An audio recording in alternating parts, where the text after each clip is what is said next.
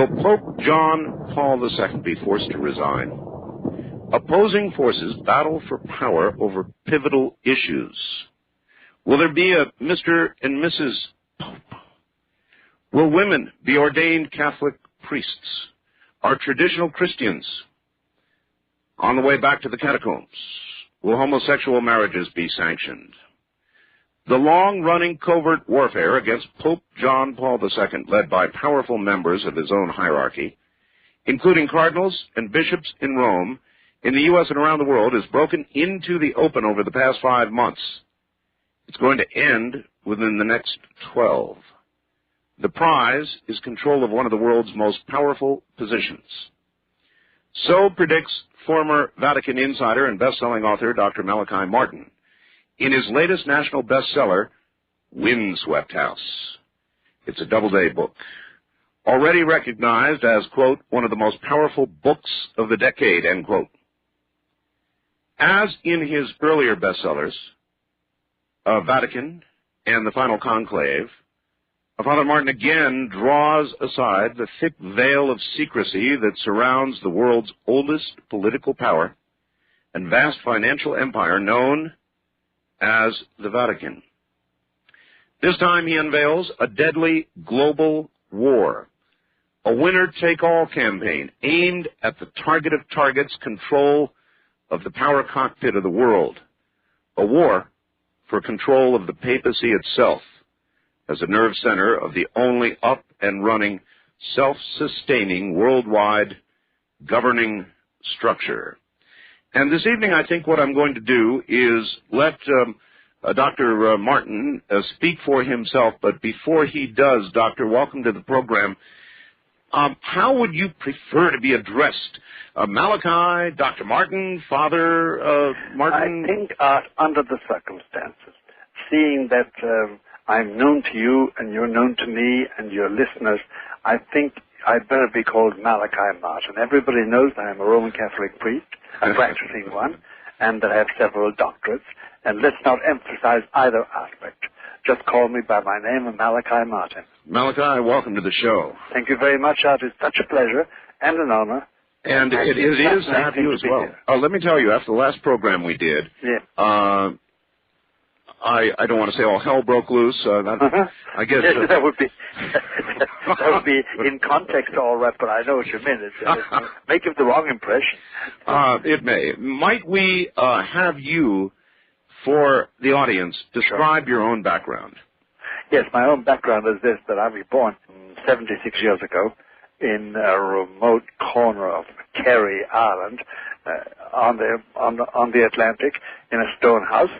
And I was educated in Dublin, and then I entered the Jesuit order. I became a Jesuit in 1939 on the eve of the war, and I was a Jesuit until 1964. And in the meantime, I did special studies. I was trained as an expert in Semitic languages, Oriental art, and archaeology, and in anthropology and theology, and getting doctorates out of all that sort of thing.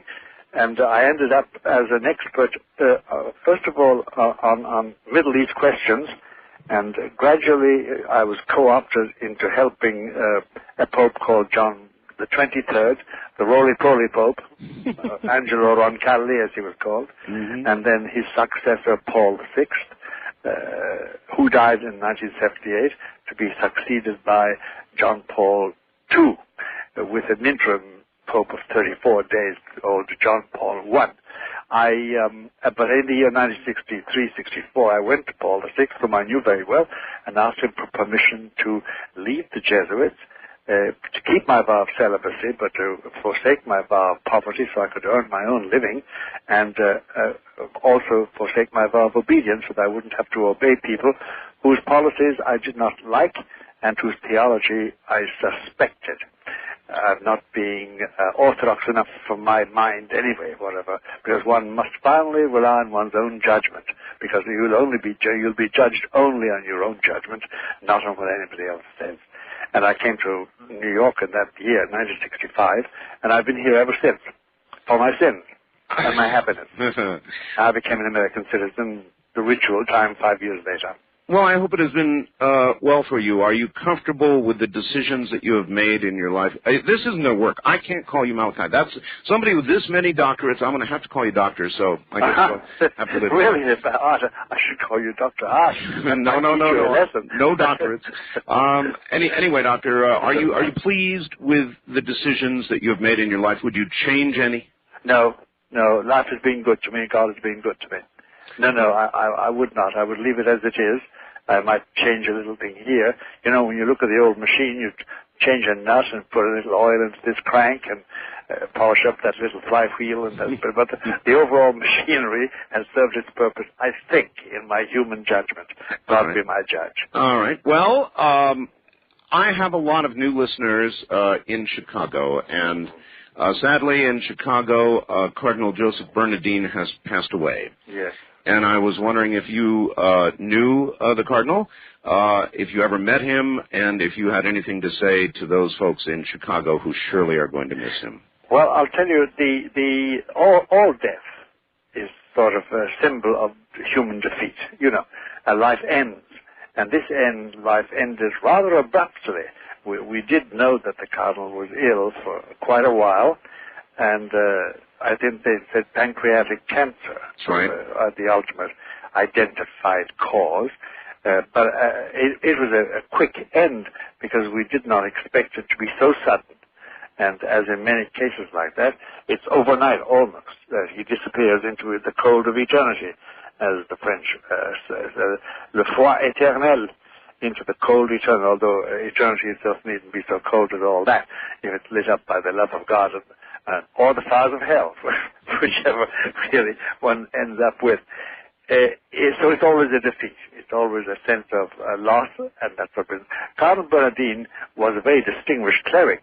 He came from South Carolina, and he ended up in the most populous and important Roman Catholic community of Chicago in his final apotheosis, in his final development. He is missed because of the central position he occupied. Yes.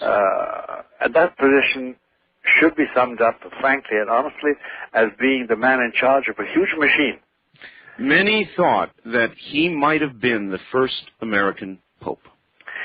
Yes, he himself indeed would like to have been pope. And in the last big public statement of his, which amazed a lot of people, and which we'll describe briefly in a moment, he sounded a papal note. That was a press conference and declaration he held in a couple of weeks ago only, in which he proposed that Catholics should seek a new ground of unity, as he called it. And this was astounding, Art, because for Catholics, traditionally, since the time of the Emperor Constantine, the ground for unity has always been the papacy itself, the leader. And this time Cardinal Bernardine was stepping out, and his fellow cardinals in the United States, especially Cardinal Law of Boston and O'Connor of New York, and the man in Philadelphia, the cardinal there, they disagreed with what he said because they recognized immediately the papal conclave character of that statement. What Bernardine was doing that day was stating what he thought the church should become. It was a papal speech. And I think that by that time he knew that he was doomed to die soon, but still and all he made a pitch for it because he did belong and was the leader of a faction amongst the cardinals, which is a very powerful faction. And that faction would rather diminish the importance of the papacy completely and make it much more an affair of a consensus amongst the great cardinals and bishops of the church. So that was his contribution to it, and it stirred a lot of ire in Rome, and it stirred a lot of controversy here. Now, then, as regards his achievement as such, one cannot say that Catholicism flourished during his reign as Cardinal Archbishop of Chicago. Only 1 out of every 6 Catholics goes to Mass in Chicago. How does that compare to the national number? That compares rather badly with the national number. It's not as bad as that. And then several churches were closed in his time. Catholicism as a mode of devotion to God and to Christ and to the angels and saints, and which is the essence of Catholicism, did not flourish under Cardinal Bernardin. We can't fool ourselves that it did. But he was a great public leader in the sense that he took a lead and he managed very carefully and skillfully, with almost an extraordinary touch, he managed that very powerful body of men, 280 of them, called the American Bishops, or the National Conference of Catholic Bishops, the NCCB, with its political arm, the NCCC. That's it's the political arm of the bishops in America. He managed that.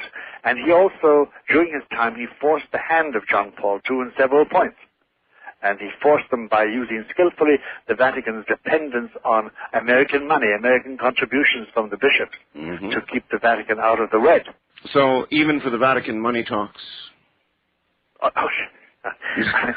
think right up to the doors of hell, money talks. I see. To be awfully frank with you. In the last 2 days of his life, yes, he wrote to the United States Supreme Court, yes, urging it not to allow doctor-assisted suicide. Yes, he did. He did. And in that he was joined by hundreds of organizations and that sort of business, proposing the same thing. And by the way, the Clinton administration itself has decided and declared that it itself discourages the idea of any action on the part of the Supreme Court of the United States favoring a doctor-assisted suicide. How would you, Doctor, argue against somebody who would say, look, I'm in the last stages of a horrible disease. I'm racked by pain. My life is no longer functional in any way that I can measure or want to measure, and I wish not to suffer out these last few days and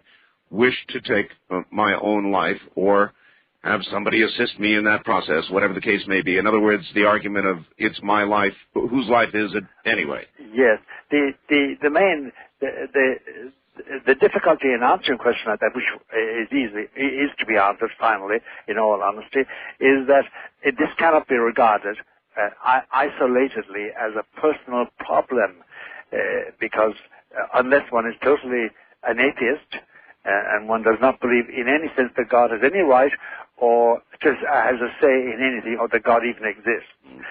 The difficulty is also that what it would open up by way, and even the American government in its comments to the Supreme Court is of that opinion, and Bernardine was too, and most of the organizations, hundreds of them that have communicated with the Supreme Court, say the same thing. It opens a Pandora's box. And finally, there's this fact about it, that you can nowadays, within the limits of medical practice and medical ethics, you can obtain palliatives for your pain, which will diminish the stress of it all. Yes. And I've always understood them. I may be wrong. I've always understood it, that those palliatives, those drugs used to diminish pain, gradually reduce vitality. And don't exactly hasten death, but they don't promote life either. But they do, by diminishing pain, they bring you closer in a more comfortable way. And finally, you see, for a Christian artist, a terribly important thing that any drop, any moment of human suffering has an eternal value in the light of the sufferings of the man-God on his cross. Yes. On Calvary. And that, I know, is a hard doctrine, but because Christians believe they're here to prepare for heaven, not to establish a paradise on earth, and if the paradise ceased, then they can wipe themselves out. But that life on earth is a preparation. It's a hard doctrine. I know it's a hard doctrine. So that pain is part of what we are here to experience. That's right. If I have pain, if I have a toothache, if I have a breech birth with a child, if I lose a child, if I have arthritis, if I get a disease, it can be and should be used to merge with the sufferings, the meritorious sufferings of Jesus Christ. That's the basic Christian doctrine. For those who are not Christian, I know it's not much consolation, but it still operates in their case. Well, I'm afraid it makes sense. Doctor, stand by. We're at the bottom of the hour, and we'll be right back. Of the transsexuality or the transsexual operations. They are not, in no way can you say that signifies ipso facto possession at all. That's an illusion. With regard to transsexuality, homosexuality, yes. What advice do you give if somebody comes to you and says, "Father, I'm a homosexual. Yes. I'm struggling with myself. I don't like what I am and what I'm doing, but I'm driven and I can't stop." How do you advise? What do you say? If I have the occasion and the time and the convenience, it's all a matter of convenience. If they're calling from, say, Anchorage, Alaska, it's one thing. If they're calling from 64th and Madison Avenue in New York, it's something else, of course, because it's near where I live out, Yes. But depending on those ordinary human factors, which sometimes determine our fate, depending on those, there is a spiritual treatment, not therapy, it's the wrong word to use. It's a spiritual treatment which can resolve peacefully and successfully the struggle one has with one's sexuality, homosexuality or heterosexuality, or transsexuality for that matter. But that's a very delicate spiritual operation that must be done with authority and skill. But it can be done. It's not an irreparable and unchangeable situation. No, it's possible. But the one thing that the person involved must get into their mind is it's not a therapy. It's not the work of a therapist as such. It doesn't rely on psychological or psychophysical factors, although it treats those factors because they're involved in all sexuality. Oh, isn't that interesting? So it's not psychotherapy and it's not an exorcism. No, it's not. It's not. It's a spiritual treatment. See, but I don't want to be plunging into a description of it, which could take us the whole of our 5 or 6 hours together today, It really could. But if we have that much time.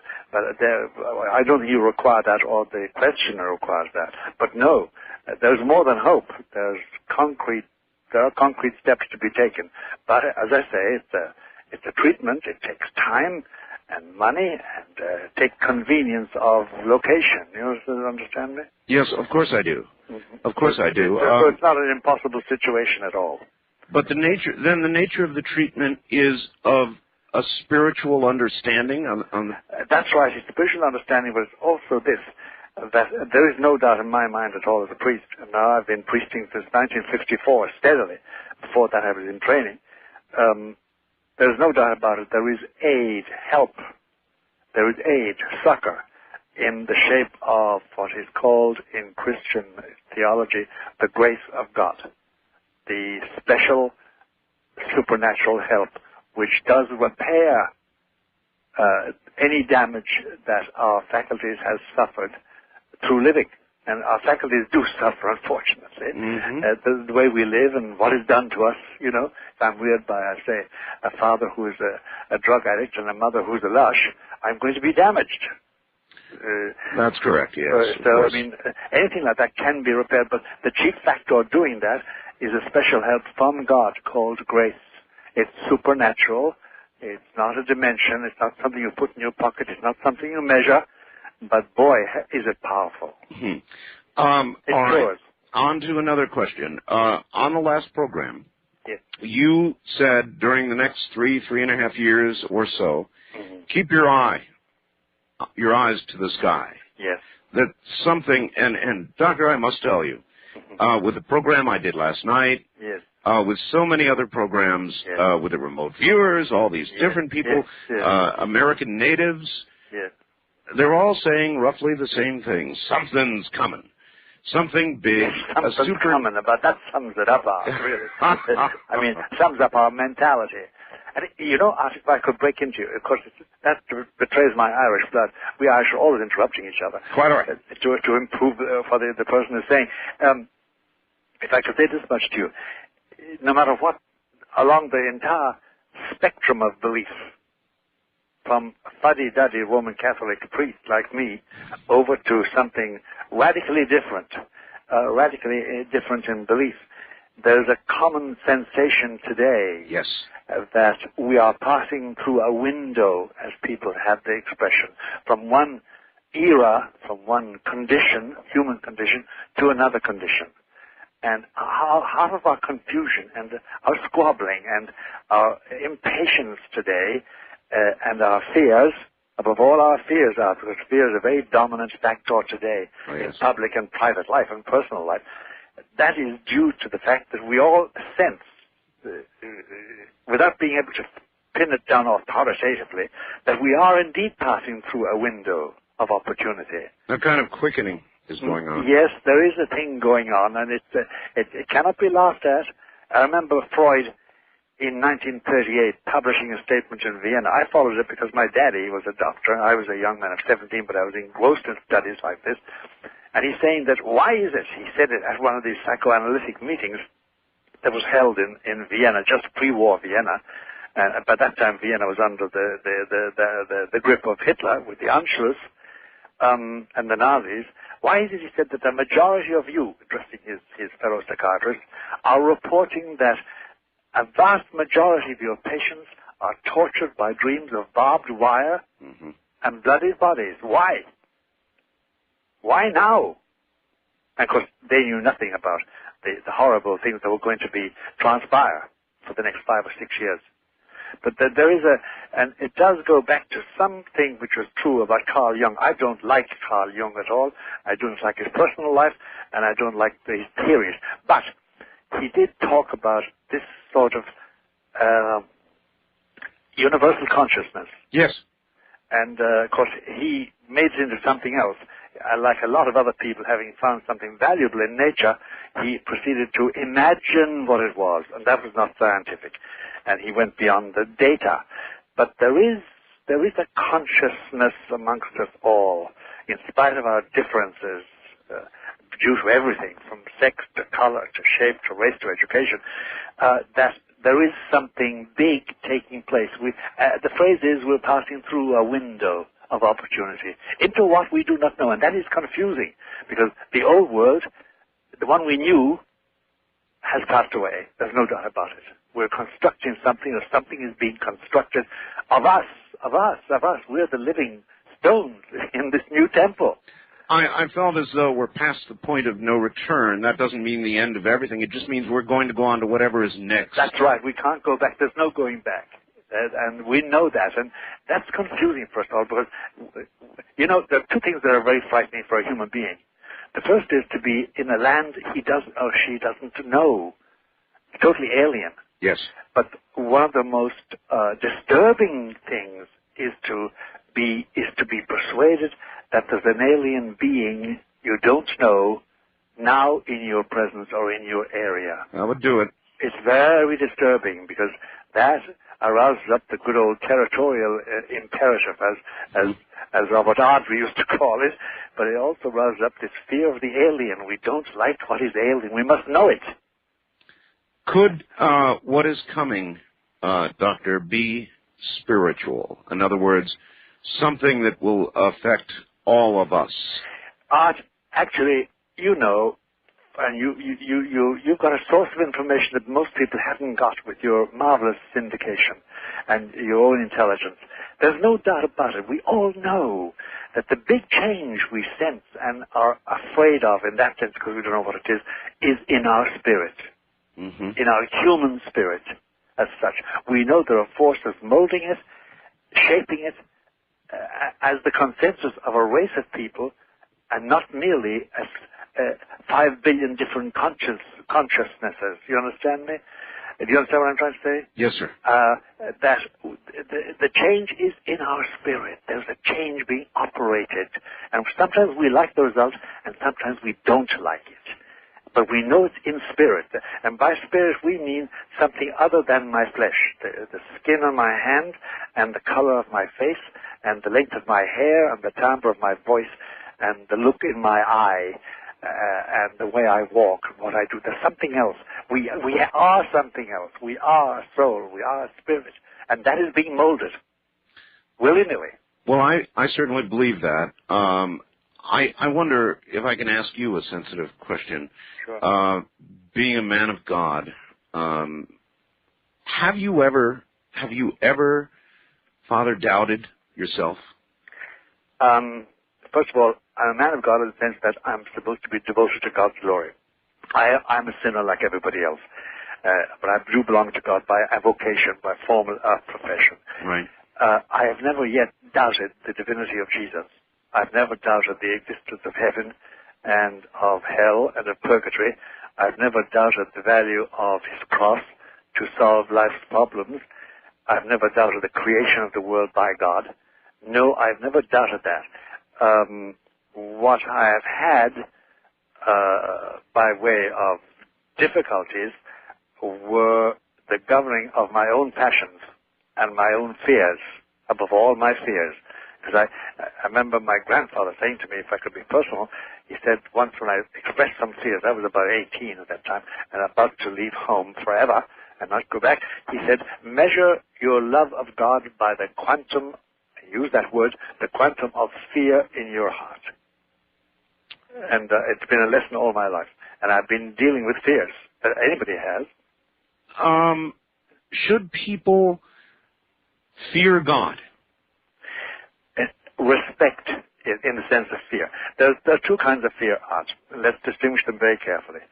There's the general fear which has a little note of panic in it.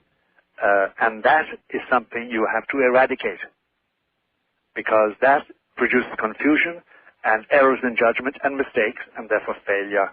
And it's painful in a very deep sense. And it doesn't make you more cautious. It makes you stupid, because you make mistakes if you're afraid. It's self-control in that sense is necessary. There is a fear, though, of God, which is respect for him. He did make us from nothing according to our beliefs. But again, in all this, I'm a Christian and a Catholic, so you'll forgive it when it's biased, or not biased, but it's one-sided. There's no doubt about that. It's the Christian point of view, but it is that we do depend on him. And if it comes to the point of my rebellion against him for the sake of my own passions, for the sake of my own ambitions, for the sake of my own hates and desires, he can dole out to me a punishment beyond belief, beyond imagining, and that for all eternity. And that's a very healthy balance sometimes in life, when life does extend to you something which looks terribly enticing. Yes. It introduces a balance. Not always listened to when you're 20 and 30, but when you hit 40, 50, 60, 70 and face the 80s, you suddenly realize that there is a Lord of life, and he finally is the Lord of everything. So that's sort of a fear, yes, but not craven fear, Michael. Art, not craven fear. All right. Father, the Pope recently said, surprisingly, shockingly for a lot of Catholics, and not for some, that evolution is more than just a theory. Seeming to affirm the process of evolution, and that was quite a shock for many. Were you surprised? Not a bit. In my knowledge of the Holy Father, knowing what he is. Now, we better be very clear about this. This is a personal opinion of the Pope. It's not in any way connected with belief. He is, for various political as well as ideological reasons, in favor of regarding I want to call it what I think it is, the metaphysical myth of evolution, regarding it as a serious hypothesis. The reason I regard it as a metaphysical myth is this, that we know that we have now reached the end of the fossil record. We know that. There's no other fossil record to search any longer. And in that fossil record, since the time of Charles Darwin in 1850, we have not found one, but not one sign of evolution from the point of view of a missing link, linking phylum to phylum, primate to primate. There's no such thing. It doesn't exist. And now we know it doesn't exist. So evolution is a nice myth because it explains things, but when you look for, as a scientist, for the proof of it, concrete proof, there ain't no proof, sir. That's the difficulty. So the Pope has made of his own an opinion like that, but he has a political reason as well as an ideological reason for making that statement. What is the political reason? Political reason is that the more powerful cardinals in his Roman court, in his Vatican, and the more powerful academicians in his church, whom he has fomented, by the way, they are all evolutionists. And therefore he wants to play it very safe with them. He does belong to what is called, a bit too long to explain like this, unless you want to dump, which we can do. He belongs himself to the French school of thought in this matter. He's very sympathetic. By the way, Poland has always been sympathetic with France and France with Poland on account of the help that France gave to Poland while it was in the grip of Russia or Prussia or Germany. That's past history. I mean, Chopin is the example of that. Indeed. There was great connection between Paris and Warsaw always, and the French school of thought, which is a very, very brilliant school of thought in the 17th, 18th, 19th, and early 20th century, has a huge influence on Polish intellectuals. And the Pope is a creature of that, intellectually. He's not a Thomist, if you know what that is. Well, he's not a follower of Thomas Aquinas. He's a French intellectual. We all wish to think of the Pope as a spiritual leader, and in that context, but in fact, the Pope is probably as much of a political leader as spiritual, is he not? Absolutely, absolutely. You see, this poor man, I say that with great sympathy for him. He has to deal with the geopolitics of faith. That is the fact that the nations of the earth are the children of God and are supposedly, theoretically, anyway, according to Catholicism, they're under the mandate of Christ's salvation. At the same time, he has to deal with the geopolitics of reason, the fate of nations. Yes. And he did that, for instance, in Poland, where he was the instrument with Ronnie Reagan's government mainly. He was the instrument of making the first breach in the wall of the Soviet Union, which led finally to its dismemberment, and the rest is history. So he has that double function, and his agony, actually, it has been a real agony. His agony has been the balancing of those two forms of geopolitics. How does anybody, including the Pope, indulge the politics he must without sinning? Art, that is such a profound question. and no, it is. I'm not trying to butter you up or flatter you. It's such a profound question because, look, you know, in your ordinary life, passions comes in. You can't be reasonable, follow reason all the time. Your passions come in. Your prejudices, your former biases, the people that were nice to you and the people you loved, and then the people who were unnice to you and that you didn't like or perhaps hated sometimes. And then you've got national and ethnic and cultural prejudices. All that comes in. And any deviation from reason, any deviation from justice, divine and human, is wrong, is a sin in itself. Can be forgiven. God will forgive all these things and cleanse them all by the blood of Jesus. But it's a fact that we do err, and the Pope, sitting where he does, is more easily guilty of malfeasance in high office than I ever will be, because I was never Pope and never will be. So your answer is, he can't. He can't avoid it. He can't avoid it. You know, all he can do is, he can rely on the blood of Christ and the forgiveness of Jesus. Forgiveness. Yes, there is always that. But the very process of politics, the very process itself, necessitates compromise. That's right, it does. Exactly. That's where the difficulty arises. That's exactly where the difficulty arises. And sometimes both the present Pope and his big mentor, Cardinal Stefan Wyszynski, who's now dead, who's called the Fox of Europe, and who drew circles around the Soviets in his day, by the way, and they never caught him. They tried to do anything to him, including kill him.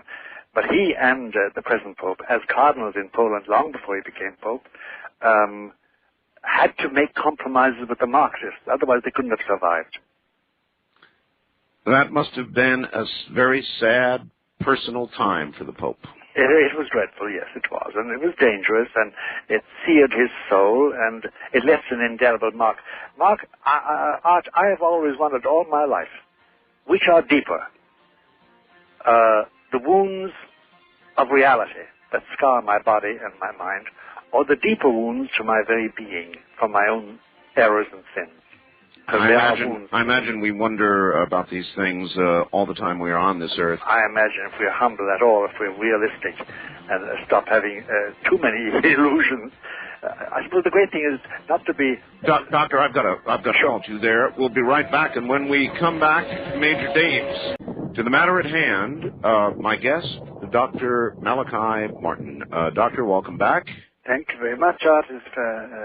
Thank you for having me. It's a pleasure. Oh, it is a pleasure. It is indeed. And you did say, did you not, Doctor, that remote viewing you thought was nitroglycerin for the soul? Yes, understood in that sense. Yes, I did regard it as nitroglycerin for the soul, in the sense that it has the potential for a powerful explosion in the human soul.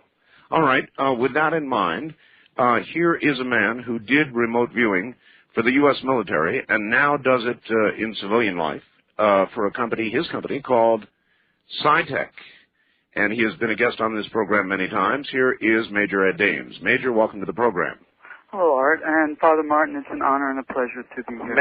You've no idea, I've looked forward to this very much. Art made me his complete slave by promising that I would be able to talk. He really did. The two of us, I hope we have the same key for the ball around our foot. Yes, we have. Well, tell me this. I feel like follow my leader in this matter because I'm purely and simply a non-technician as regards psychiatry or psychology or therapy or anything like that. I'd like to share some of my own experiences. I'd like you to do that. The area of remote viewing and spirituality. Yes. Let me give you just a little background about myself as a military officer, and later on, if you have any questions about my religious backgrounds, we can get into this. Sure. But I was both the operations and the training officer for these techniques that are referred to as remote viewing. My company refers to them as technical remote viewing, which are a very precise way of extracting details about a target, a person, place, thing, or event. And I essentially civilianized the company. I took the best members of the military team and now employ them as consultants in my company, and I teach civilians how to do this. And so it's now my vocation.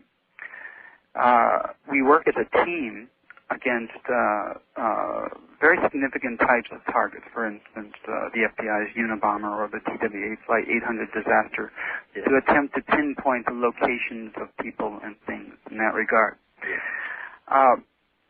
When these techniques were first used within the Pentagon, they were construed by many senior officers to be associated with the occult, as you might guess, and probably have heard about. My mentor lives in New York City, Ingo Swann, and you may or may not have ever met him.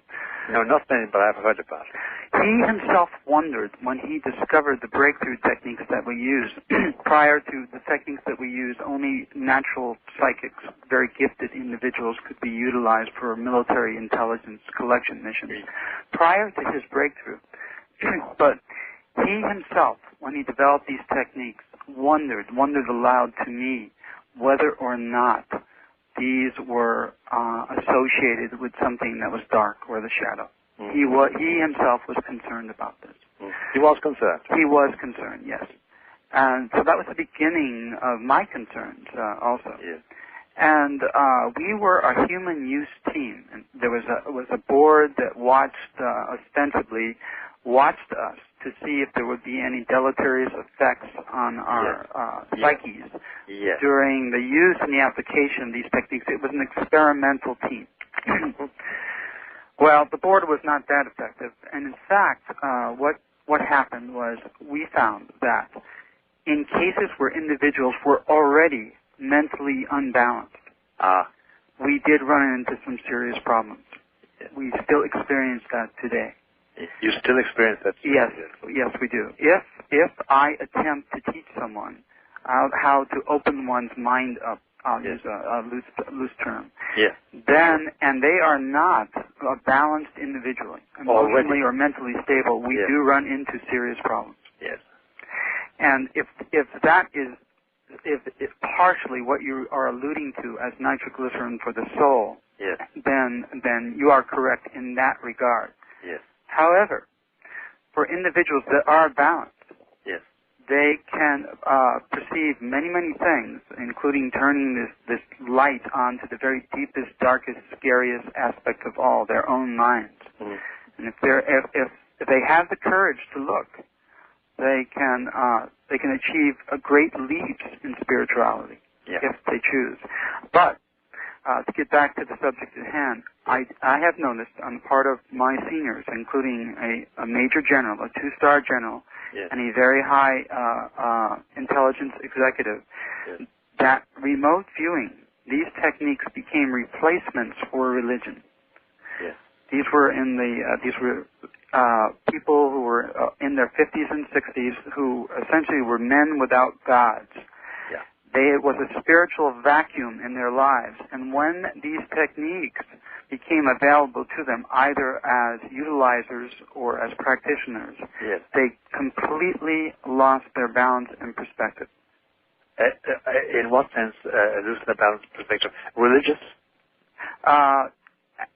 Actually, in the sense of whole body, in both mental and emotional. Oh, really? This became almost an end-all. It became more than a passion in their lives, the answers to all questions, not only a means to an end, but an end itself. It was almost as if they felt empowered by this absolute knowledge. Yeah, and that's what you refer to when you said a decrease in balance. They lost their stability. They could not function in a balanced way. It was noticed by all around them, and these were people who were in positions of authority and great responsibility. Was the imbalance to the point that they had to be relieved of their authority? That is correct. They were relieved, including my commanding general. Oh, that's very important because, my God, without an authority, stable authority, no achievement is possible. No. Very interesting. I find all that utterly fascinating, Major. Let me not interrupt you. You go on, please. Well, I think there's some other things that you would like to know. Yes. What I would like to tell you some of the things that this has done for me personally. Yes. Would you share that with me? I would be glad to. I no longer require, I feel I do not require faith. I'm no longer what one would call a man of faith. Yes.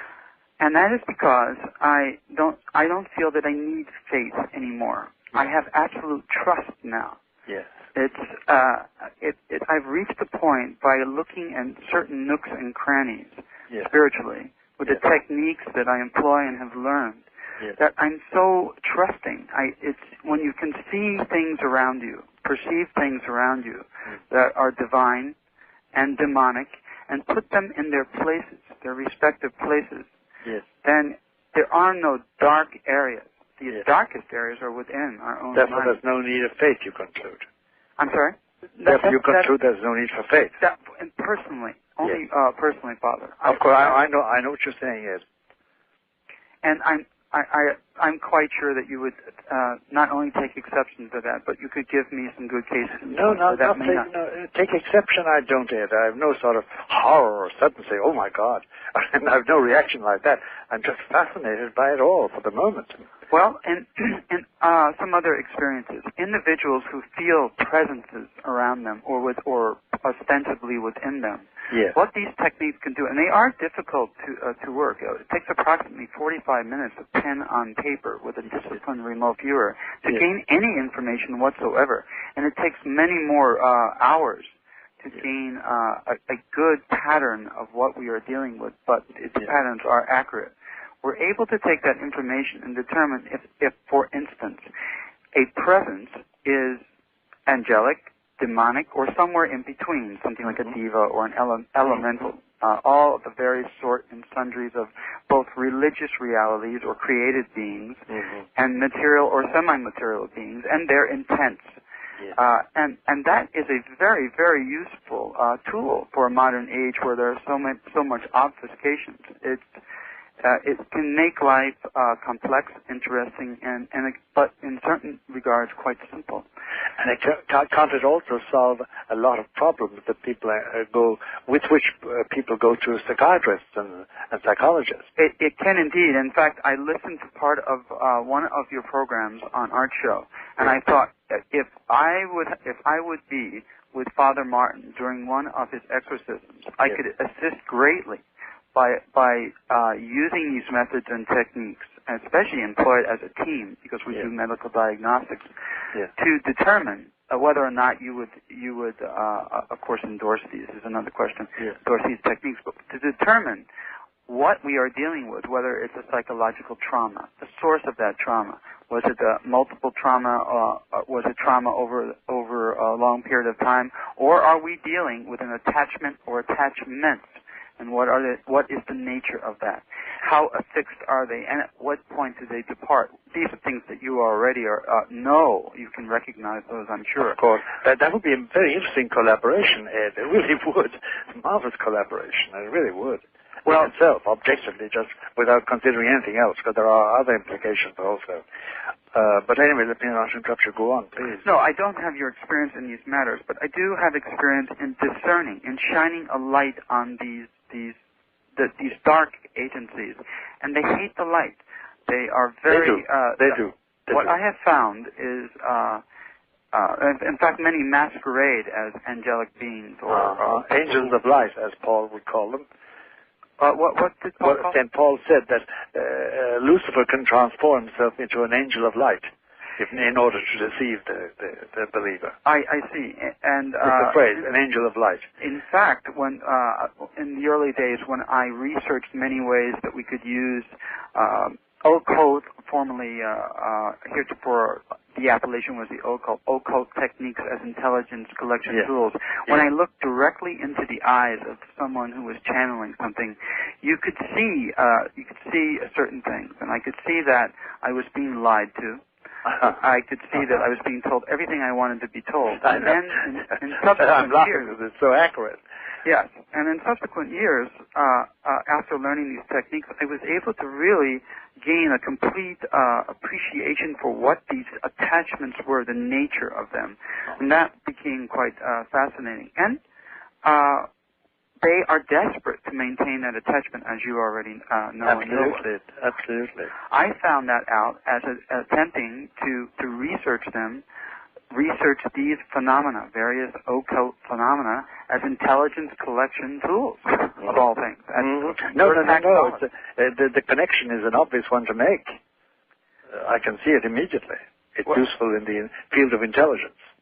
We did not know. We had to look at that. But that exposure to the knowledge, to the light of truth and awareness, it essentially drives away many of these shadowy forces. And when people who have been, I'll say, plagued all their life by fear that there's something following me or something is around me, sometimes what I have found in my work, is that thing, that so-called shadowy agent that has been tailing a person throughout his or her life may sometimes be angelic in nature and not demonic. And someone has been afraid. What did you say? Yes, can be angelic, and then you added in a sentence I didn't get. And not demonic. Not demonic, that's right. In some cases, the person has been afraid of something that has been a loving... benign. Yes. Well, more than benign. Sometimes very loving and very... positively working for them. Yes. Yes, and they were afraid of that. But with these techniques used correctly, and they are very difficult to use correctly. Oh, I'm sure they are. They high degrees of training. It's a delicate operation anyway. It's a delicate, but it's repeatable, and the procedures are standardized. They just need to use their professional tools. Yeah. But what I wanted also to say is the connection with God does not go away during the process of remote viewing. One's soul is not lost. If your soul is already lost or saved, regardless of using these techniques, the connection is still there, and you take it with you when you go into this it used to be an altered state. That was quite a different modality. But here, one simply turns their attention to an idea. I'll use that roughly. So one's attention is half focused upon writing down information on a piece of paper, and half focused on something that is in, for lack of a better word, one's collective unconscious. There are technical terms. Yes, let's stipulate we can use that phrase. It has to be defined further, ultimately. But, Father, it has been the downfall of a number of people. I've seen it myself. Oh, I know it has. And yet it's given me more than I could possibly, it's given me answers to many different things, and it's allowed me, most of all, when I wanted to give back the gift, when I wanted to serve, I prayed for about 6 months to make sure I knew I couldn't return the gift that I had been given, the answers to all questions. Of course not. Well, I was too naive to know that. Every time I tried to return a gift, I had received dump trucks of gifts back. And so I changed my strategy and just asked to serve. And what this tool allowed me to do was to precisely determine, it took about 6 months actually to make sure I was correct, how to serve, and how to serve my God. And that's what this tool gave me, the precise details of what to do, how to serve, rather than just a general sense. And that's why one of the reasons I'm so grateful to English One. And indeed, let me add in, we all should be grateful that such a thing, because in theological terms, Ed, what you're talking about is a charism. It really is. It's a gift. It's an ability given you. And I still don't want to interrupt you because you have a lot more to say on this matter. I just want to add this one thing, or say this one thing, and it's this, that this is a very precise, well-intentioned, nobly intentioned effort on your part, or performance. You're not doing it for self-glorification, and you're not doing it for self-advantage. You use the word serve, S-E-R-V-E, which is very angelic, by the way. Father, I'm going to have to interrupt, sure. and I'm going to let you continue with this when we get back in a moment. From a spiritual perspective, you would think, indeed, the odd couple, but maybe not. We're going to find out. Back now to Dr. Malachi Martin and Major Ed Dames. And Dr. Martin, I wanted to let you finish what you had started saying, and then perhaps explain to us, if you would, why you think remote viewing is nitroglycerin for the soul. Yes, I will. Hello, is Ed there? I'm here, Father Martin. All right. I feel really funny. I should call you Major Ed. Please call me Ed. Because, but anyway, let's get over that for the moment. The original statement I made when we talked the last time about this being nitroglycerin for the soul, because, and I think you might even understand it, as I do understand it, it is, if it's not done with the proper motivation and not done, as it were, scientifically, that is, with proper methods and checks and balances, it can disrupt the soul. It can blow it up. It can cause an explosion in it. We, from my side, from the point of view of exorcists, and that's when I say we, I really mean that, those engaged in this work, found that those who did remote viewing or channeling without any of those safeguards that you just described, that they underwent very severe disturbances and disruptions of their personality, their normal persona. And they also had manifestations that could only be explained in the light of Luciferian intervention in human things. The theory or the belief behind it is that there is the supernatural order and there is the natural order. The natural order is what you see, the flesh and bones and blood and earth and metal around us and wood and material things. And then there's the supernatural order, which is the existence of God and all that belongs to God. And in between there's what we call the middle plateau. And it's on that plateau that these powers can be exercised, the powers of the soul that apparently can be sharpened and developed. And my language is pre-scientific and pre-medical and pre-psychiatric, Ed, and you'll appreciate that, because I don't even purport to be a psychiatrist or a therapist of any kind. Just an exorcist and a priest. Now, when I said it was the nitroglycerin of the soul, I meant when somebody enters or tries to enter the middle plateau and deal with such powers and faculties and develop them without the proper intention or the proper controls and checks and balances. And the phenomena that take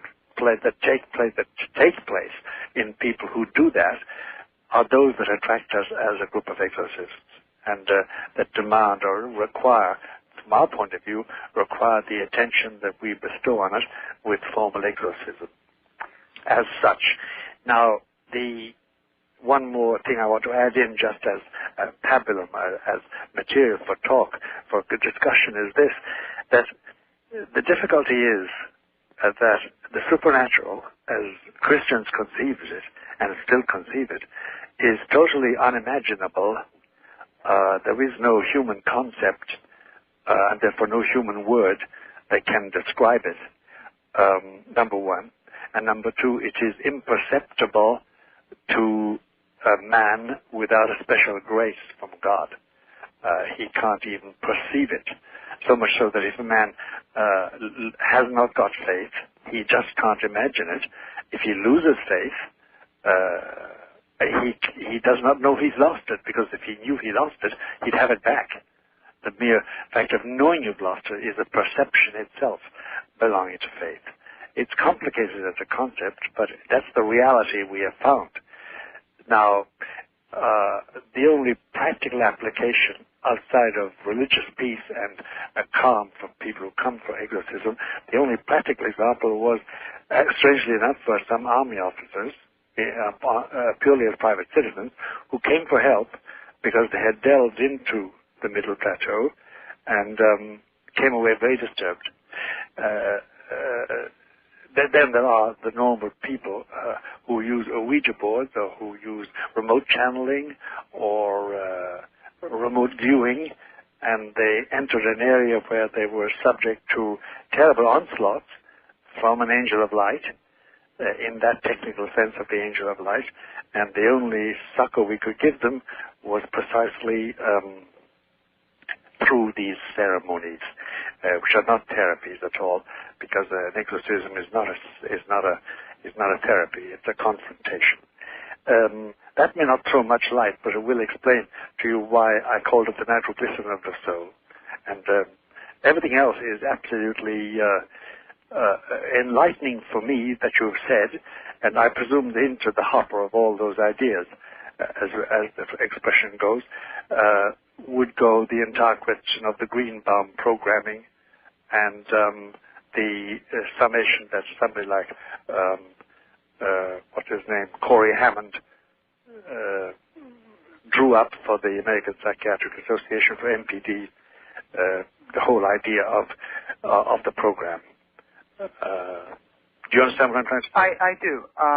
Just one comment, and I am familiar somewhat with operationally with the idea of the middle plateau. Yes, yes.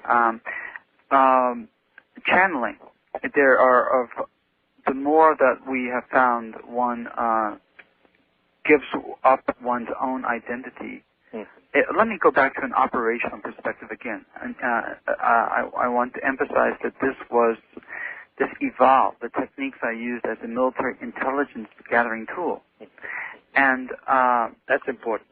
It is. When we looked at the phenomenon of channeling, I already mentioned some of the characteristics that behavioral characteristics that I observed.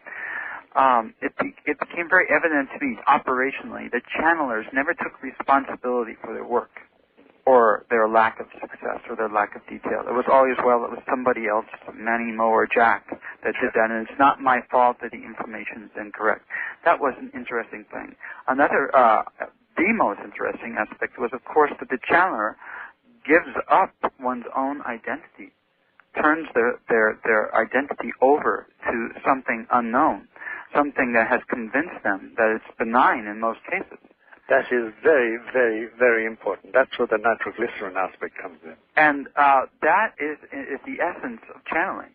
But technical remote viewing is essentially a mind tool where we are fully conscious and fully awake, even in the early days of the programs where the natural psychics in the Army were employed for intelligence collection purposes.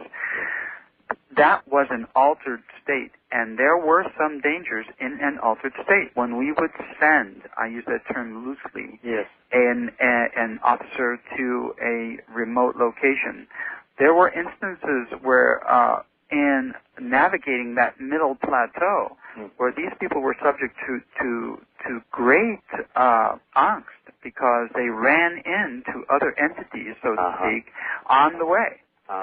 And this caused a tremendous amount of grief.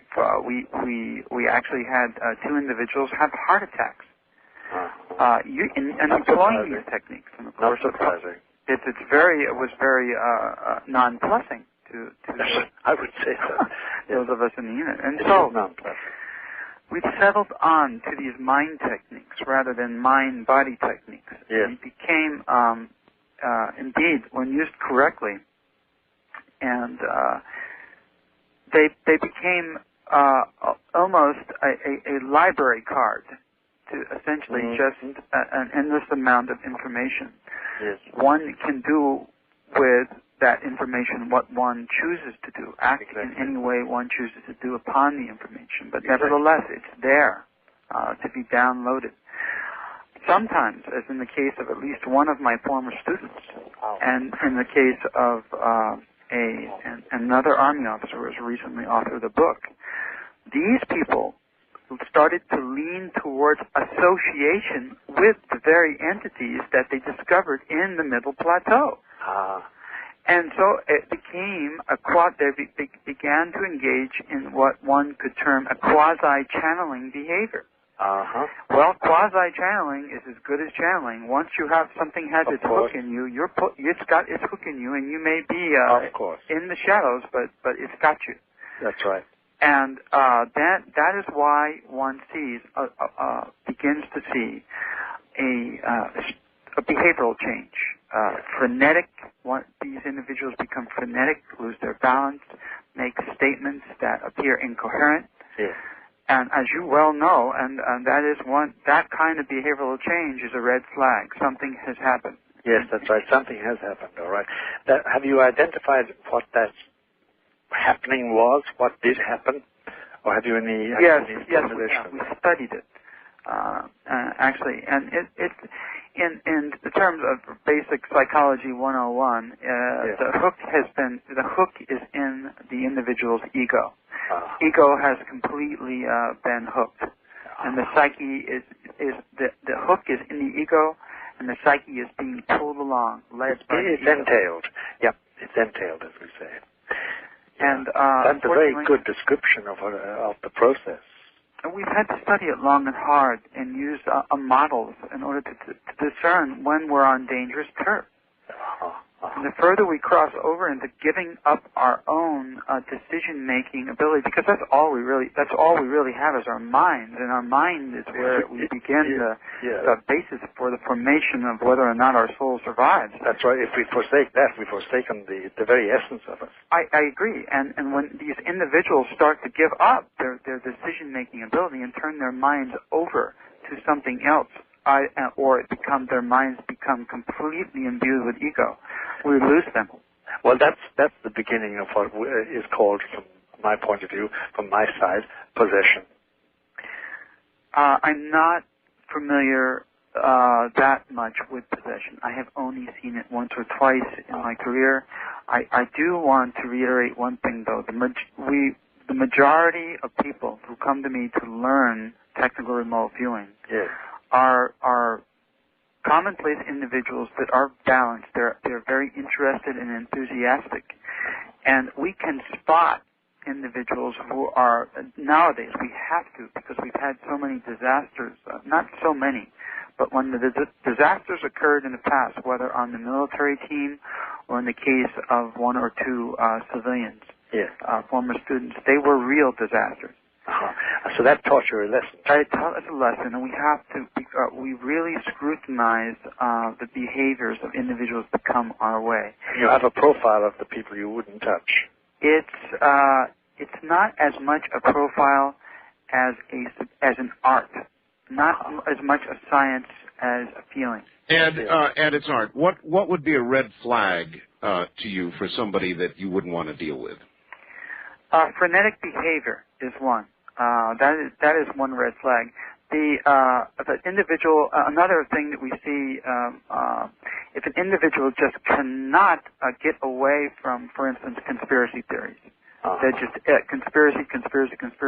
We sometimes that is an indication that someone is perhaps a paranoid schizophrenic, and that's the worst case. We would absolutely never want to touch that. To a paranoid schizophrenic. Father, with what you've heard about remote viewing, those types of personalities aside, would there be a relatively safe way to do what Ed does? Oh, yeah, absolutely.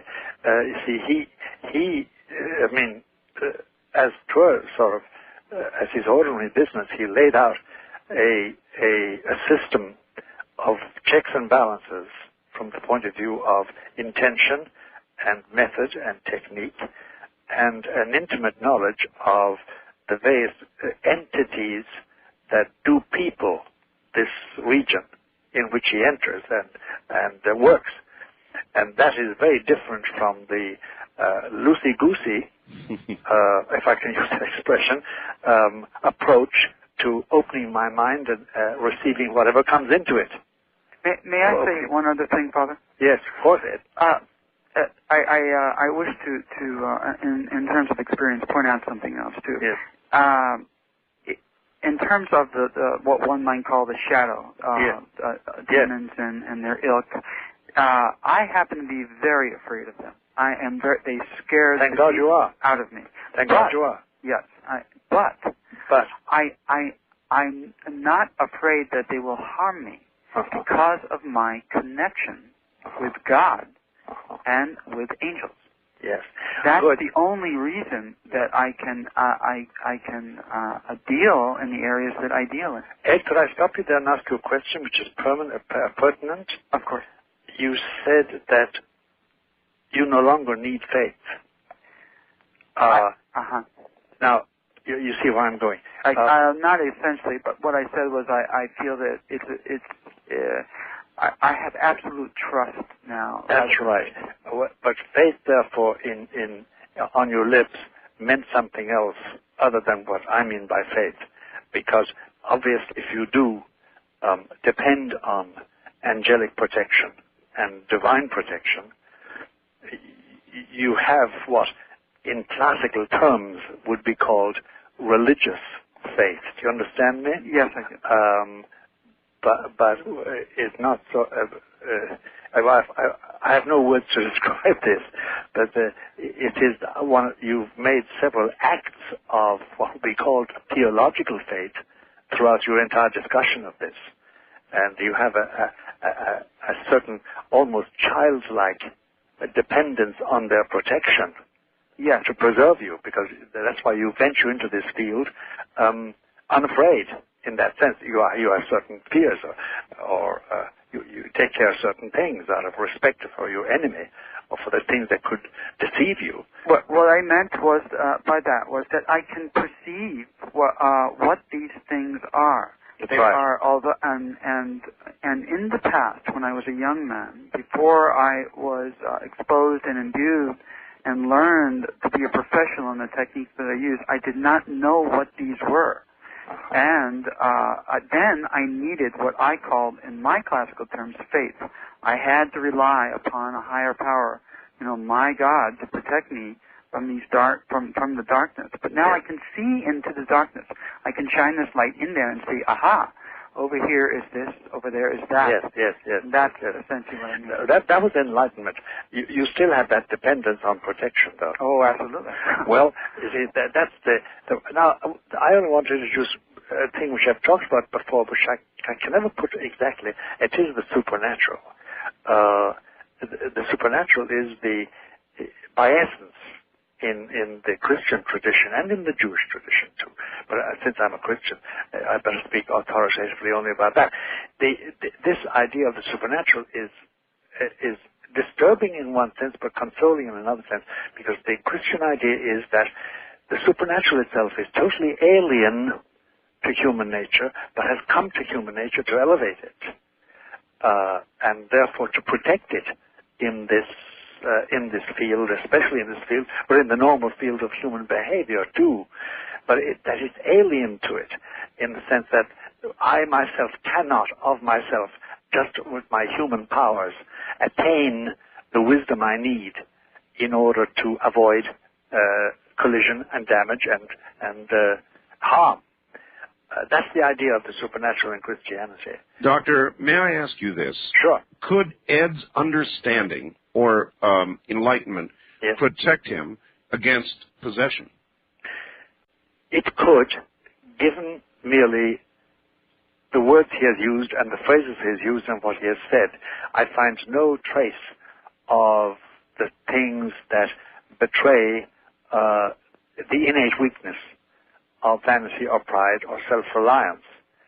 I find a godliness in it. And that is one of the keys to it. He should be protected against it because the grace, the supernatural grace is there. And all I'm doing is saying that that has been with him apparently all along, because he cited his own career as a young man and then getting into the dark corners and getting the light to see the lurking dangers that were there, to be able to detect an angel of light, which is really the shadow itself pretending to trying to deceive him. So yes, the answer is yes. He can do that with impunity. But then that would mean that if I were to be fully and completely thorough in that answer, I'd have to sit down with Ed and say to him, all right, now tell me how you pray and how you think and how you behave and how you live and your morality, etc. And I have no intention of doing that to Ed, because he wouldn't do it to me, in public anyway. All right. Ed, do you want to hang on a little bit longer? It's up. I'm digging in to Father Martin's time, and I can hang in for another 30 minutes. All right. Why don't we do another 30 minutes, Father? Is that all right with you? That's lovely. All right, good. We will be back, and we will do exactly that next. I'm Mark. Well, all right. Back now to Dr. Malachi Martin and Major Ed Dames. And Dr. Martin, yes. Is remote viewing something that you would not participate in, or as described? Is it something that you feel would have value and something you might even try yourself?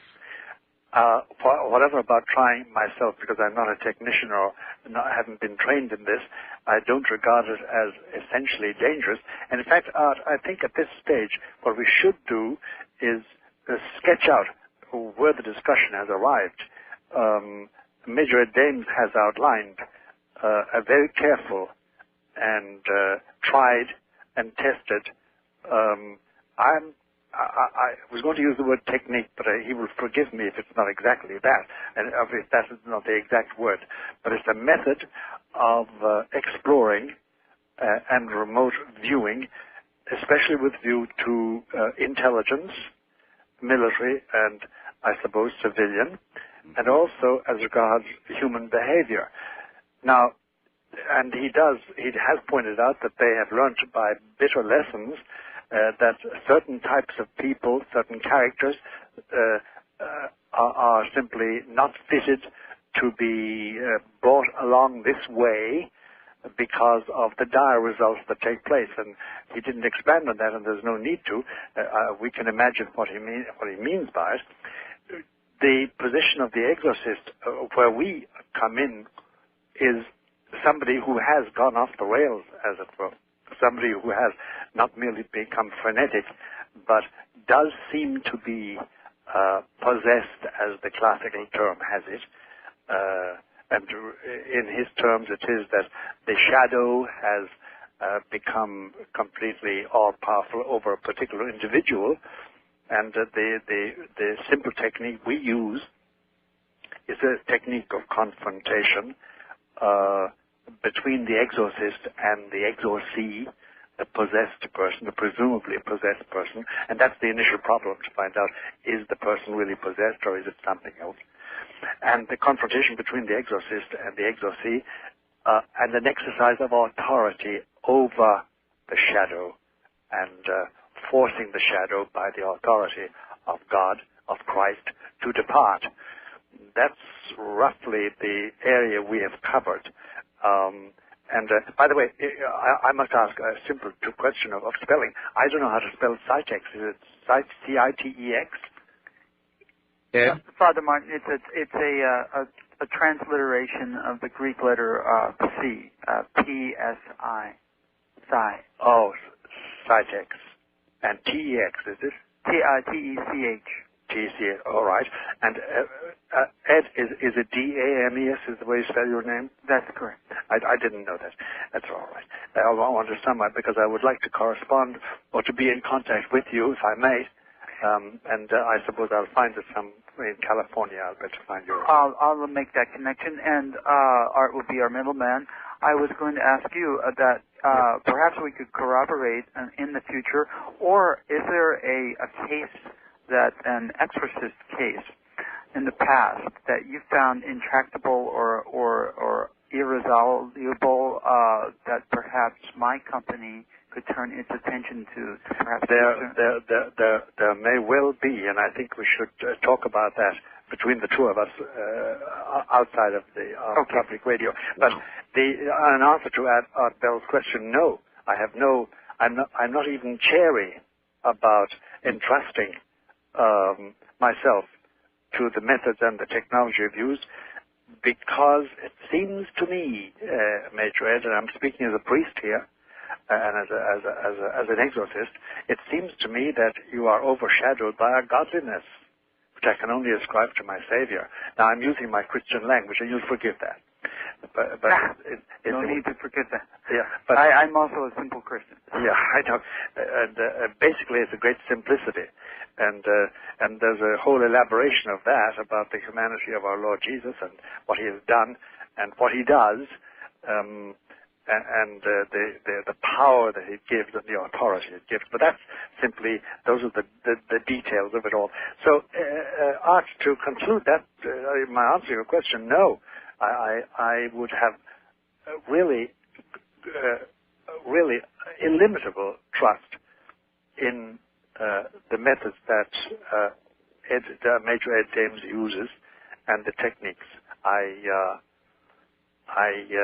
have no qualms whatever. I really have not. I find that remarkable. You both apparently agree on the general nature of the middle ground. With that middle plateau, we both know. I think we've both been there, or are there, in that sense, in the work we do. Do you agree, Ed? I absolutely do.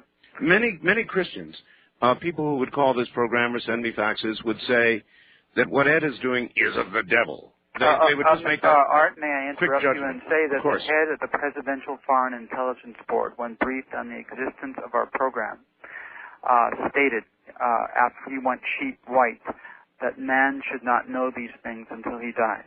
Yeah, it's a funny inversion of what happened in the garden, according to Genesis. It really is. You shall be as gods, as if it was a temptation. But you see, Art, if I could break in there, I really do think that this is a charism that has been developed in Ed Dames and his associates, if he has them, who are like him. And it is the work of God, because it does enlighten us as to the shadowy personages that inhabit the middle plateau and that entrap people, so that finally they end up on my doorstep in a pitiable condition. And I remember being approached by some members of the armed forces, a little bit very vaguely, in the 80s, and their complaint was, and Ed will understand this completely better than I do myself even, look, we have trained officers in certain techniques, and we find that they have now developed symptoms that you describe in your last book about possession. Oh. It's been my experience, Father Martin, that those individuals who have taken lives in combat, yes, the more lives that a soldier has taken, there seems to be a storage area. It's yes. a denial. And when one is by vocation or by order partakes of things that are spiritual, all this comes out of the closet. And I have seen soldiers break into pieces and stay broken. Absolutely. Because they've taken a human life. And from the, could I say this and be understood? Because I want to be understood by you. Looking at it from the inside, it's logical. I mean, it's almost a necessary consequence. Ed, I think we really can't do any more than this. I am surprised at the result that we got between the two of you and pleased by it. And I would imagine you are too. I'm very surprised and I'm very pleased, and I've learned so much, and I've been enriched by this. I want to thank you, James. This has been nothing but an honor for me, Father Martin. May God go with you and give you the grace. Ed, my friend, thank you. Pleasure's been mine. SciTech's Ed Dames. And as I said, he has promised to join us once again and is going to target himself this Hale-Bopp comet headed our way, and we'll see what Ed has to say about it. All right, Dr. Martin. Yes. You have a new book. It's called Windswept House. That's right. What is the central tenet? What were you trying to tell everybody in Windswept House? I was trying to tell them the condition of the present Pope in relation to the papacy. In other words, the book says the following. For some time now, actually for about 5 to 8 years, it's hard to pin it down, there's been a movement amongst the more powerful servants of the papacy, cardinals and bishops, in Europe and in America, to persuade the present Pope to resign and retire, which he can do legally, by the way. The law of the Church says that a Pope may resign, and he needs give no reason to anybody on the face of the earth why he resigns. Indeed. Now, there has been pressure on him to resign, and since he turned the age 75 and is now he's in his 77th year and in very bad health, the pressures are enormous on him, so much so that the document they drew up to illustrate their wishes, and this document was in his hands towards the end of the 80s and the beginning of the 90s, he has yielded so far to this extent that he's drawn up another document which pertains to some legislation he would like to pass before he dies concerning the health of popes. In other words, supposing a pope becomes a vegetable, supposing he is rendered totally incapable of movement, physical movement, supposing he goes mad, supposing there's dementia there. Yes. So he has drawn up this. He has not signed it because he would trap himself if he did, because he'd be giving rules that should apply to him. However, the pressure on him has been very big to resign, and their motives for doing so is this. They say, we have such problems nowadays that only a more forward-looking, more liberal-minded Pope can really collaborate with the forces amongst human society to stave off disasters. They're talking about two disasters. They're talking about what they call the population explosion. We're, 5.2 billion now. That's and right. We're heading, they say, for 7.5 in the year 2030, and so weiter und so was. And that's the number one problem. And number two problem is education. The first problem of explosion, they say, can be curbed by abortion, contraception, sterilization. And sterilization is already being used in third world countries, manufactured by Canadian and American companies. Might even add euthanasia. And euthanasia. That's exactly. To deal with what some of the demographers who are heartless, the useless eaters. Little old babies. See, that's right, useless eaters, yeah. Yes, useless eaters. Little babies and old guys like me. But I say that as a joke. The last sentence, the last phrase of it. Now, of course, the present Pope is absolutely adamant. I mean, you mentioned abortion, contraception, sterilization, Adamant, yes. euthanasia, and he's airborne with the indignation. So they say, but all right, you can cavil about abortion, but anyway, contraception, can't we lighten up on that to some degree? Because even the officially blessed form of family limitation by Roman Catholics called natural family planning implies a certain contraceptive mentality. Certainly. So that's the difficulty. But he was saying, no. So they say we need somebody who is more receptive. Secondly, then, within the church itself, we do need, I think today, the modern mind does say, it would be better if a priest had the option of celibacy or the option of marriage. And then thirdly, there is the phenomenon of our age. One of the big phenomena is the rise of women as such, feminism in the good and the bad sense, because there's a good and a bad sense to everything. And the fact is, why shouldn't women be ordained priests? Why should it be all male? Does priesthood depend on testicles? Pardon my language, but that's briefly the argument that comes down. Is biology destiny in this matter? So they say that we need a forward-looking man who will be young enough and perceptive enough to start moving on these fronts, because in that case, then we can collaborate with the vast movement outside by very powerful and flourishing men and organizations for the control of food and the better nourishment. So the awful figures today for the malnutrition, and I forget the actual figures, but it's frightening. The amount of children that are suffering from malnutrition. So the pressure on him is great for that. He has refused so far, obviously, because he hasn't resigned. I do feel that the pressure has been so great on him, and his health now is so precarious, that it is now 50-50. By the way, I'm not a betting man. As I said to you before, I lost a few dollars on the Yankees a couple of weeks ago. My betting is not exactly blessed by God. But I do feel that it is now 50-50% possible that within one calendar year we would have another pope. He may resign or he may die, because his health is precarious. He has Parkinson's disease, there's no doubt about that. Mm-hmm. And by the way, it is accompanied by episodic dementia in its early stages.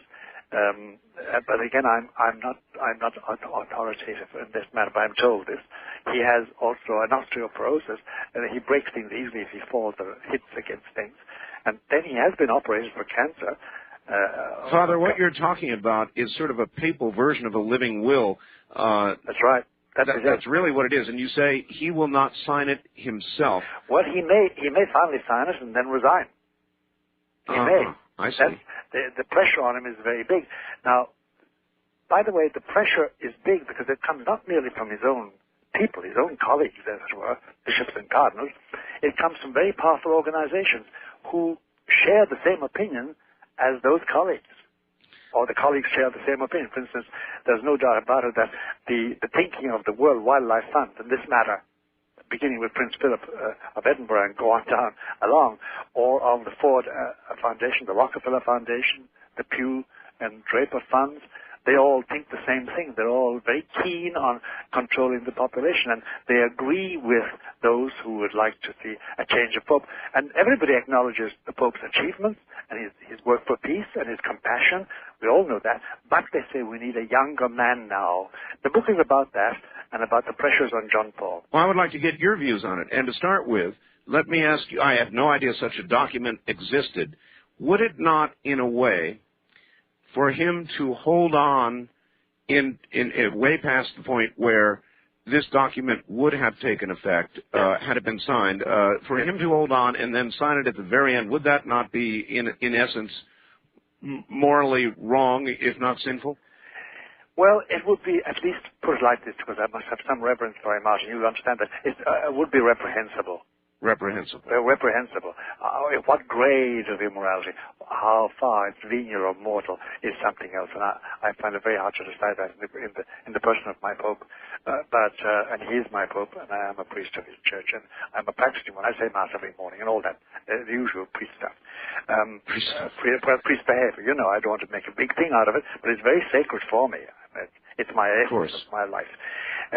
But yes, it would be reprehensible, because then he's putting his own personal position in preference to the good of the universal church, if the good of the universal church would be served by his resigning. And that's the crucial decision he has to make. And the book actually ends on that crucial note of doubt in his mind. Should he or shouldn't he? So the book is not an advocacy, wasn't an advocacy tool for you. You didn't advocate that he should sign this and resign. No. I leave it pendant. The book ends on a pendant note, and I've been blamed for that. They said, why didn't you decide the issue? I said, well, the issue has not been yet decided by the man who must decide it. All right, I want to ask you about those three areas, that is population, the option of marriage for priests, and perhaps the women's movement and their place in the church. We'll be right back. All right, here we go. Back now to Dr. Malachi Martin in Manhattan, where it's getting very late. Welcome back to the show, Doctor. It's a pleasure to be here, and it's still early morning. It isn't. Well, it is. Yes, early morning. Early morning, and this conversation is so stimulating that I find it difficult to imagine going to sleep. Although I'm sure if you told me to go to sleep, I would do so immediately. You know that lovely condition. All right. Anyway, let's go on now. Let us do that. Now, there have been many studies in which rats have been put together in a tight little area. Inevitably, they end up killing each other, eating each other alive, behaving very badly indeed. Our world population, though the planet can hold many people, I'm not sure it can support many people, and we have many, many, many people. What is your position on birth control? Well, I'll tell you, Art. First of all, I think that the phrase sustainable development is susceptible of a decent explanation. I'm sure Hitler would also use sustainable development in a completely different sense, and Stalin would too. Yes. I think we people can use it in a good sense. As regards birth control, or the control of population, I'd rather put it in the general plane. All right. I can in no way sanction the killing of life once it has started in the womb. I cannot, in any sense of the word. I just can't. I can't take that from the point of view of natural law, and then from the point of view of the mandate of my Savior, as I regard him. No abortion at any stage. No abortion at any stage, no, is not justified. Even the extreme cases that one hears of, rape and incest. No, there's no way I can sanction the killing of a human life in any sense. That applies to capital punishment as well as everything else, even though I share the indignation of the population when somebody is really a killer, you know what I mean? Mm-hmm. There's this instinct, let's kill him, let's get rid of him, but I can't even sanction that. All right, what about those wonderful little birth control pills that, if taken regularly as prescribed, to 90% or better, will prevent birth? Well, they will interfere with, you see, Catholic doctrine is very rigid, and I think will remain so in spite of the zigzag splits today. It says that once there's conception, once there's a zygote clinging to the endometrial wall of the womb, that's a human soul, even though it's utterly undeveloped, and you can't interfere with that once that's there. Now, most of the abortifacients, most of the pills are abortifacients. They will evacuate that life once started. That's why, to a certain degree, many Catholics practice some form of blockage. The old pessary idea, the old condom idea, or rhythm. Well, then rhythm is a different thing. Because the Catholics, a lot of Catholics today, including the authorities, say it's okay if you follow the rhythm of your body, and certain moments when the woman is fertile, you avoid. All right, let's back away from that and move back to blockage.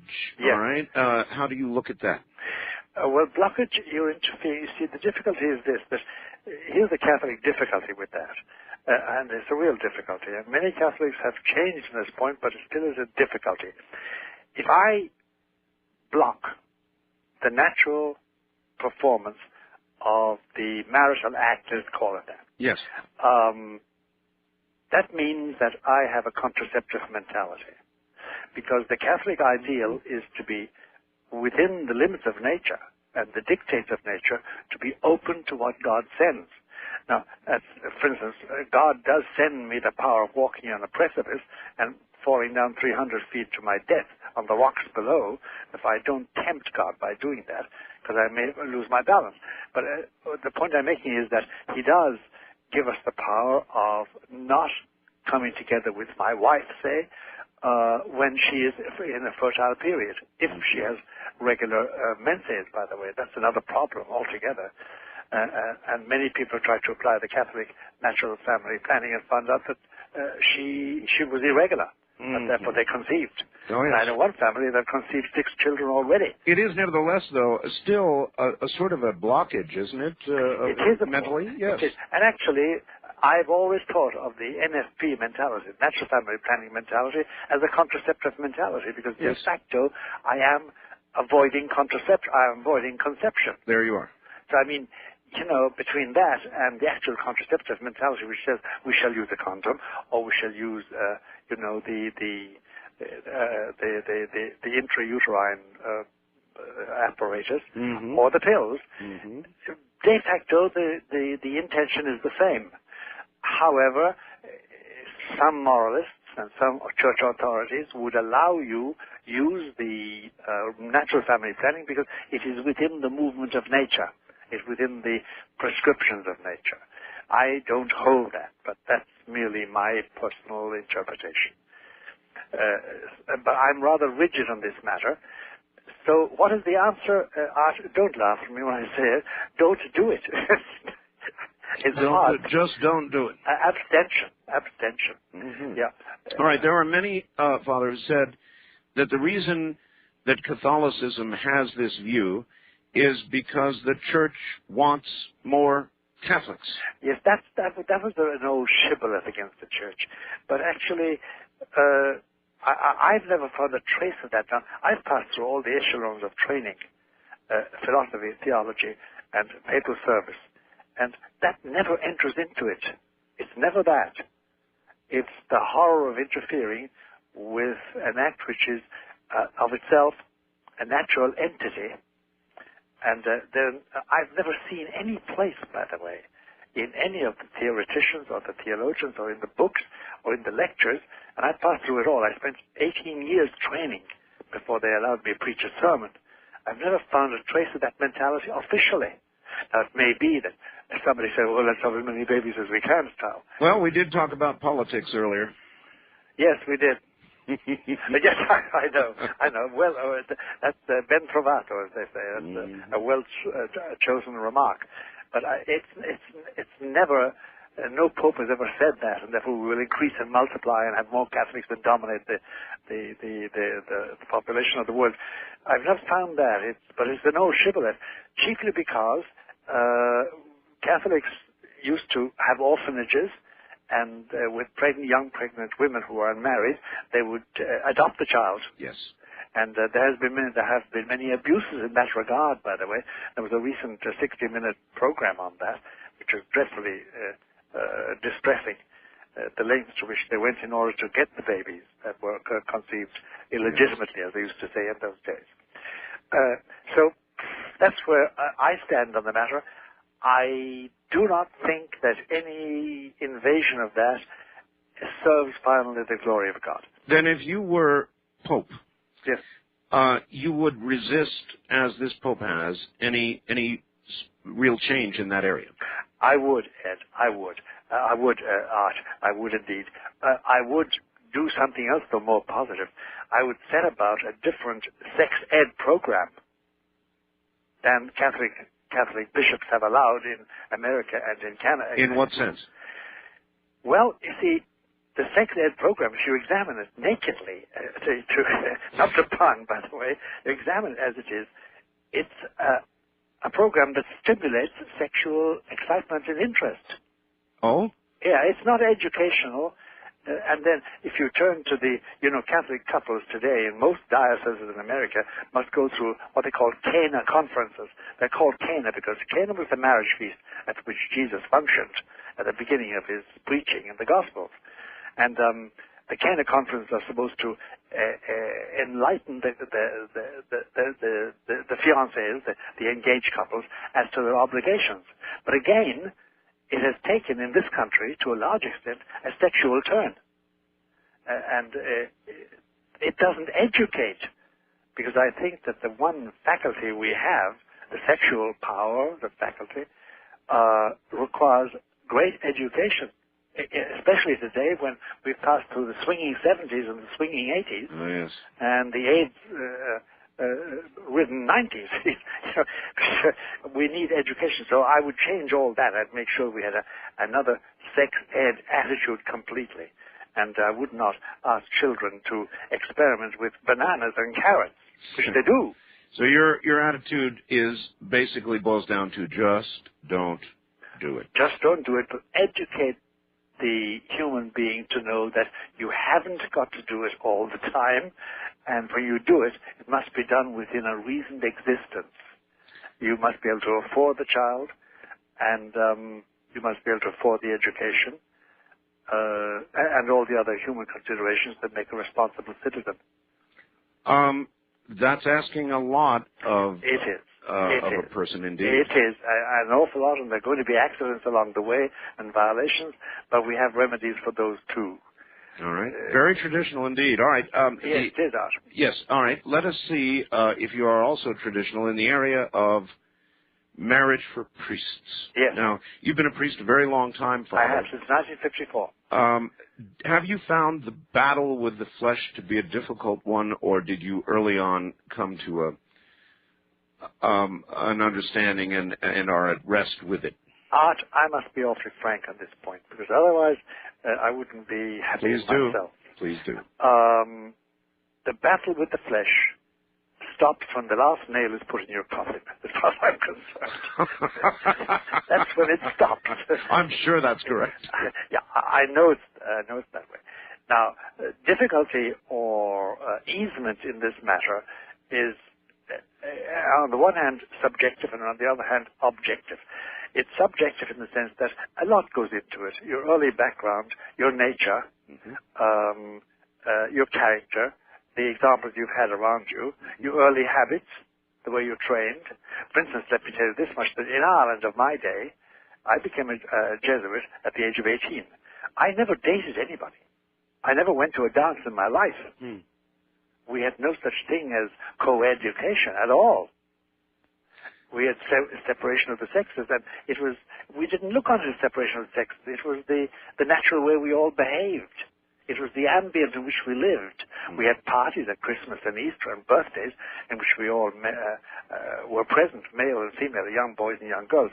But there was a regimentation or a rule of life then which governed everything. The clothes you wore and the way you looked and the way you touched. And, of course, we were naughty at times. There's no doubt about that. And there was masturbation, of course. And there was mutual petting when our parents weren't looking and things like that. But nothing grave and nothing sustained and certainly nothing permanent at all. It was a different thing completely. Now, has it been easy? Oh, Ed, I'm 76, and I must tell you that the early part of my life, there were struggles. There's no doubt about that. Thank God they ended as they did. About the age of 65 or 70, things cleared up in the sense that it became easier to be reflective about it, not because I lost interest in the male and female aspect of life, but because other things came in that fascinated me more readily. You nevertheless remember the days of struggle. Oh, Lord, do I? Listen, remember, I have my days of struggle. Then never ceases, Ed. Okay, with respect then to marriage for priests as an option. Well, I'll tell you, if life goes on as it's going at the present moment, I do not see, well, let me explain that. If the pressures continue to mount on this matter, and they are mounting every year, especially in America and Canada, if they continue to mount, I cannot see the authorities escaping the necessity of allowing the option of marriage. Why do I say that? Because if I took a poll tomorrow of the 280 bishops in the United States of America, and of the, I don't know how many bishops there are in Canada, I suppose there are about 20 or 30 or 40, a majority would say, make it optional today. And they have said so. They have said so. Rome doesn't take a lot of polls, does it? Well, actually, Rome does, but pretends it doesn't. I see. Yes, they take polls because they've got a man in Washington, the Pope's man, Cacciavillan is his name. He's an archbishop, and he is continually taking polls on all these questions. Really, Rome's pollster. Oh yes, Rome's pollster, and Rome has its pollster in every country. And they take polls on the point, and they don't always listen to the polls, I'll say. They don't even pretend they take them, but they do. And they have this index of leading Catholic indicators, which indicate the condition of Catholicism, and it's published. They finally are beginning to publish that. Now, this is regards the actual mounting pressures. There are big pressures mounting, and there are underlying faults in the pressure. For instance, it is said by many priests, and many bishops too, stupidly, by the way, they say, well, if we did this, we'd have less deviancy, less pedophilia, which, of course, is garbage psychologically. Any psychologist or any psychiatrist will tell you that there's more deviancy amongst married people than amongst celibates. So it has no bearing on it whatever. Deviancy is deviancy, and there's more of it in married people, apparently, than amongst the so-called bachelors or celibate crowd of men and women. So that despite the press's reporting on it because it's a very sensational subject, That's right. The actual amount of it you're saying is much less than in the average or in the regular population. Much less. What is mounting is this idea that it's a human right which the church has interfered with for a long time and shouldn't any longer. But it is the pressures, the socio-cultural and political pressures that are changing this. Now, will the church yield on it? I think the pressures are mounting in such a way that in certain regions, say Latin America, the church may waive the rule it has of celibacy. It may well. What do I think? Oh, I think it's going to be a net loss. That was going to be my next question, yes. A net loss for all of those in the church. Yes, because I know it's anecdotal to tell you about it, but I was a U.S. chaplain for the U.S. Air Force and with paratroopers in Turkey for a period of my life. And we used to go on long trips to the radar domes that the USA maintained around the Black Sea, listening to the Soviet broadcasts. And it was the time when there was great competition about space and missile development.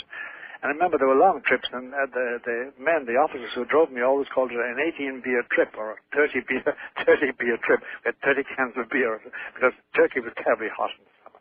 Oh, yes. But I remember talking to them, and the chief chaplain with us in Incirlik, we were stationed in Incirlik, at the base there in Turkey, southern Turkey, southeastern Turkey. The chief chaplain was Woody. He was a Protestant chaplain, a very decent fellow, married with children, and a very decent man, and very good to me. I was a minor chaplain. And I was a temporary chaplain, by the way. But I remember the men used to say to me, they said, Father, look, having made a confession to me, made the confessions in the car traveling around, if you were like Woody, if you had a wife and went home at night to your wife and children, we wouldn't tell you all these things. We wouldn't trust you in the same way. It's not that we distrust Woody. We think he's a great guy, but and some of his own people, the Protestants in the force here, have a great love for him. But they haven't got the same approach, the same intimacy with him as we have with you, because we know that you are ours. You belong to us in a special way. And I was only a parish priest temporarily and in various parts of my life, because I was generally in scholarly work or diplomatic work or something like that, or teaching.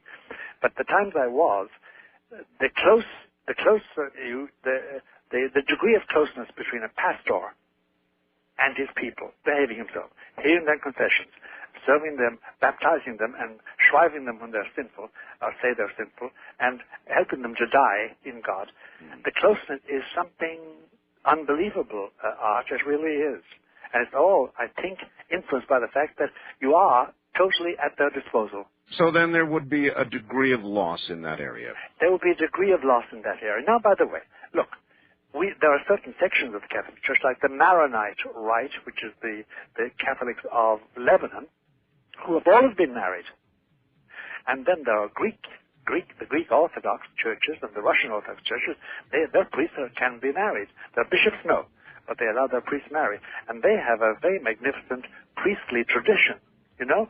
So this is a human law.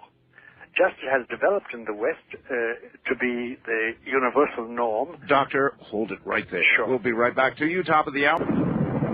Now, back to Dr. Malachi Martin. Dr. Martin, maybe this will set it off properly. I just got a fax. It says, Art, there is no question that there have been horrible injustices toward women throughout history.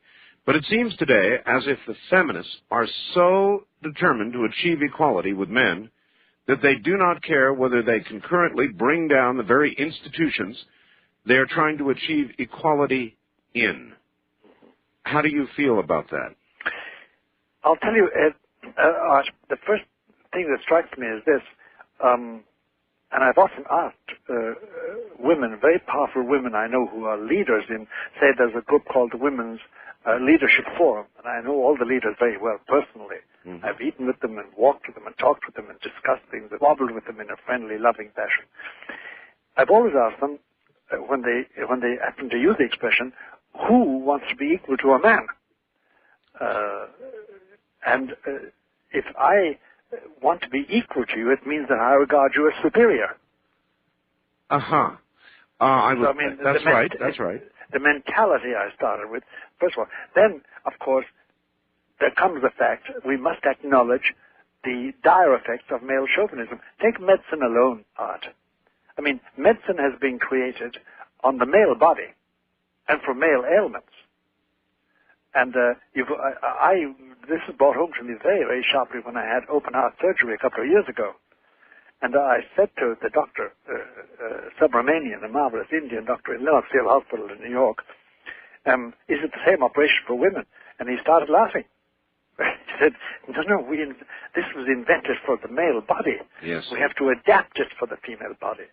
And this applies to the whole gamut of health. It is really men's ailments that were envisaged by men. No, it really is true. And if you look at the budgets allocated for study of problems, disproportionately they're allocated to men. Mm-mm. You're right there. And then there's now a big push to get a study of breast cancer. But it's mainly women pushing it. It wasn't done by the academic community. Mm-hmm. So there has been injustice there. And then there's no doubt about it in finance and in industry. And in the armed forces, and in general in public life, women were given second place in that sense. They were considered to be the weaker vessel, and just their proper place was at home, having babies and cooking and taking care of the house and the family. Now, there's nothing wrong with all that. The only thing was that the time came when women were needed in the workforce, and when women felt they should go into the workforce. There's a different force blowing today, and it has also entered into the church. And there's the difficulty. Now, there are some women, just a few, very highly placed in the Vatican as regards decision-making. And between you and me and the Holy Spirit, if I want something from John Paul II, and at times I've wanted something for other people, obviously, yes, I always go to one of those women. Oh, why? Because they have a direct manner, they go straight to the horse's mouth, and they usually get what we ask for. I see. Because they simply have this power of communication. The men are all tied up with their egos. And they're not. Well, so it's a good sign. Now, the difficulty is when you come to the question of ordination. Yes. That's a different question completely. And I must say, it's a trap into which I've seen so many so-called eminent bishops and theologians fall, that they finally reduce them to saying, just because you have testicles, you can become a priest. It comes down to that. Because you ask them why. There was one man, to give you an example of the difficulty, and it does illustrate for our listeners. There's one bishop who was very adamant, but he's an Anglican bishop, but a very celibate man and a very good bishop, by the way. He's in Canada.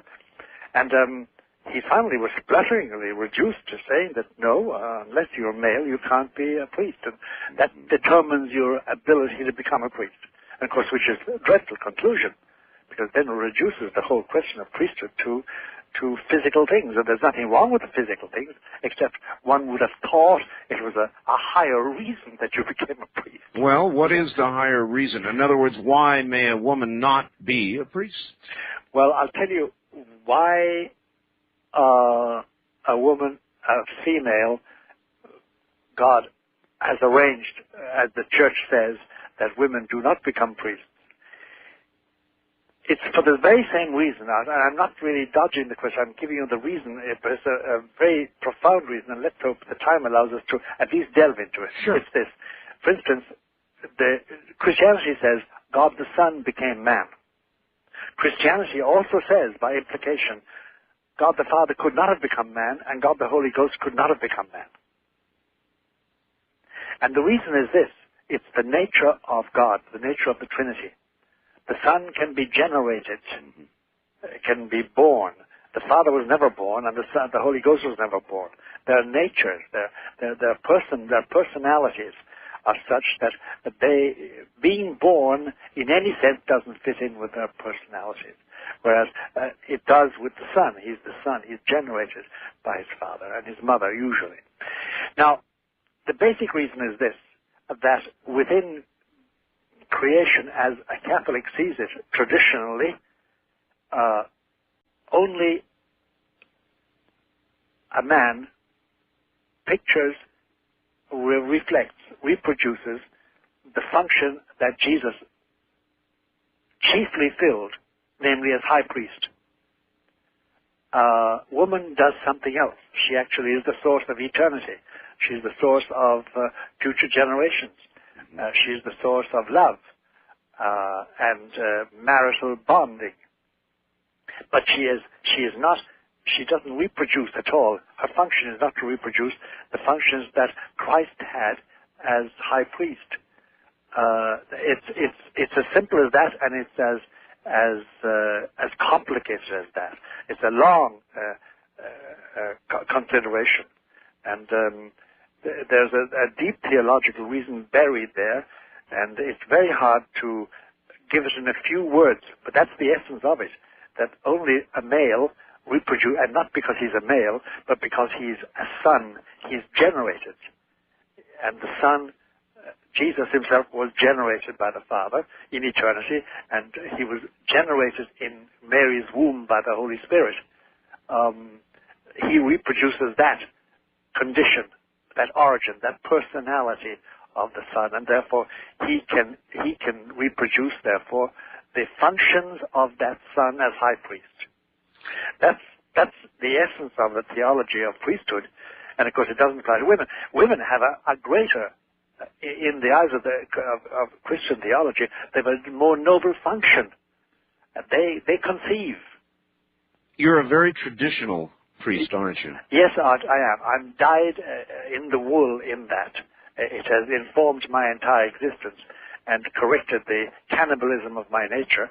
And I'm a natural bum, and I'm also a natural barbarian, I think. So you must have a great sympathy then for the Pope who is being assaulted by the liberals. Yes, I am.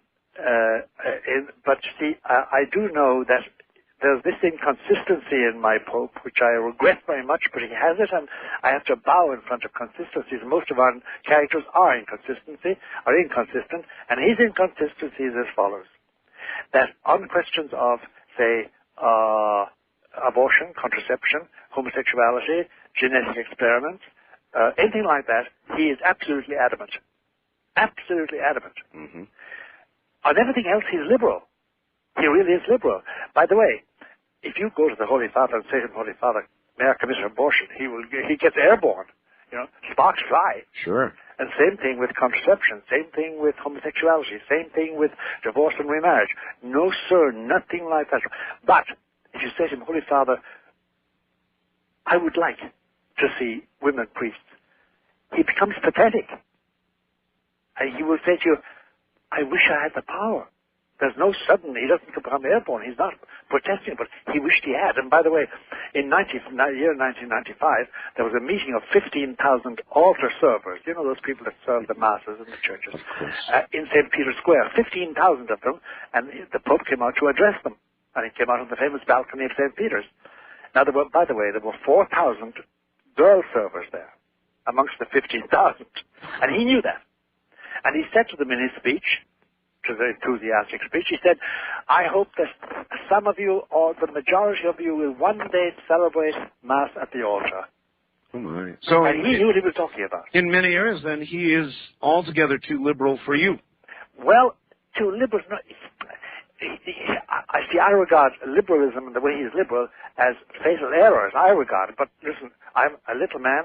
No wonder they didn't make me Pope. I couldn't manage it hard. But I can't judge him. Just from my poor little mind, it is very dangerous what he has attempted to do outside of sexual morality. It is very dangerous. He has endangered the integrity of his organization, not of the Catholic faith, but the organization itself is in danger due to his liberalism as regards sharing things with other religions. So then, given an opportunity, you would urge him to resign. That's a judgment, Art, I'd be afraid to make because, as I say, I'm just a poor little fella. I'm really happy. On the air, Doctor, or off the air? Both. I really have no... I would, by the way, I don't think... You see, I'm looking at his replacement, and the replacements are awful in my book. The possible replacement... You see, there is now a race. Anybody coming from Rome nowadays who tells you the truth and who speaks to you Roman language of what they're talking about, they're all talking about one thing and one thing only, the conclave. And you know what that means. Yes. It means they're lining up for the next pope. There's no doubt about it. This is the evening of John Paul II's papacy. We all know it. And therefore the papabile, as they call them, the popable ones, have come to the fore. And none of them are to my liking.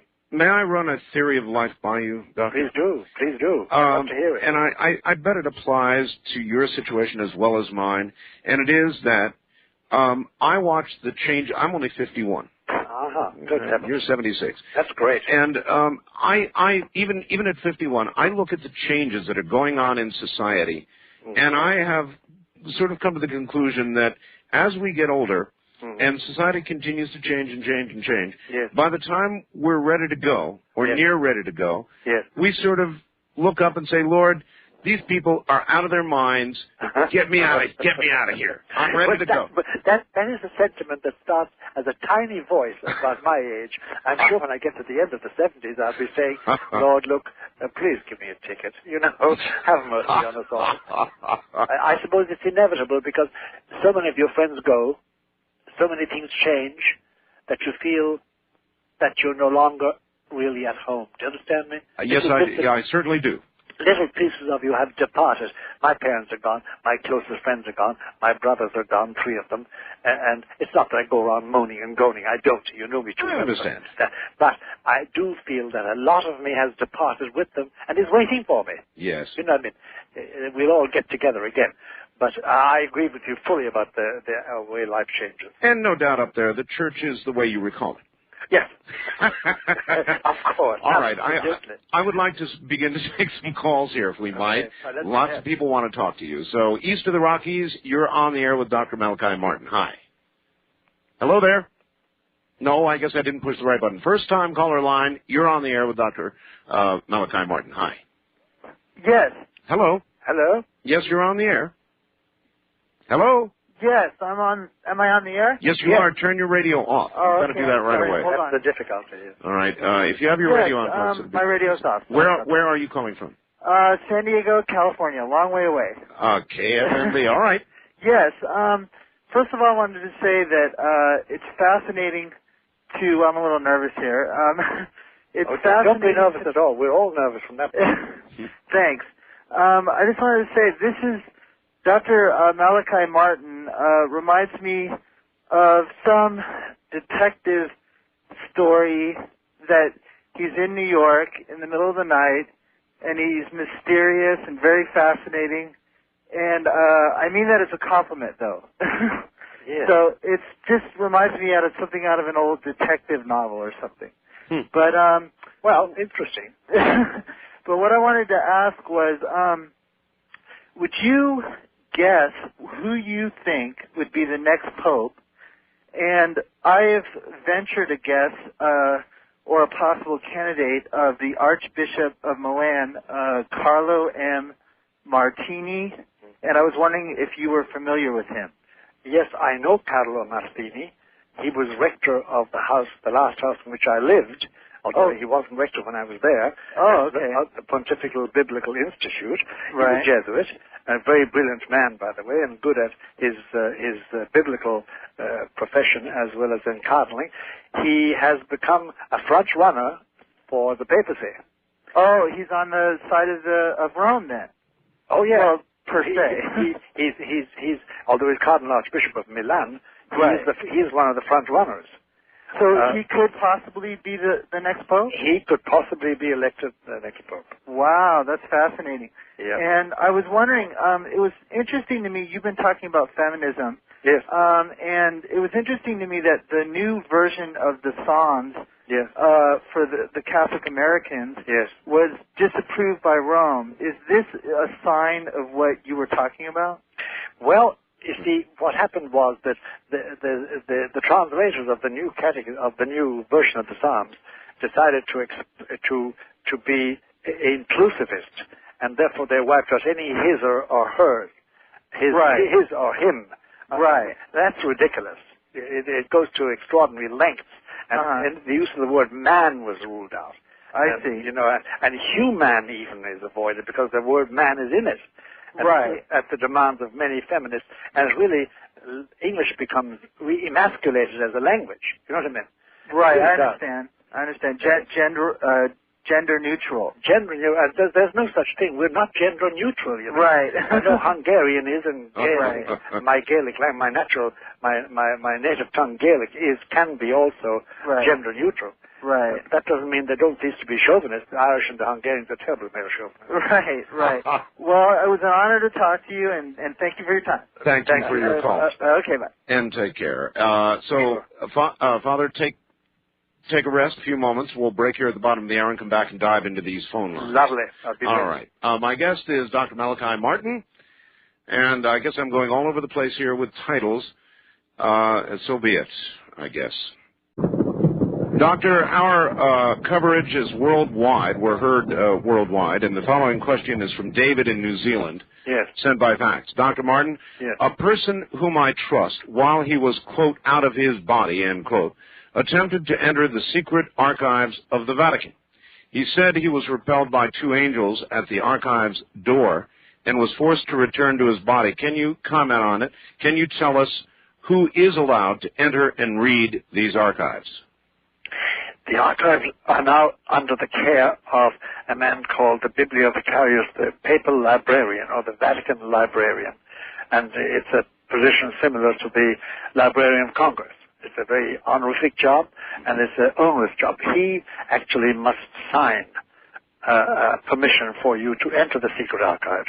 And in order to get that permission, you have to have a qualification, of course.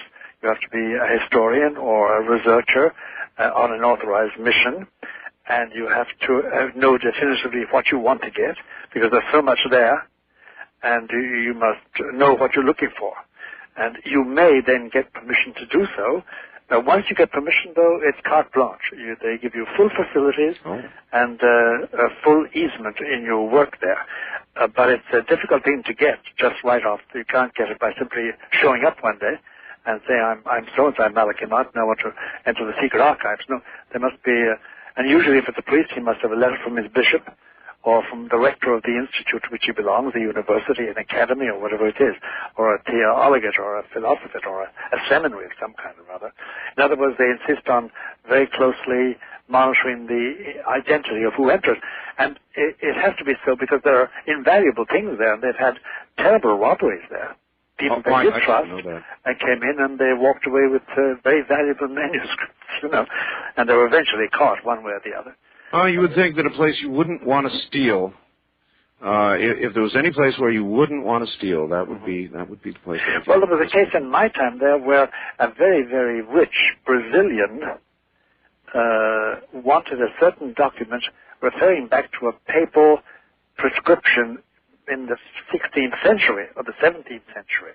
And he paid somebody, and I arranged the ID and everything else, so they would be accepted. and he did get in, and he did attempt to steal it, but he was caught. There are such things as that, but there are invaluable things there, and things that have never been unearthed.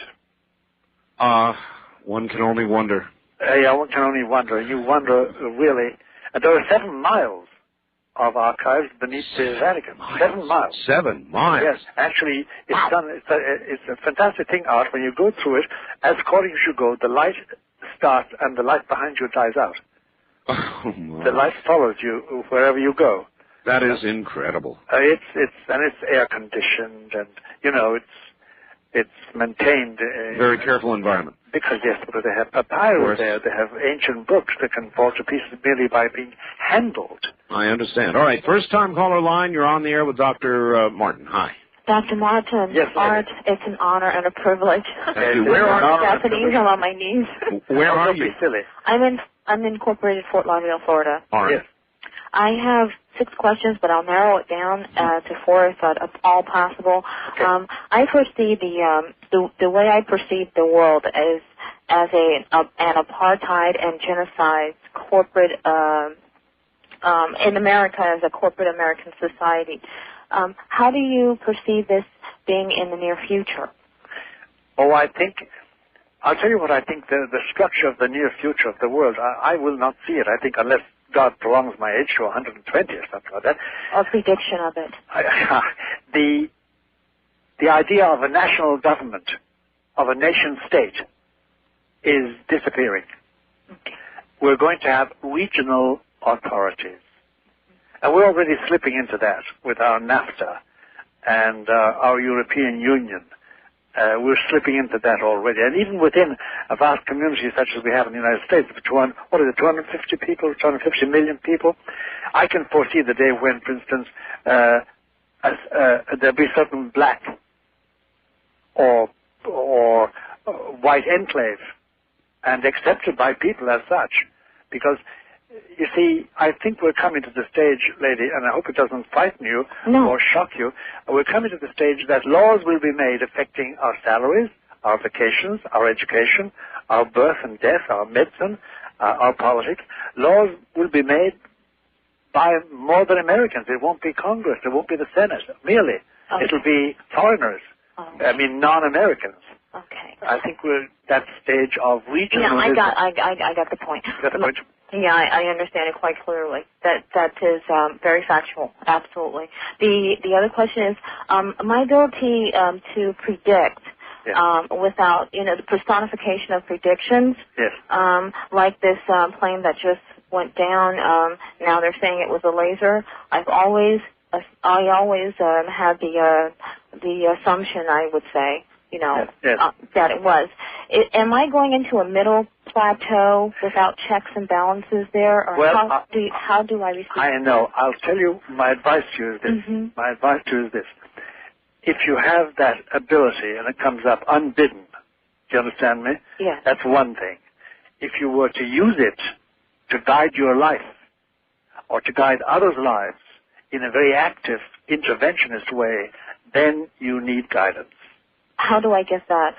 You get a very good confessor, a very good priest, who knows his stuff, who has what they call discernment of spirits. Because, what is your first name? Liza.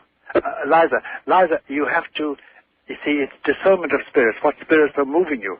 Once you exercise those gifts of the middle plateau, then you need somebody to say, no, that's the wrong instinct. Yes, because sometimes I don't know and I get really stressed out. You must get a very, very saintly confessor. But now, mummification, is like, after dying, mummification, it's like being mummied for, instead of being buried in the ground. Is that a thing? Yes. Well, mummification, are you in favor of that? Yes. Well, there's nothing wrong with that. Okay. Technically speaking, religiously speaking, there's nothing wrong with it at all. Okay. But be very careful, because it's a great gift, can be used, as we saw with Major Ed Dames in his work, but it also can provide your undoing, but not necessarily so. It's a gift of God. You can use it for God's glory. Okay. I bid you peace, love, joy, and happiness. Thanks so much. Same to you. Thank you. Eliza. Very interesting call. Wasn't this? Yes. Wildcard line, you're on the air with Dr. Martin. Hello, where are you calling from? Tucson, Arizona. Yes, sir. My name's Mike. Father Martin, fascinating. I have a question for you. Yes, Mike. Suppose there were extraterrestrial visit to the Earth that was so dramatic that it couldn't be denied. Yes. How should Christians feel? Afraid or? No. And Mike, I must I invoke a privilege here. How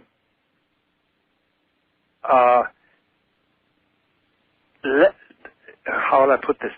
It is dangerous for the mind to pursue the whole idea of beings on another planet. It is dangerous to the mind for the moment because we haven't got any physical basis for it. Really, nothing concrete. Christians should look on it immediately as the presence of beings who also, if they're beings with a mind and a will, have been saved also by the blood of Jesus. Isn't sin just here on earth? No, because Jesus said, all power is given me in the heavens and on earth. But the devil's confined to the earth, right? The devil for the moment is confined to the earth, but that doesn't mean he would be confined only to the earth. And I'm sure that if we had colonies on the far side of the moon, or in Mars, anyway, the far side of the moon, that the devil could be active there. Yes. All right. Father, let me interject here. Yes. As you know, there have been recent revelations here and in Europe with regard to, at least at the microbial stage, the discovery of life on Mars. That's right. There's a strong possibility that there was microbic life. At that level, there was life. And kind of like with where there's smoke, there's fire, we may eventually discover that there is life elsewhere. It's not unreasonable. Well, I'll tell you, my personal belief, if you want to ask me, you can call me crazy, a crazy Irishman. I firmly believe there is life in other galaxies. And then... Not in our galaxy. Yes, and we must presume that that life may have a technology that one day may allow them to come and see us. Absolutely. And by the way, listen, you and I know, we all know, but we don't know much more than that. We do know that we have exhausted the means of energy. We have fossil fuel, and we have got nuclear energy. It's finite supply. Yeah, for number one, it's finite. And number two, we know that for what we want to do, travel, galaxy travel, we need another source of energy. Yes, sir. And we will get it. We will get it. So then Christians should not necessarily cower down at the possibility. Oh, no. Baptizing them in the name of the Father, the Son, and the Holy Spirit. All right. West of the Rockies, you're on the air with Dr. Martin. Hello. Good morning. This is Tim in San Diego. Hi, Tim. Good morning, Jim. Dr. Martin, you impressed me as a wise person. Well, thank you very much. It's a compliment, really. So that's why I'd like to ask you a question about, choosing a religion to put your faith in. Yes. Someone like me, I've never really been able to do that because there's so many different religions that claim to be the one way. I know. How would you advise someone like myself? I'll tell you. Did you ever kneel down and pray? Yes, I have. Well, I'll tell you. Morning or night, once a day. It's a simple thing, and it's not a trick. It's just simply it's a habit that can produce results. Kneel down and address God and say, "Look, you want me as your creature to adore you and serve you on earth and to give you glory. Send me somebody. Send me the means of knowing that. Ask him. Ask him, and he will send it. As sure as I'm speaking to you." Okay. That's a good answer. You must do it as a child. You must do it trustfully. You must do it knowing that he is your father, finally. What if you have not done it, as this gentleman is not a child, and wants to know now? Same process? Same process, but be childlike. You must be childlike in your trust, as you would with somebody who loves you dearly. Ask him as a father, in other words. Ask him as a father and say, "You want me to give you glory. You want me to serve you. I feel the urge. You've given me this instinct.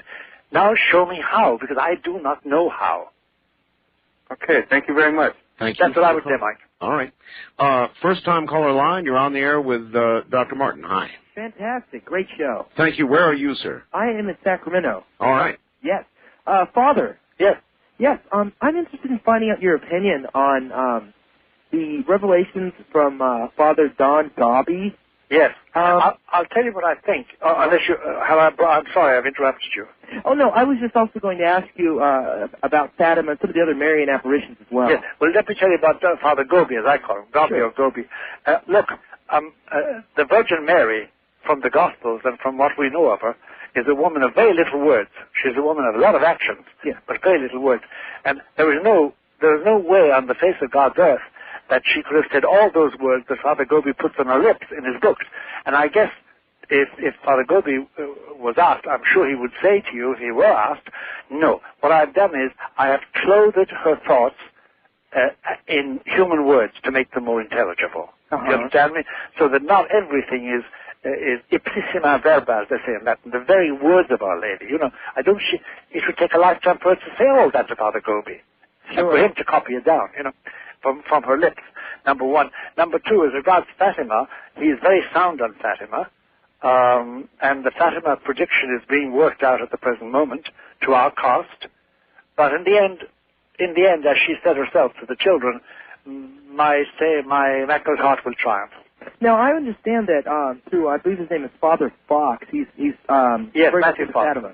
I saw him on a program recently, and he was saying that he got a message to go to Sister Lucy's convent, and that the consecration of Russia to the heart of Mary had been accepted in 1984, and that he expected that the year 2000 would bring about at least the beginning of an incredible new period.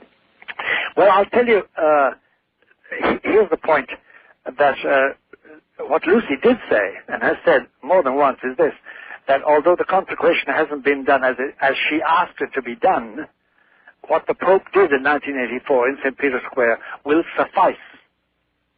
That's what she said. That's what Lucy said. And but it is quite clear to you and to me and to anybody looking at it that Russia has not been converted. Sure. That hasn't even started. True enough, since the disappearance of the USSR and the rise of Russia as a separate nation with the other former nations in what they call the CIS, the Confederation of Independent States, the 4,000 churches have been reopened. They were closed by the Bolsheviks. Yeah. But there is no religious revival in Russia. Oh, you're so correct. Caller, thank you. Absolutely no religious revival. Caller, I think you would be very surprised. I was in Russia last year. Yes. And other than in name, I was unable to detect the differences, other than a few surface differences, in Russia at all. To me, it was still... just the same thing. You betcha. Same thing. Just more corruption, more immorality, more brutality, and more real low-grade villainy. That's a good, accurate description. East of the Rockies, you're on the air with Dr. Martin. Hello. Yes, Dr. Martin. Sir. Yes, I wanted to ask a question. I wanted to get your opinion on Dante's The Inferno. Yes. Are you familiar with that? I am indeed. I have it, and I read it every day of my life. Do you? I do. Okay, it's a very interesting book, man. It brought a lot of questions upon me about... I'm sure it did, but he has views of his own, and it's beautifully done. Yeah. Where are you calling? I'm calling from Memphis, Tennessee. Memphis, all right. Memphis, Tennessee. Yes. Yes, by the way, I wanted to mention, Art Bell, you got a great show going on, man. I just recently started listening to it. It's the best show on the face of this earth. Yeah, it's pretty good. It's pretty good. It really is. Nobody has done this thing, only Art Bell. Stop. Yeah. All right. And anything else you want to ask on? No, I just wanted to ask about the Dante. I just wanted It is very enlightening, and I'll tell you something, caller, too. If you do read that, do you read it in the Italian or the English? I read in the English. Okay, it doesn't matter. In double Dutch, it's just as good. If you read it and cultivate him, you'll find that you begin to get great instruction from it. Do you understand me? And enlightenment. And encouragement, too. Right. But enlightenment above all. You begin to understand human frailty and human goodness and God's justice and that sort of business, you know. Right. Besides, it's very beautiful. Yeah, it is. It's just very beautiful.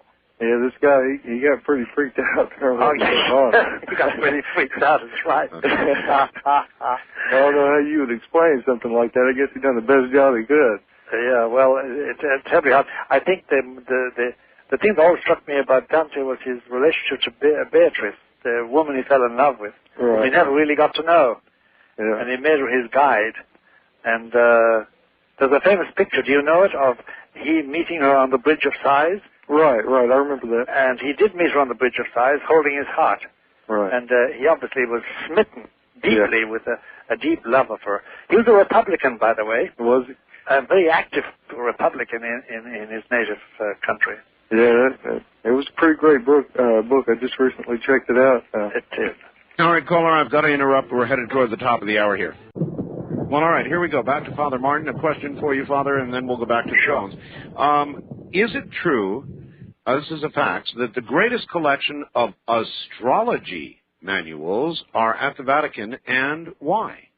Well, it is because the formation of the Vatican Library was started very early on, before most other libraries were begun in Europe and in the world. Mm-hmm. And the popes were avid collectors of everything, number one. And number two, when books on astrology were published in countries in Europe mainly, the local bishops sent copies of them to Rome to be vetted. And they went into a certain section. And by the way, there's a section, it's going to make you laugh at, but it's true, there's a section there which is for pornography. And you know what, we theologians who were over there, we used to refer to it as hell. It is there, why? Why what? Why is it there? Well, because they were again sent for censorship, for vetting, and they have a principle, don't destroy books there. They don't burn books easily. Uh-huh.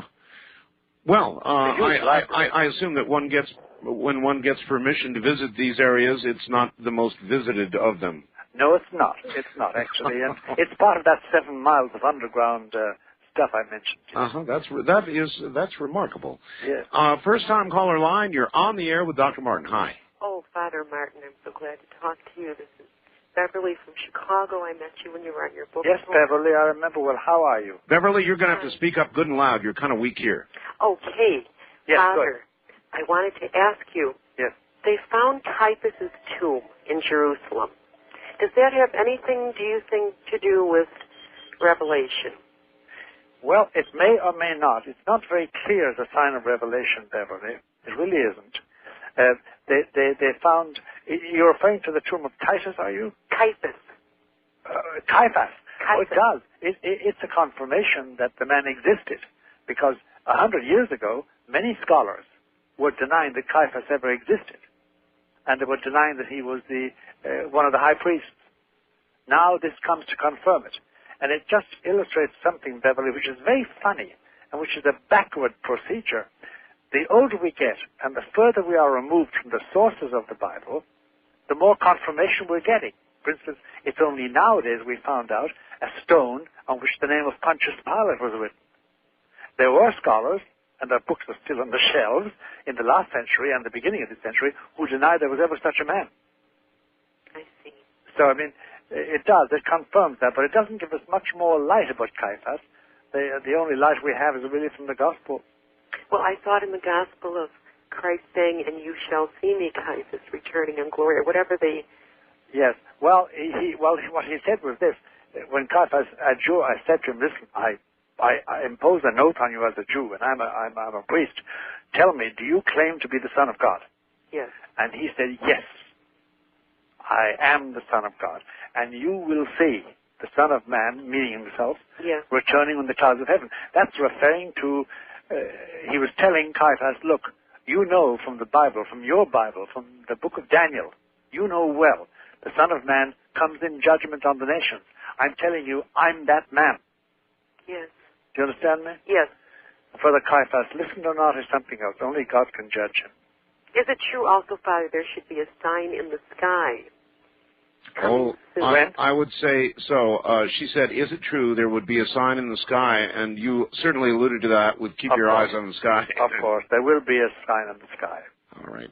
Wild card line, you're on the air with Dr. Martin. Hello. Hey, how's it going, Art? How you doing? Okay. Tony from KVEG country. In Los Got it. Yes, sir. Hey, this is a great show. Hi, Dr. Malachi. Hi there, how are you? What's on your mind? Oh, well, Well, I got a Just comment. general goodwill. Yeah. I got Good, a that's comment a good for idea. you and Art. All right. Well, he deserves. I've been watching. I've been watched by people for a little while, and they try to plug me as paranoid schizophrenic. Yes. And that's just recent. That's all recent. But I've seen, I've been there and done that as far as seeing unidentified UFOs and sightings of unnatural origins. Yes. And it's hard for me to follow up on and participate as much as interesting as you are, Dr. Malachi. Yes. As much as I'd like to with some of the things that you do say. Yeah. But let me, if I may, I've been watched during UFO events by military jet planes, I assume, that are also in the area.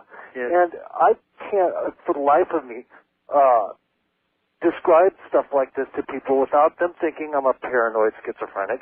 And, I just kind of wanted your quick comment on that. And then I got a question for Art.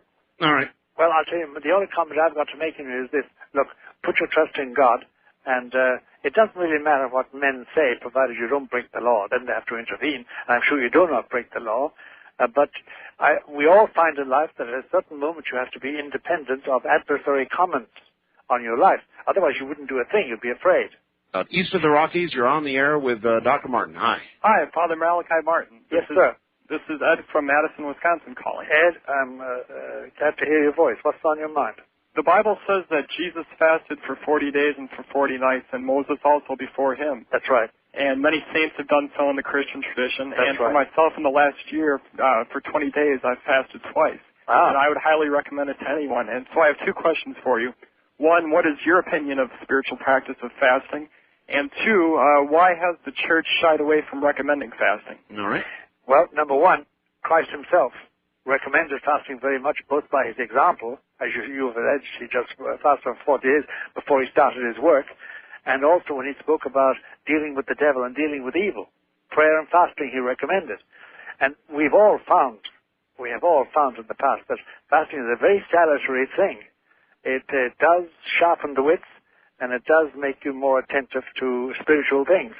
Why the church has shied away from it? Well, here I have to appear to be an old curmudgeon and to have the grumbling and grousing.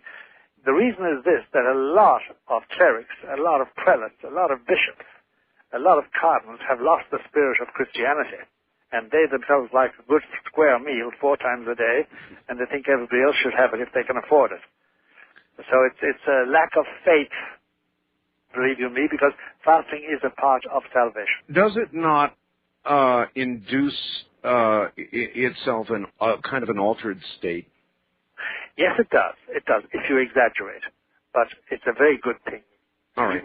Even people who are training for football and swimming, they fast in their own way. Oh, yes, indeed. West of the Rockies, you're on the air with Dr. Martin. Hi.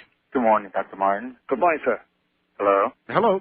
Yes, I'm calling about, I have a dilemma here because I've had a problem with the priest in the past with sexual molestation. Oh, boy. Were you molested? Yes. Oh, but this was after, I'm a handicapped person. This happened after I was 21. Well, I'm calling from Albuquerque, New Mexico, and they just recently had a thing that for people to call in that needed help.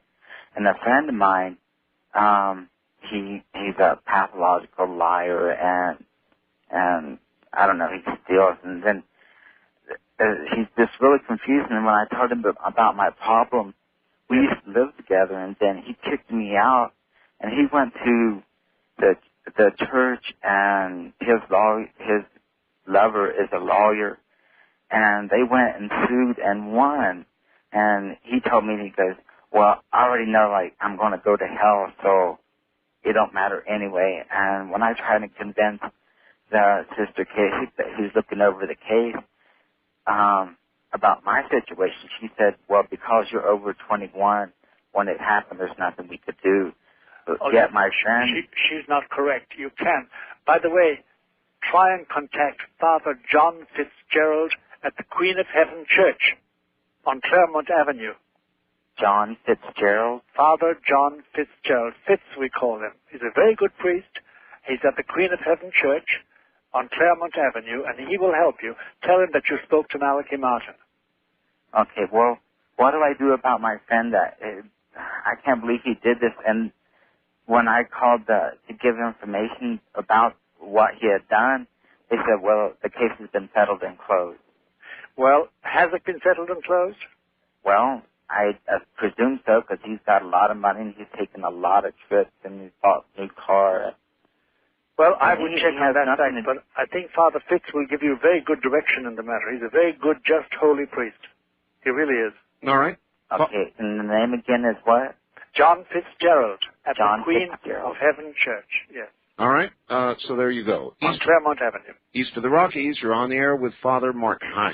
Hi, Art. I'm calling from New Orleans. Yes, sir. I'm not receiving you on the radio right now. How you doing, Father? I'd like to ask you a question.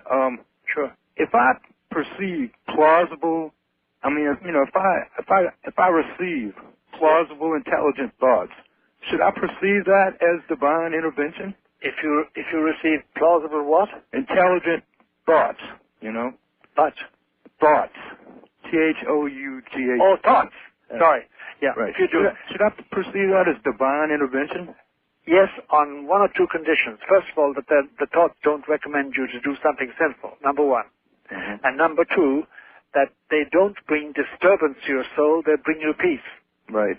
If they do that, if they fulfill those two conditions, then you can go ahead. One more thing. If I'm not baptized, does that mean my soul is doomed? No, it does not, but it means you've got a job of work to do. Right. Because baptism is necessary for salvation, and you know about it. If you can't say, I didn't know about it. Well, so you should go to a good priest and ask his advice. Thank you very much. All right, thank you. First-time caller line, you're on the air with Dr. Martin. Hi. Hi. Turn your radio off, please. Okay. All right, where are you calling from? Riverside, California. All right, you're on the air. Yeah, I just want to ask, Doctor.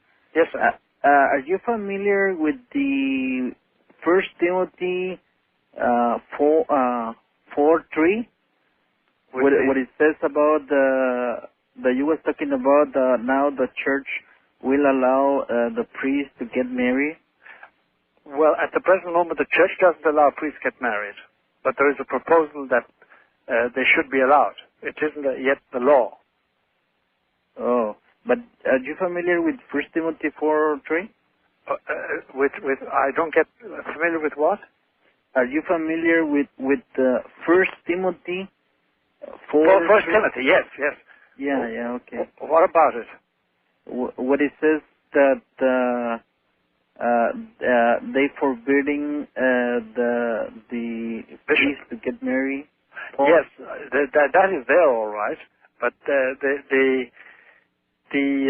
we're not talking about marriage for bishops. We're talking about marriage for priests when we speak about priestly marriage. West of the Rockies, you're on the air with Dr. Martin. Hi. Oh, good. I'm glad I got through. How you doing, Art? Fine, sir. Where are you? Joe from Santa Monica. Yes, sir. Okay, you spoke of Satan and Lucifer on the show last time as being two different beings, and I was wondering which one is the devil and what's the difference?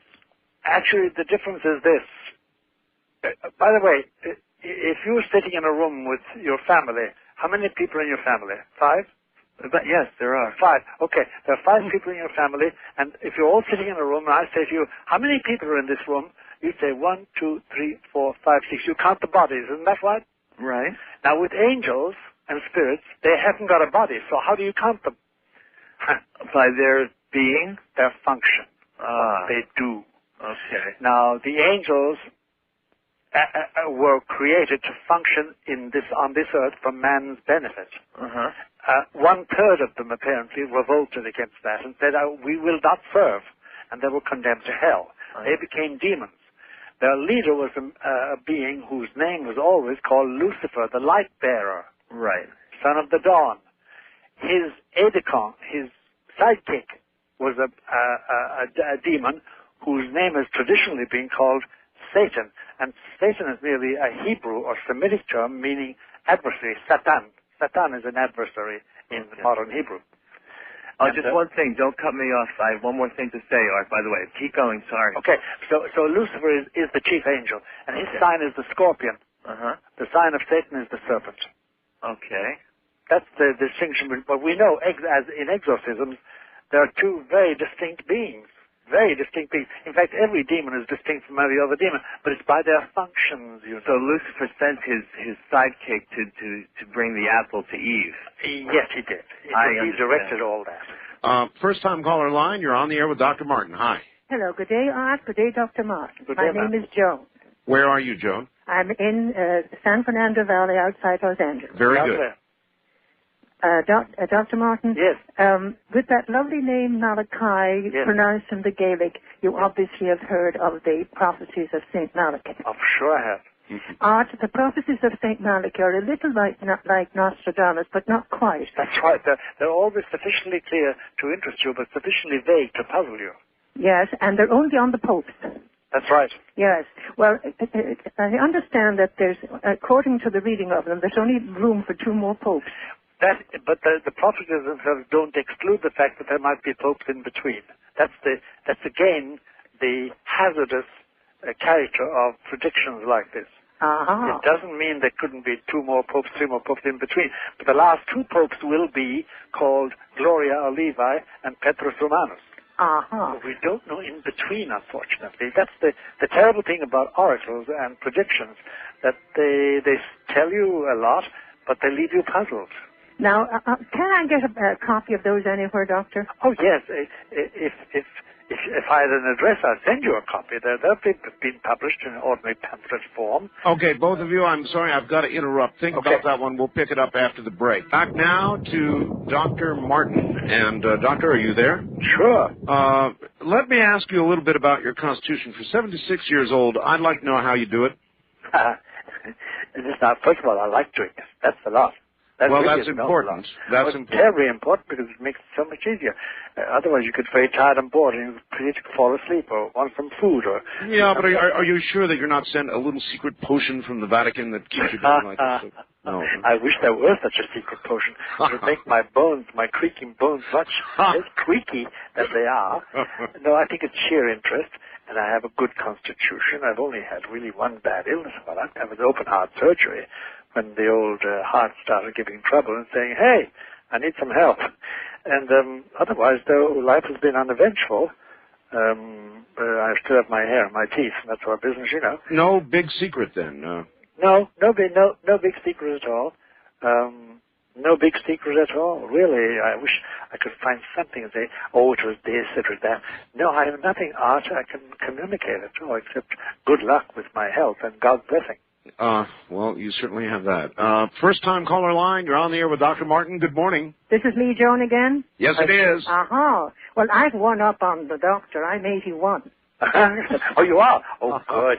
Well, I'm always glad to greet somebody like that because they can tell me something about it. Well, to come back to the subject we were talking about, Doctor. Yes, First of all, regarding the book, I have the address you gave the last time, and I'll send a stamped addressed envelope and ask you to give me the information. Would you do that? I will get it to you, I promise you. But secondly, you've completely blown my theory about the last 2 popes.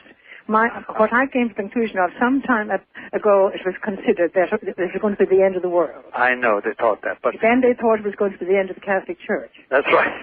But my theory is completely different, and in view of various thoughts, and I think in view of your recent book, my theory was that perhaps the papacy would change back to what it was, Bishop of Rome and first among equals. Well, I'll tell you, it's of course we're dealing now with the imponderable, Joan, you realize. But my feeling is roughly the same, except that I add in what Our Lady said at Garabandal, in which I believe, by the way, in that vision, that appearance she made in Spain, in Garabandal, the town of Garabandal, which is a part of, it's near Santander in Spain, in which she said that the present Holy Father, the present Pope, is the last Pope of these Catholic times. Uh-huh. Not the last Pope of all time. No. But the implication is that these Catholic times are coming to an end.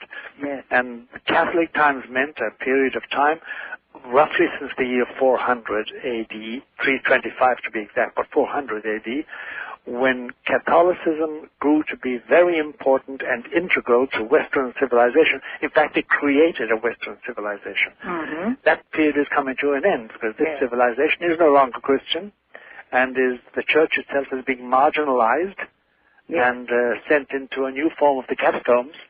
Now, the Pope was always first among equals, but he always had that little extra thing called the Petrine privilege. And that I think is going to stay. Yes. But a modified form of papal power is going to come through because of the fact that the political power, the socio-political power of the papacy is going to be diminished even further. Mm-hmm. And actually, you and I know, today it's a liability to be a Catholic. Absolutely, yes. Well, of course, that would be a help with joining, having friends with the Orthodox. It would, of course. That's one difference. It would, of course. Although that's a long way away to judge by the Orthodox. They don't want to hear or tell of it. Bartholomew of the Patriarch of Constantinople and Alexei of Moscow couldn't be more contemptuous. But the present Pope is almost groveling with them in the good sense of the word. But they sort of walk by him. They sort of say, "Oh no, you've got to change everything. We don't hear about the papacy." It's quite a distance away, unless keeping our eyes in the skies, we see the sign, and the Queen of Heaven comes. It's at that stage, at the age of 81 and my age of 76, we shouldn't really care about it, John, because I think that it may be after our time, darling.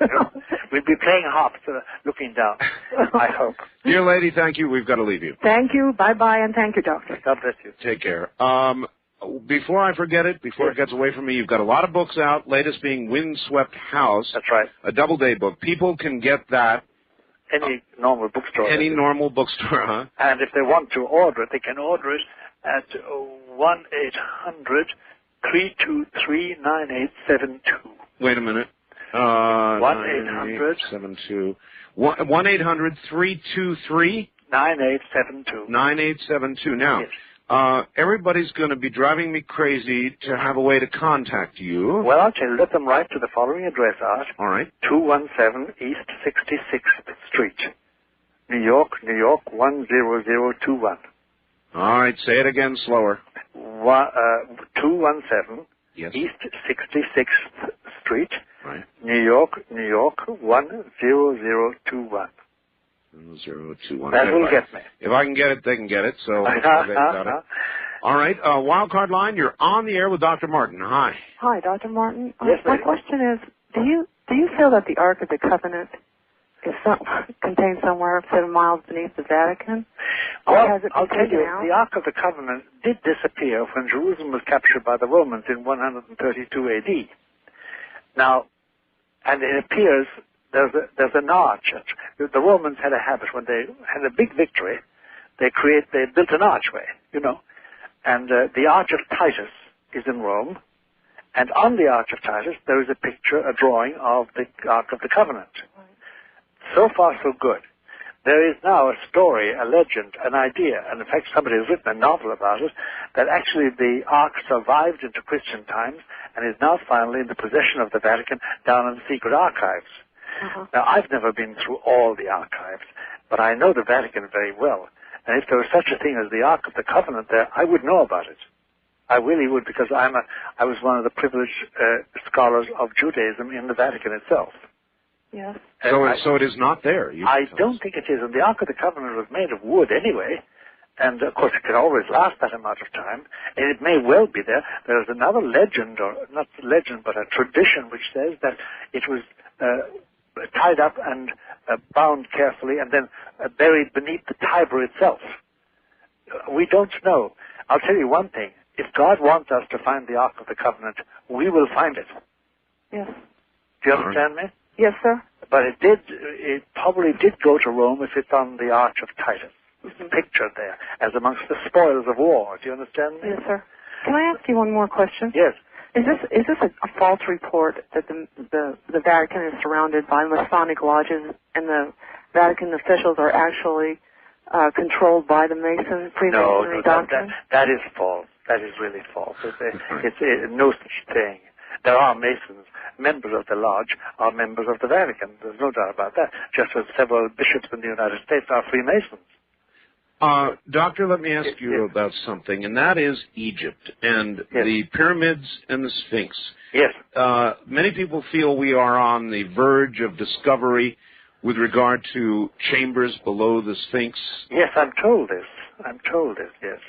I don't know much about it because I remember climbing the Sphinx and climbing the pyramids and entering the pyramids, but I know nothing about the present excavations there. What is your sense of those monuments? They are marvelous monuments to the religious instinct of man. That the entire civilization of Pharaonic Egypt, which is a marvelous civilization, and started way back 3,000 years before Christ, by the way, contemporaneously with the Chinese civilization in 3,000, 4,000 BC, that could be built on the idea of death. Everything centers around dying and immortality in the Pharaonic religion. And it was an amazing achievement, and the Book of the Dead, one of their more famous books, is full of this very sublime truths. And they had a beautiful civilization. It also has its warts, as we say. You know, it has its faults. So they knew some things before they knew. Exactly, they did. And there's some do you know that we have love stories and love letters from Pharaonic officials that would touch your heart today, and they were written before Abraham. Wow. I mean, fantastic beauty. Fantastic beauty. East of the Rockies, you're on the air with Dr. Martin. Hi. Yes, hello. Hello, ma'am. My name is Eugenia from St. Louis, Missouri. Yes, ma'am. It's a lovely Greek name, Eugenia. Oh, thank you.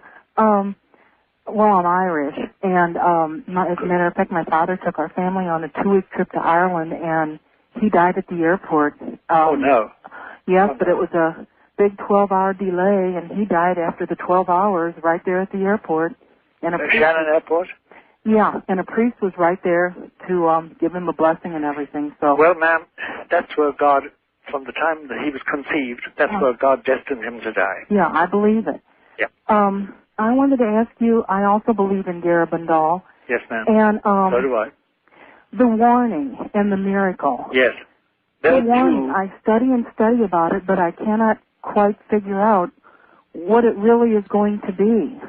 Well, nobody can, but it's this. It's not a warning, really. No.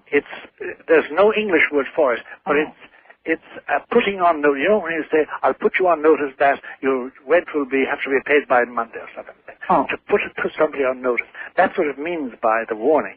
It's avertimiento in Spanish and Italian. To avert, to alert, to put on notice. And it's a putting on notice that God exists. And the promise is that when that sign appears, it will be visible to every human being existing at that moment on this globe, and that everybody will know their relationship to God. It doesn't mean they're going to believe in it. It doesn't mean that they're going to be justified, that they will go to heaven if they die. No, it just means they will know exactly where they stand in their conscience. So in other words, not to worry, you'll know it when you see it. That's right. The miracle. I would like to ask, could the miracle... Miracle is something else. That's going to be a permanent sign. Okay. It wouldn't be the rapture, would it? No. You don't think that? The rapture is something totally different. And Fatima Lucia has even said that communism will eventually take over the whole world. It will be all over the whole world. Well, no, she didn't say that. What she said was the errors of Marxism. The errors. And she talked about an annihilation of nations. Well, unfortunately, but truly, that is also predicted in the third secret of Fatima. Father, are we in this country making those errors now? No, we're not. We're indulging in some of them. The main error was sheer materialism. The denial of the supernatural, denial of heaven, denial of sin, denial of evil, and the just living for this world. That was the main error. There also was the social error of Marxism, and we're not committing that yet anyway. All right, good. West of the Rockies, you're on the air with Dr. Martin. Hi. Hi, Dr. Martin. Yes. I believe you'd mentioned before the break that you did believe that the Earth would be hit by a comet or something like that. Say that again?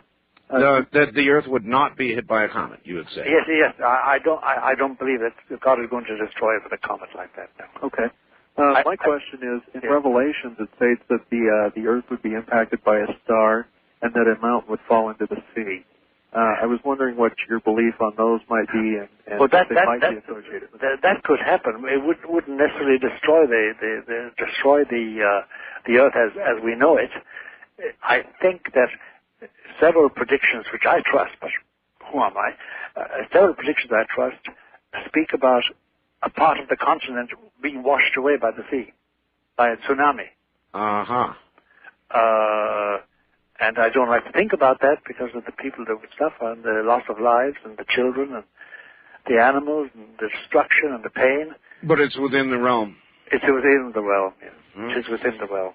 Wildcard Line, you're on the air with Dr. Martin. Hi. Yes, hello, Dr. Martin. This hello. is Hieronymus from Los Angeles. Yes, sir.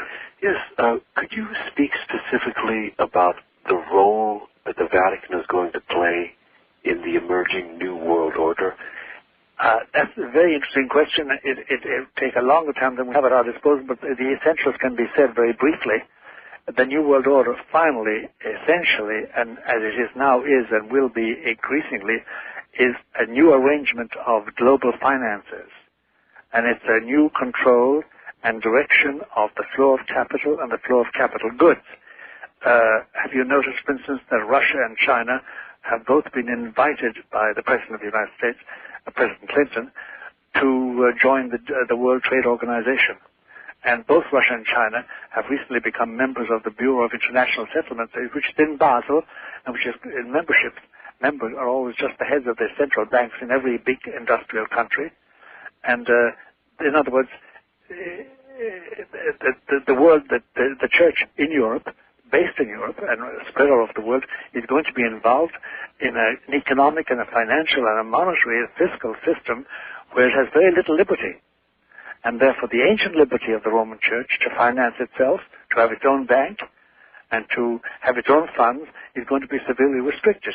Number one. Number two, there are laws now, for instance, in the European Union, which is going to unite every nation from Galway Bay to Vladivostok in one union, monetary union as well as political union finally. They have laws that are strictly anti-Catholic. For instance, every constituent member of that union must have laws permitting abortion and financing it. I see. And they also want laws permitting homosexual marriages. So from your assessment, is the New World Order a good or a bad thing? I'll tell you, it's obviously a stage in the development of human civilization that we can't avert. We can't stop. Do you know what I mean? It's coming whether we like it or not. If it's money, that aspect of it is very nearly in place already. It is. My point always, Art, is to say that don't speak about the coming New World Order. It is here. It is here. If it's money, if it's finances, it's here now, and the political changes will follow on. They will, and the pressure now is not from below. You see, up to this, in our century and previous to this, the pressure was from below, from nations rising up in revolutions and in popular uprisings. The pressure now is from on top, from those who guide the finances and say, look, in order to manage this financial system, which is now globalist and manages every country's finances, in order to do that, we have to have certain rules. Nation states and the idea of nationalist governments and local parliaments, that's all got to be diminished. We're going to have regional authorities. And then ultimately global. Obviously, Art. I mean, but this gentleman, it's not it's whether it's good or bad, it's here. You know? And well, I think it's probably good and bad, like most everything else. Like everything human, Art, it has its negative side. Another place that I was blessed to visit was communist China. They're going through economic changes now that are astounding, even a little frightening, and inevitably, whether they like it or not, the political changes will follow. So you might mark that down as good, but then, of course, we can see many negative aspects of it. That's right. But you see, it's a human situation. It's not paradisiacal. Exactly. Yes. Father, we are at the end of yet another program. It just went violent. It went like a flash of lightning. It really did. And I want to thank you so much for having me on. Well, giving me that privilege. It is a privilege. I want to be sure to be able to have you back on again. Well, you can, Art. You can. Just call, establish it, and it will be done. I shall do it, my friend. And I want to thank you. And Art, I keep you in my prayers in a good, benign sense of the word. Not that I'm praying for you as a sinner. I'm praying for you as a brother and as a fellow traveler on this. You know, Christians used to speak about being in via, being on the road. And those who are dead are in termino, they've reached the end. But we are in via, you and I. And as long as we're associated, you have my blessing and my prayers and my goodwill. Doctor, thank you. God bless you, Art. Today we have the good fortune of interviewing Father Malachi Martin in his home in New York. And in the first of our interviews, I would like to discuss the church and the new geopolitical situation. We're coming out of the Cold War and we're headed into something else, but I'm not sure really what. So maybe you might have some insights as to what exactly is replacing the Cold War. Yes, there is. You put it rather correctly, I think. And I'm not saying this in a patronizing fashion, Bernard. I'm saying it because a lot of people can't even formulate it as you formulated it. We are leaving, the Cold War is behind us. There's no doubt about that. There will never be another Cold War like that again. We're heading into something else, which is much more hazardous, in my opinion, by the way.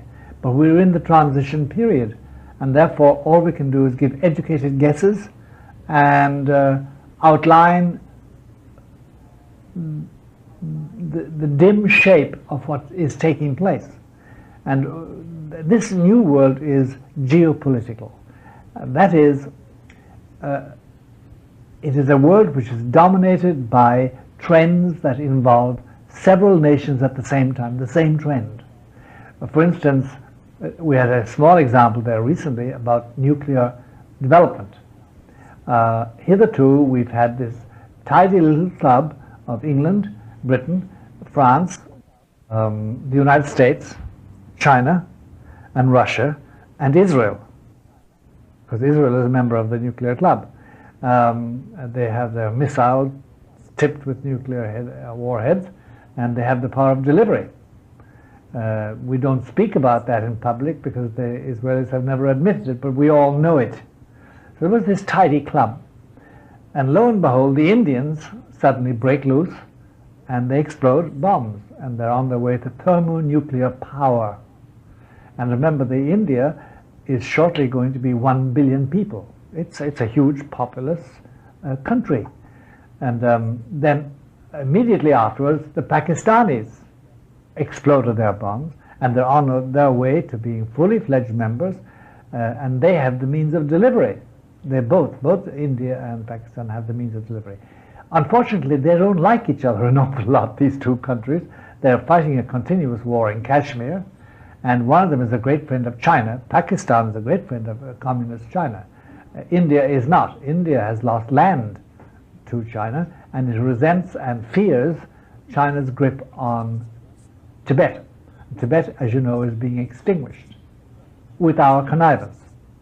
We, the center of democracy and the stronghold of freedom, we are acquiescing totally in the enslavement of Tibet and the crushing of anything like Tibetan language, Tibetan nationality, Tibetan culture. We're acquiescing in that because we're afraid of China. We're afraid of China. And China is the one we want to have a partnership with at the present moment, and for that we will do anything. Even the President of the United States will go to Beijing and celebrate Tiananmen Square, the anniversary of the communist movement. But this is another thing completely. We're not engaged in criticizing the politics of the United States. This is just a statement of fact. So this is a new thing that's geopolitical immediately, because if India and Pakistan have the bomb, Iran is going to have it soon, within a year or 18 months. Iran is going to have it. And if Iran has it, then it imposes a totally new configuration and everything, because they can stride into UN meetings and thump the table and say, no, we disagree. And we can attack too.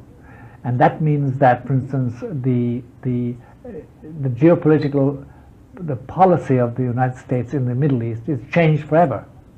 It can no longer rely on Israel, because the Arabs are going to have the bomb.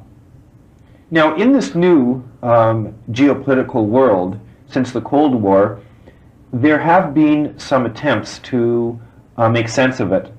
There have been books like The End of History, The Sovereign Individual. That's right. The Clash of Civilizations. Professor Samuel Huntington, yes. What is your opinion of these attempts to explain the post-Cold War world?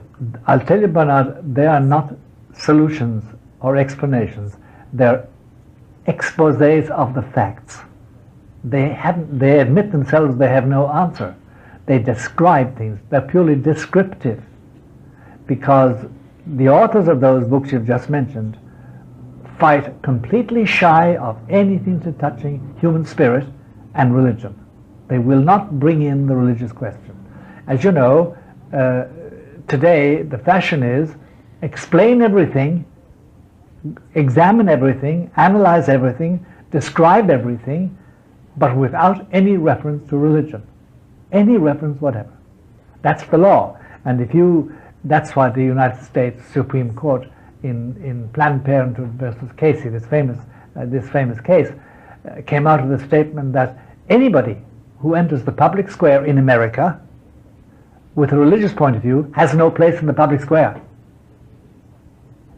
No religious ideology, no religious belief has any place in our courts or in our public square. And that applies to England, applies to France and Germany and Italy and Spain and Belgium and Holland and China and India and Pakistan.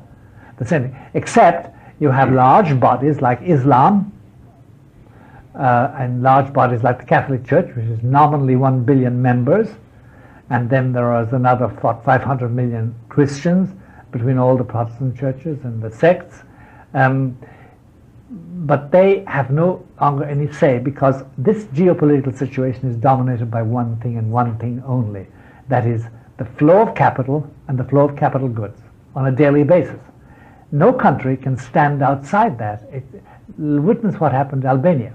Witness what happened to North Korea. They were starving. They have to, if you don't enter that, if you don't share in the flow of capital and the flow of capital goods, you perish. So the attempt in the New World Order is to make religion an entirely private matter. That's right. Completely out of ken and out of account. You can't rely on that. You can't brandish your religion in any way or say, I'm justified in doing what I'm doing because of my belief. No, you can't do that. And you must conform to the new geopolitics of trade. You must share in the capital. You must depend on the IMF. You must depend on the World Bank. You cannot stay apart from it. Your whole economy has to be geared to the flow of capital and the flow of capital goods. Otherwise, you're going to perish.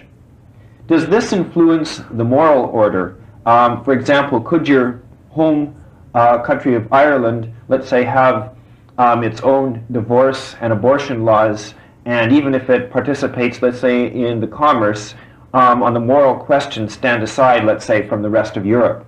No. Europe has accepted Ireland as a member of its European Union, but on condition that it finally produces laws that provide mandated abortion, that approve of domestic partnerships instead of the traditional marriage, same-sex marriages in other words, and sterilization and contraception.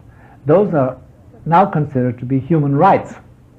And if you don't grant those, then you're anti-human. You're committing a crime against humanity. And shortly they hope to have an organization attached to the UN which will enforce these laws and bring anybody who violates them to court as a criminal. And they hope to have a blue helmeted police force international to go and arrest you. We're moving in that direction. Could we eventually be headed in the direction where some aspects of our Catholic faith become criminal offenses. Sure, sure. That if the church condemns homosexuality, same-sex marriages, and condemns homosexuality, that will be a hate crime. It's already a hate crime. You can't do that. And in a place like New York, by the way, or in Washington, at the normal dinner table, if you show any adversity to contraception, abortion, homosexuality, you're not invited back. You don't belong. You simply don't belong.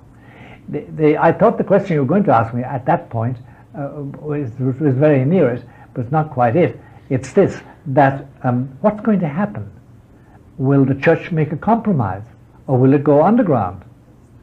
Or what will we do? Because it will be that you will not get jobs, you'll be dismissed. Now, during the Cold War, the church actually did have an active underground role to play. Sure. What was that role? And I think wasn't John Paul II, he was a player in that. He was, because you see, the American government, really under Reagan, but even before that, but under President Reagan, they made a special agreement with the Polish underground. And they supplied money and machines and faxes and typewriters and radios and money through the Vatican to finance a huge underground which crippled the Polish government. But that's no longer possible, because now the thing is in the open, and it can't happen like that ever again. And that's why actually one of the difficulties John Paul II is having was that the means by which Poland was saved from communism was a purely secular means. Because, as you know, the average Polish woman has 9 abortions in her life. Today. And right through the communist period, because abortion was very possible. They still have it.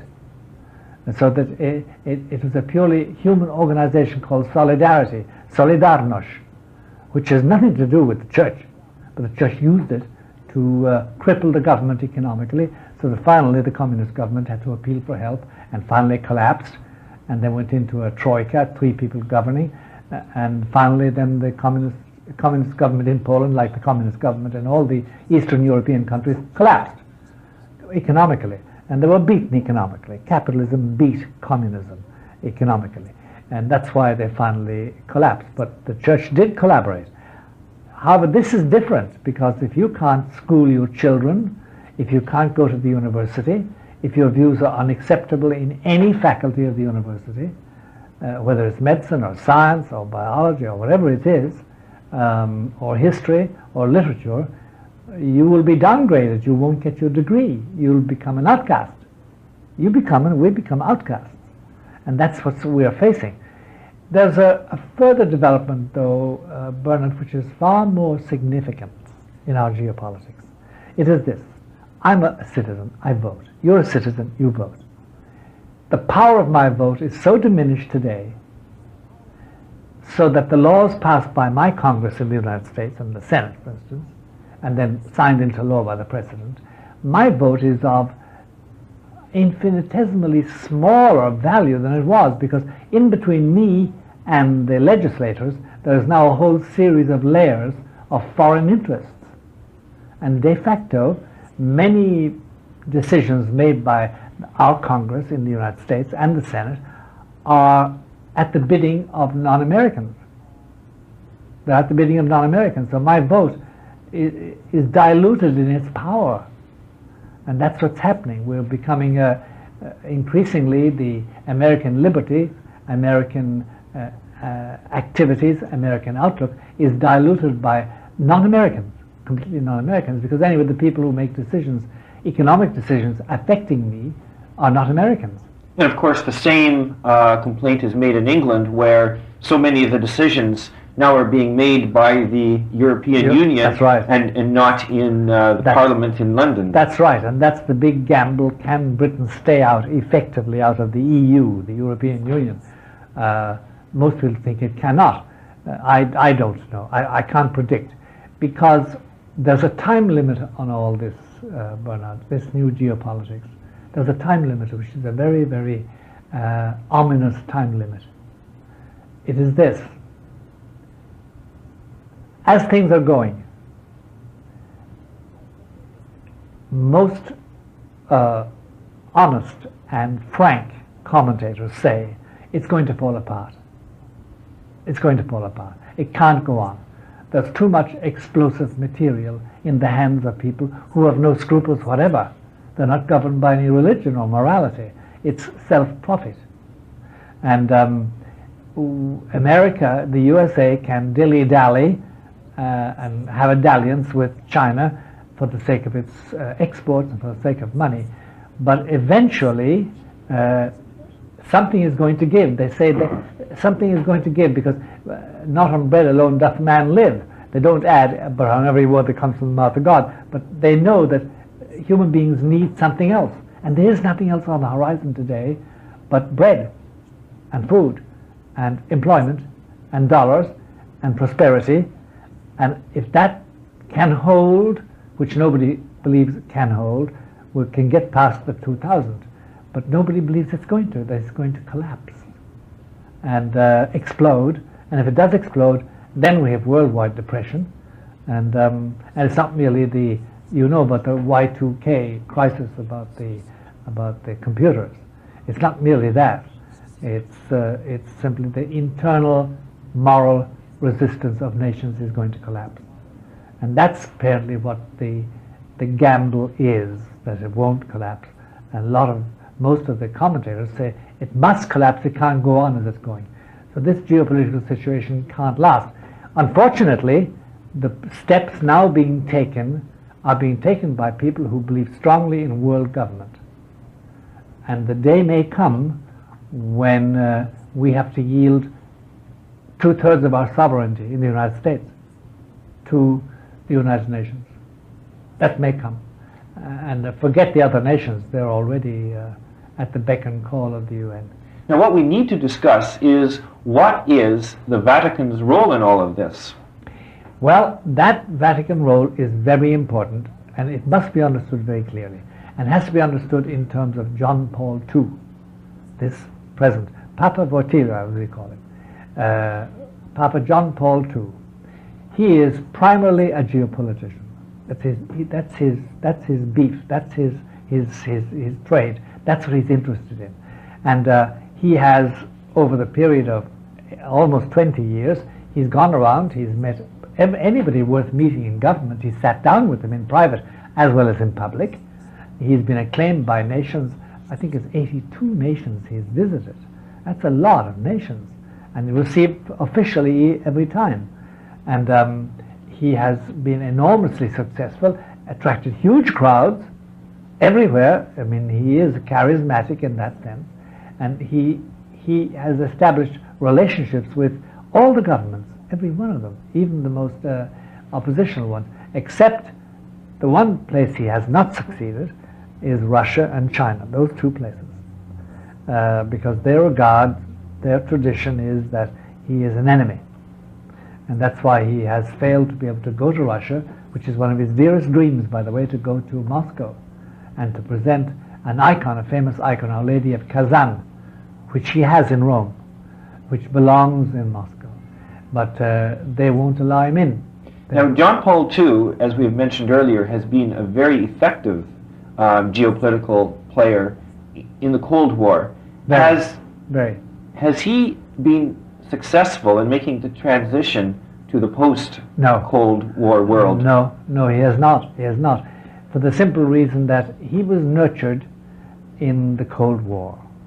He was educated in the Cold War and in the techniques of survival in the Cold War and defeat, finally, of Marxism as such. Because we're not up against the raw, crude Marxism of the Stalinists. We're up against something else completely. We're up against a creeping materialism based on genuine achievements economically, scientifically, socially, medically. I mean, there are huge advances everywhere.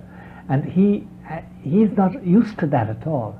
Now, is this why he seemed to relish that trip to Cuba, because it's one of the last places that the Cold War is still going on? It was, and we must understand, by the way, that his visit to Cuba was done in complete coordination with the State Department of the United States. I mean, the Vatican never makes a move like that unless it consults with the governments concerned, and we're the most concerned government about Cuba. And there's no doubt about it. I was asked to comment in public on it all, and it was quite clear that Castro regarded this as the last fling. It was the last sign of his. It gave him a chance to lambaste America again, and propose again the socialization of the world. But he was obviously a little boy in the presence of his father, and he was most humble actually, and most acquiescent with the Holy Father. There was no effort to, and when the Pope openly criticized Cuban communism, there was no objection to that at all. The microphones were left on, and he wasn't shot at, and he was held in great honor. And obviously, it was.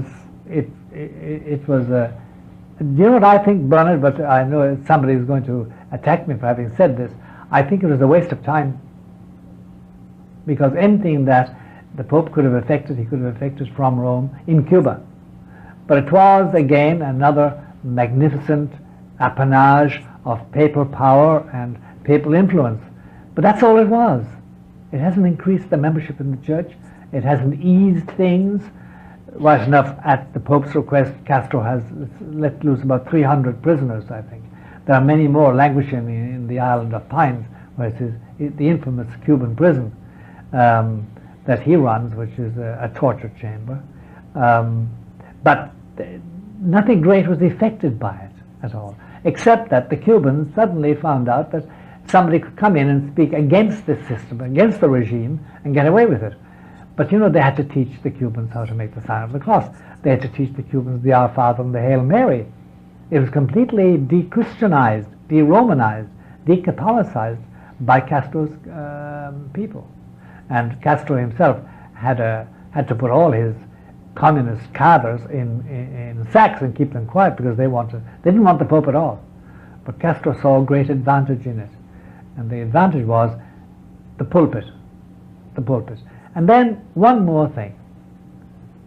Castro is going to die sooner than later. And he did confess to the Pope that he is a sinner and he wants his blessing. So perhaps Christ is touching the heart of this man, Fidel, who's committed so many crimes against humanity and has been the cause of so much killing in Africa and throughout the world, and lies and deceptions and cruelty and torture. I'll never forget the books, but that book by Valladares, who was in his prison, who came out and published it in the United States. It's a horrible tale of man's inhumanity to man, directly caused by Fidel. He's been a very bad man. There's no doubt about that. Now, I want to make a contrast now, which should shed some light on our discussion of the New World Order. The Pope did, let's say, achieve some results from his trip to Cuba, and that there were these 300 people released. Sure. A few months later, the Prime Minister of Canada, Jean Chrétien, visited Cuba, and he left empty-handed. What does this show us about, let's say, the power of the Church in the world? You've underlined something which is the residual value of this papacy. The charism of the Holy Father. There's no doubt about it. When you meet this man, even in his present reduced physical condition, because he now is very reduced, you're still overwhelmed by this. He has papal charism. He means something. He signifies something. And I watched, fascinatedly, I watched every scene on CNN and the other shows which showed Castro in the presence of John Paul II. He was like a little boy with his parish priest, bending down, because he's a tall man and the Pope is bent over, and Castro was behaving like a little boy with his uncle, or with his papa, with his parish priest. He really was humble in his presence and addressed him very, very decorously. It is the charism of, and then you see, he laid it on Castro in private.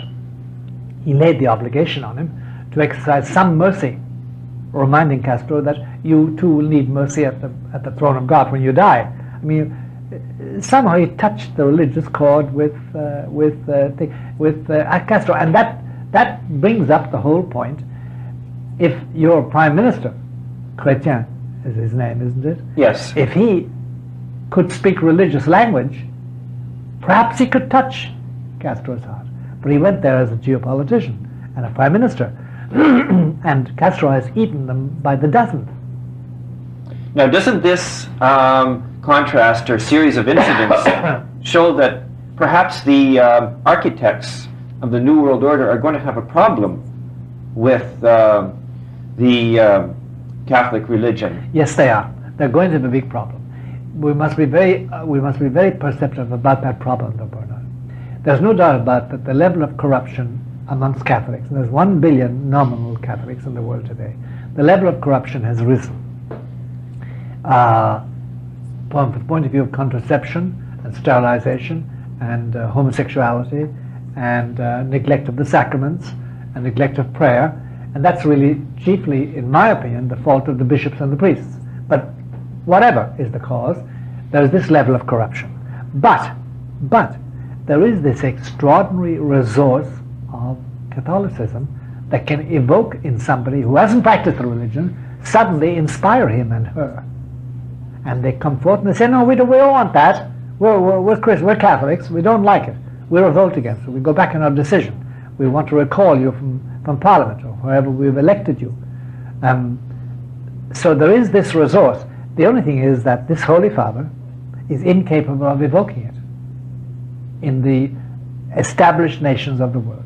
He's incapable of it. For instance, he came to New York and he held a mega mass, really a mega mass in Yonkers. And there was a huge crowd there. And the reporters went around a little afterwards asking the people, what do you think of the Holy Father? Do you like him? Yes, we like him. He's our Pope. And do you like what he says about abortion? No, I don't obey that. Do you go to Mass very frequently? Well, now and again when I feel like it. It was the standard answer. So he doesn't evoke that Catholicism. He doesn't evoke that. He evokes loyalty. So the basis of it is there because they're all baptized and they're all within reach of what we call in the Church sanctifying grace, the supernatural help of God. But this Pope has not been able to evoke it. He gets huge crowds, whether it's Madrid or Paris or Częstochowa or New York or Atlanta. He gets huge crowds. How many of them go there because of faith?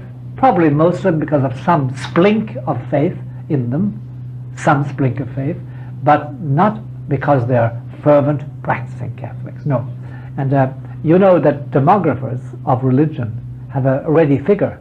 They say any world religion, Christianity, Judaism, Islam, Buddhism, Shintoism, at any given moment only 25% are practicing. Only 25%. That rises in moments of crisis and of war, and it falls in eras of prosperity to about 20-25%. So it's normal probably, because you don't get crusades in the middle of prosperity. You always get crusades at the time when people are hard put. And there was no doubt about it, during the war years, the practice of religion was tremendously high in the countries at war. But once peace came, it went back to its normal 20-25% rate. So that, but there is no doubt about it, there is this residual Catholicism, which is very dangerous for the secular politician. It can turn on him. It can turn on them. And that, but this Pope is not capable of evoking that. He has no support whatever. And that's because of certain characteristics of his papacy. We can enter it, we can describe those later on in another section of this conversation. But he has not got that power. By the way, let me add, he never set out to evoke it. John Paul II never set out to reform morality. Never. He never set out to create huge Catholic movements. No. It's not his wish. He has a completely different idea of what he would like to do. He may not be able to effect it before he dies, because now he's infirm and old, although he's not much older. He's only 1 year older than me, but still he's much more infirm in health. But he may be able to attain it, but he hasn't achieved his goal yet. Now, this leads us to a question. Pius XII would have evoked, let's say, a deeper sense of Catholicism. Absolutely. In that the people at that time, let's say, didn't have abortions, they did go to Mass, they did say their rosaries. Absolutely. What has happened since then? Well, within the Catholic Church, what happened was a 3-year event from 1962 to 1965 called the Second Vatican Council. That was the beginning, the first step. The second step was the destruction of the old structure of the Church. A destruction. It was destroyed.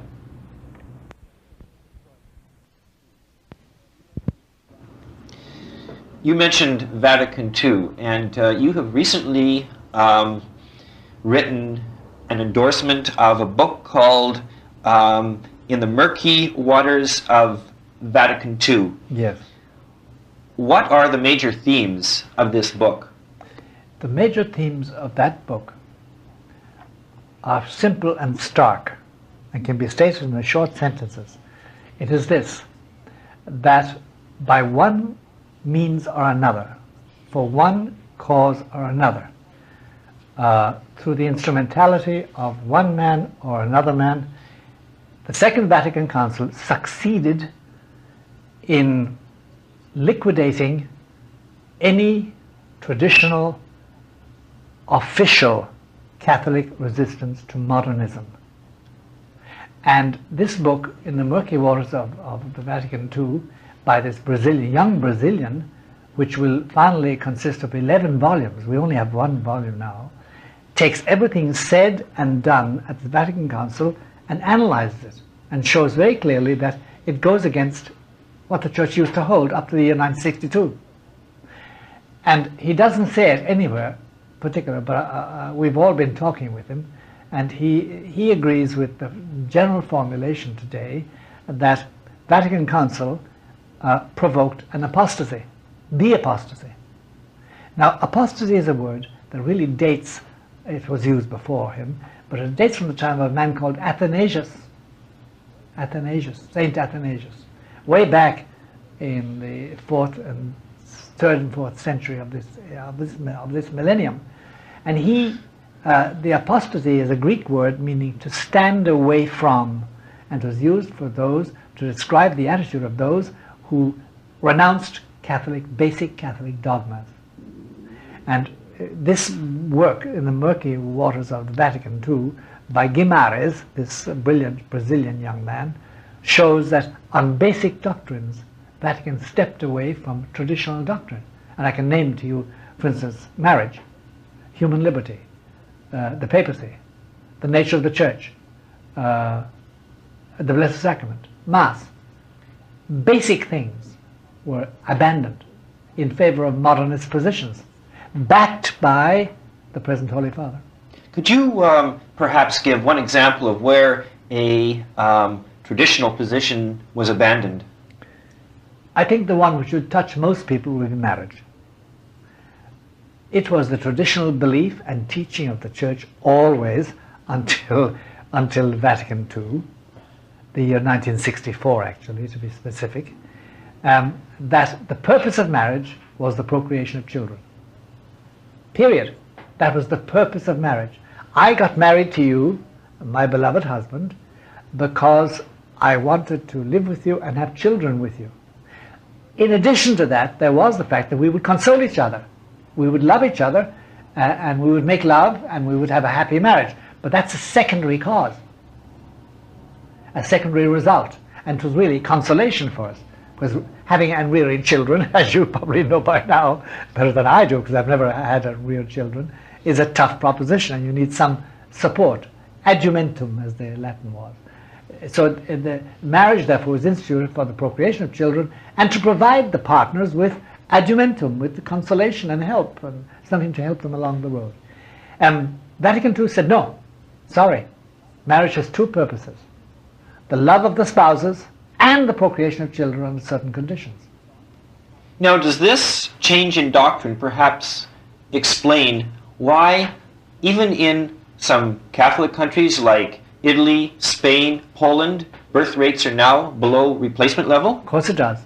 It also explains the fact that, for instance, if you meet in America a normally good, as we say, good Catholic couple going to church, sending their children to school, blah, blah, blah, blah, blah, yada, yada, yada, but only with 2 children. 53% of them we now know have been sterilized. They've gone in for sterilization completely. After the second child, they're both sterilized. So the idea of the limited marriage, called natural family planning, but it's not really that, is the order of the day. And that's why we have diminished families. We used to have families of 6 and 8 and 10, 17. There's no such thing nowadays except amongst the Irish or the Puerto Ricans, perhaps, traditional groups, or the Orthodox Jews. But they also practice a certain amount of contraception. But that's why the population has gone down. Now, it also means this, though. If the purpose of my getting married to you, I'm a young woman and you're a young man, if that purpose is primarily to satisfy me sexually and sensually, well, you know, Bernard, nobody's sexual attraction lasts that length of time. It varies with age. And I'm going to finally lose interest in you because there's somebody else comes along and he's far more exciting.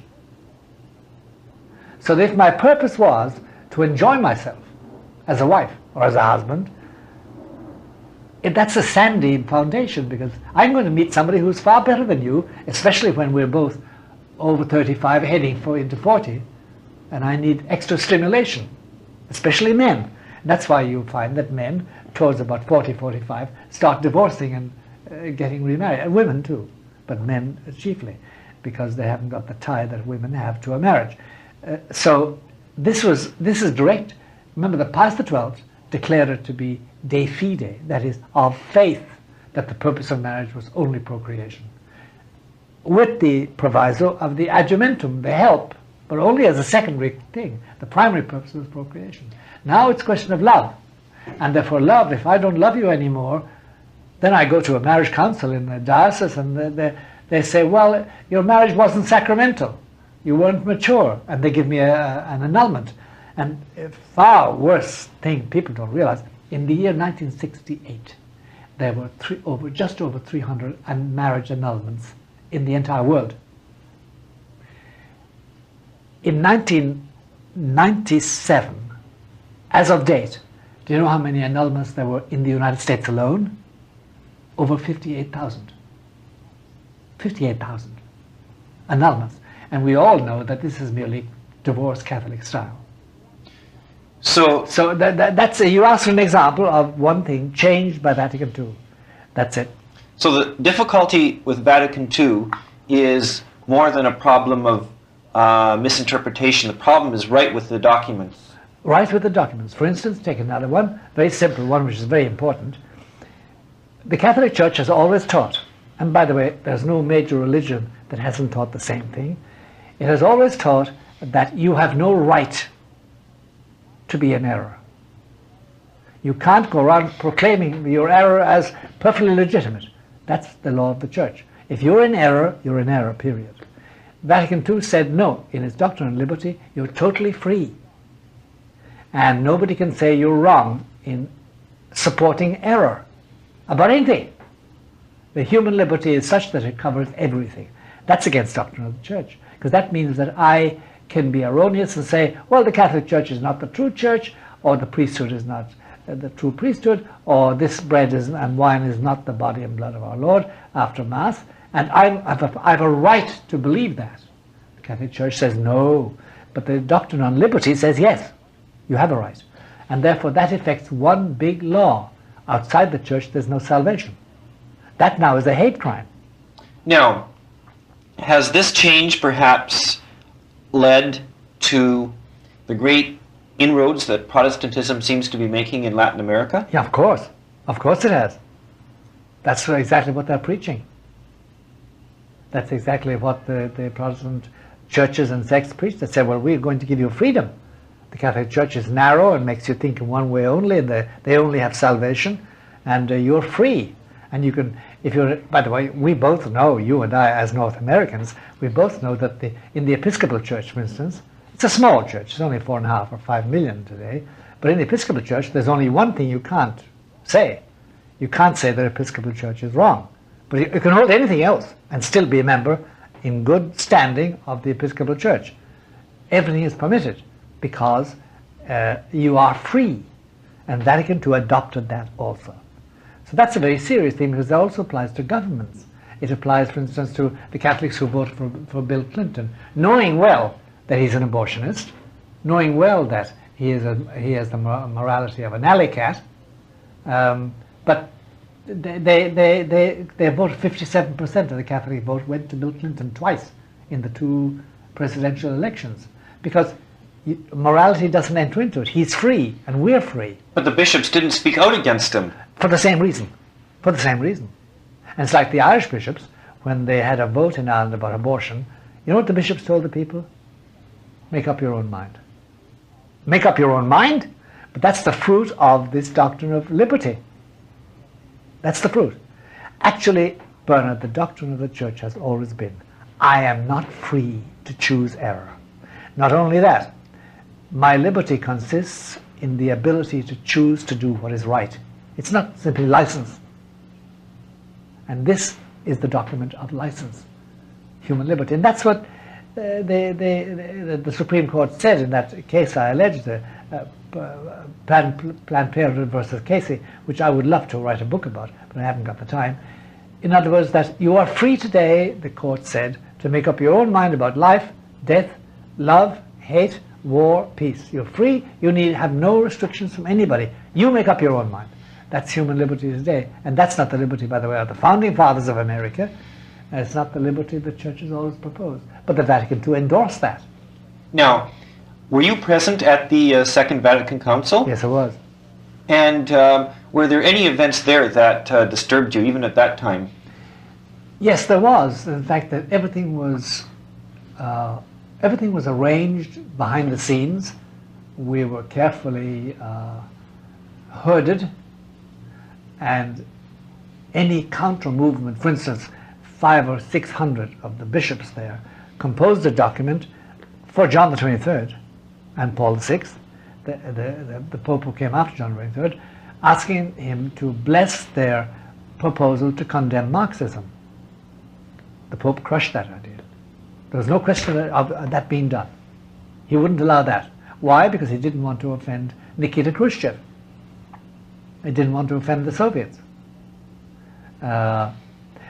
Then, for instance, they would go so far when somebody like Cardinal Ottaviani was the leader of the traditionalists, when he started speaking out against the conditions in which the council now labored, I remember his words, they cut off the microphone. He couldn't be heard. He couldn't be heard. And then the Pope was always on the side of the non-traditionalists, of the progressives, always. And he put the direction of the council in the hands of Cardinal Sunens of Belgium, who was so far left that you couldn't see his behind. And this was true both of John the 23rd and Paul VI? Both of them, yeah, it was. And you see, then there was this terrible thing that, as Paul VI said, the purpose of the council was to prepare the Church to help man to build his human habitat, his human paradise on earth. That was the purpose. And remember, that's the whole theme of Gaudium et Spes, the document composed by the present Holy Father, which is the blueprint for the modern Church, into which we should someday do a tape on that and that alone. We should do a conversation on that. But so Vatican II, also, you see, the nature of the Church. For instance, the Church was always composed of the faithful, headed by Peter, the Pope. And under him there were the bishops. And the bishops were subject to the Pope and could not go against the Pope in doctrinal matters. Vatican II changed all that. It said the bishops shared the same power as the Pope. It changed the entire face of jurisdiction. The result was that a bishop like Bishop Untener of Saginaw, or Clark of Rochester here in the United States, or Mahoney in L.A., in Los Angeles, can thumb their noses at Rome. And Rome can't do anything about it. Because they now enjoy, according to Vatican II, the same power as the Pope, same universal power. Does this explain why Rome never seems to be able to take any real action against, let's say, heretics? Of course, because there are no such thing as the heretics. You're free. Now, if you really go to extremes, there was this man in Ceylon, Sri Lanka there last year, Balasuria, who was making a complete fool of himself. And they had to say, come on, Jesus. But he was reinstated very fast. The only one excommunicated by the Church of John Paul II is Archbishop Marcel Lefebvre, the founder of the Pius X Institute. The only one excommunicated. Really. The only prominent man excommunicated. So the only real crime then is to hold to tradition. And to say so that the tradition dominates what Vatican II decided. There's this point about the whole thing which we must tell our listeners, and it's this. Vatican II was not a dogmatic council. Both the Pope, Paul VI, and John Paul II, and the council itself said openly and nakedly, this is not dogma, this is merely a pastoral council. We're giving our opinions, not dogma. Nothing is laid down that you must hold on faith. Nothing is laid down. The result is that the ambiguity is huge, and it infects both the new canon law published in 1983 by the present Pope and the Universal Catechism, which is full of ambiguity. You can really choose and pick cafeteria style. You can choose and pick what you want to believe, and they do, and they do. But now that has gone so far that it is safe to say, and this may surprise you or may sort of disturb you slightly, of the 1 billion Roman Catholics in the world, I remember most of those are in the Western world, 1/3 of them is in Latin America. Due to the malfeasance of bishops and the neglect of 3 popes, John XXIII, Paul VI, and John Paul II, the majority of 1 billion, what's that? Oh, I suppose 700 million, are in apostasy, and they don't know it. They don't know it. They've been taught the wrong doctrine. They no longer believe in the Blessed Sacrament as we used to.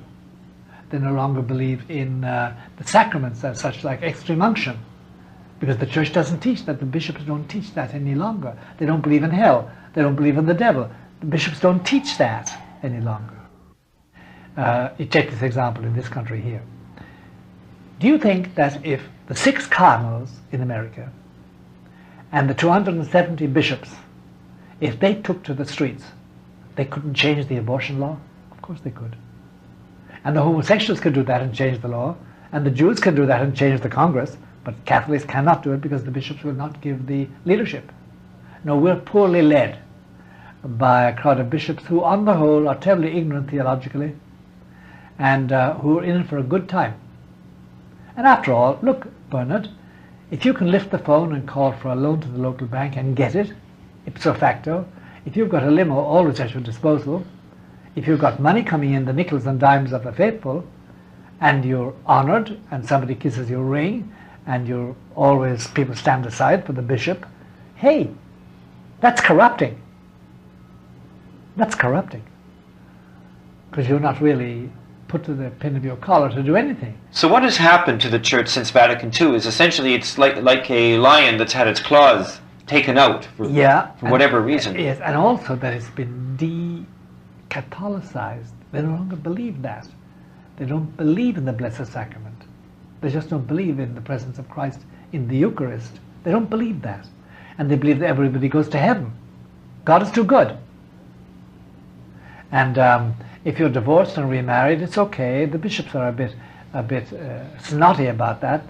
But de facto, that's quite okay. You can get married and have children and go to church, and many prominent Catholics do.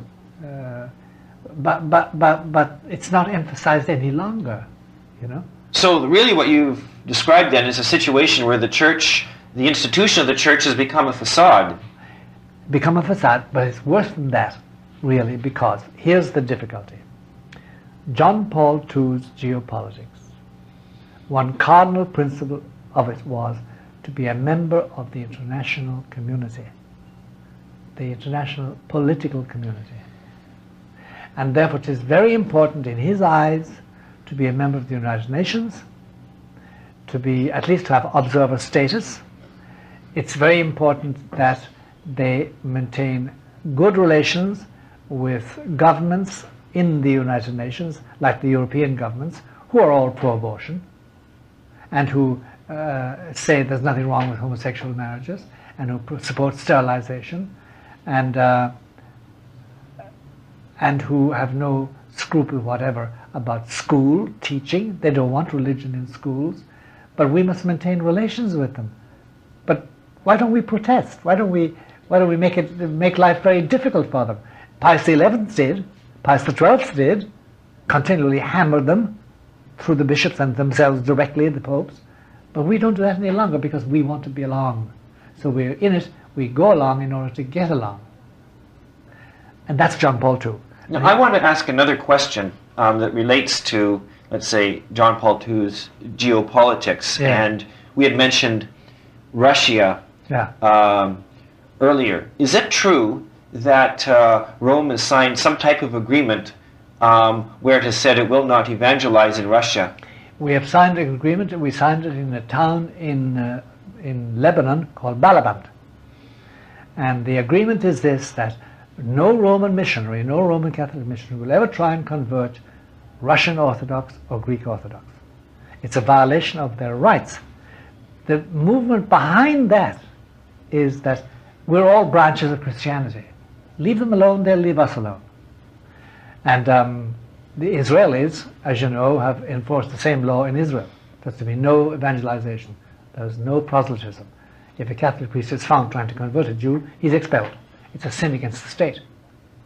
And we have signed that agreement with Israel. The Vatican has. That we will not violate that rule. So we're agreeing to have our hands manacled, our feet tied. We no longer are free, whereas they're free to propagate anything they want. Now, the Pope goes along with all that. He has signed those agreements. And what's his name? There's a Cardinal Cassidy there. He's an Australian. But he's in charge of ecumenical relations for the Pope. He has signed an agreement recently with the Old Catholics. Now, the Old Catholics don't believe in the papacy, in the papal infallibility. But he has signed an agreement with them, permitting them to have Holy Communion and Mass in Catholic churches. The entire facade has crumbled in Rome. So the policy in Russia is just part of a larger policy, and it might also explain, let's say, why Rome doesn't try to take advantage of, let's say, the implosion of the Church of England. That's right. That's right. That's right. There's no. It doesn't. The policy is totally fit in. Get along in order to go along with them in order to get along with them. So we want to be a member of the club. That's right, and we are. We are a member of the club. We are a member of the club. For instance, really, did the bishops make any difficulty about this partial birth abortion? There's a terrible issue where a baby is half born and then you kill it in order to have its intact body for harvesting the organs. We really didn't protest about that. Not really. We didn't object to it. Father Marx did, HLI, Human Life International did, and single Catholic organizations did, but not the bishops. There's no unified stance on all that. And a man like Cardinal Bernardine, for instance, who's dead now, when he was Archbishop of Cincinnati, he actually forbade the Catholics to protest abortions. He didn't want anything like that. He must have smooth relations with everybody, including Planned Parenthood and the abortion mill owners and propagators.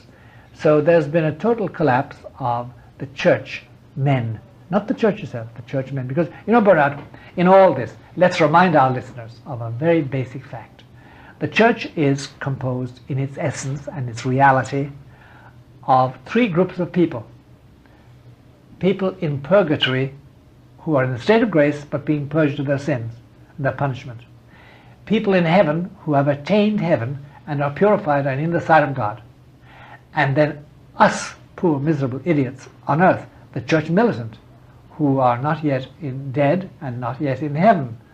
We are the church, and we are headed by the Vicar of Christ, and that's the Bishop of Rome. And we have an unbroken line of 264 people going back to the historic figure of Jesus and Peter. We have that's our big link with the historical Jesus. Without them, that line, we have no connection with Jesus, historically. We have that. The church then has bishops and priests. They're church men. They're not the church. And we're often talking about, why doesn't the church do this? Why doesn't the church do that? Why did the church do this? It's church men who've done it in their sins and their weakness. And so we must always make that distinction between the church. If you got off the boat in Alexandria in 120 AD with your little bag and said to the men at the quayside, where's the Catholic Church? They'd look and say, what do you mean Catholic Church? They didn't know it. And then when you talked a little more, they'd say, oh, yes, they meet down there in the poor section. They're kind of fishermen and slaves and sanitation men and old women. And they have a celebration every Saturday and Sunday. And they read letters from somebody in Rome. They have a fellow in Rome, they say, is their head. And they have an episcopus, they have a bishop here, and a priest. And they sing funny hymns. And they don't sacrifice any animals. They're not that type. They have something else. We don't know what it is. That was the church. That was the church active in that time.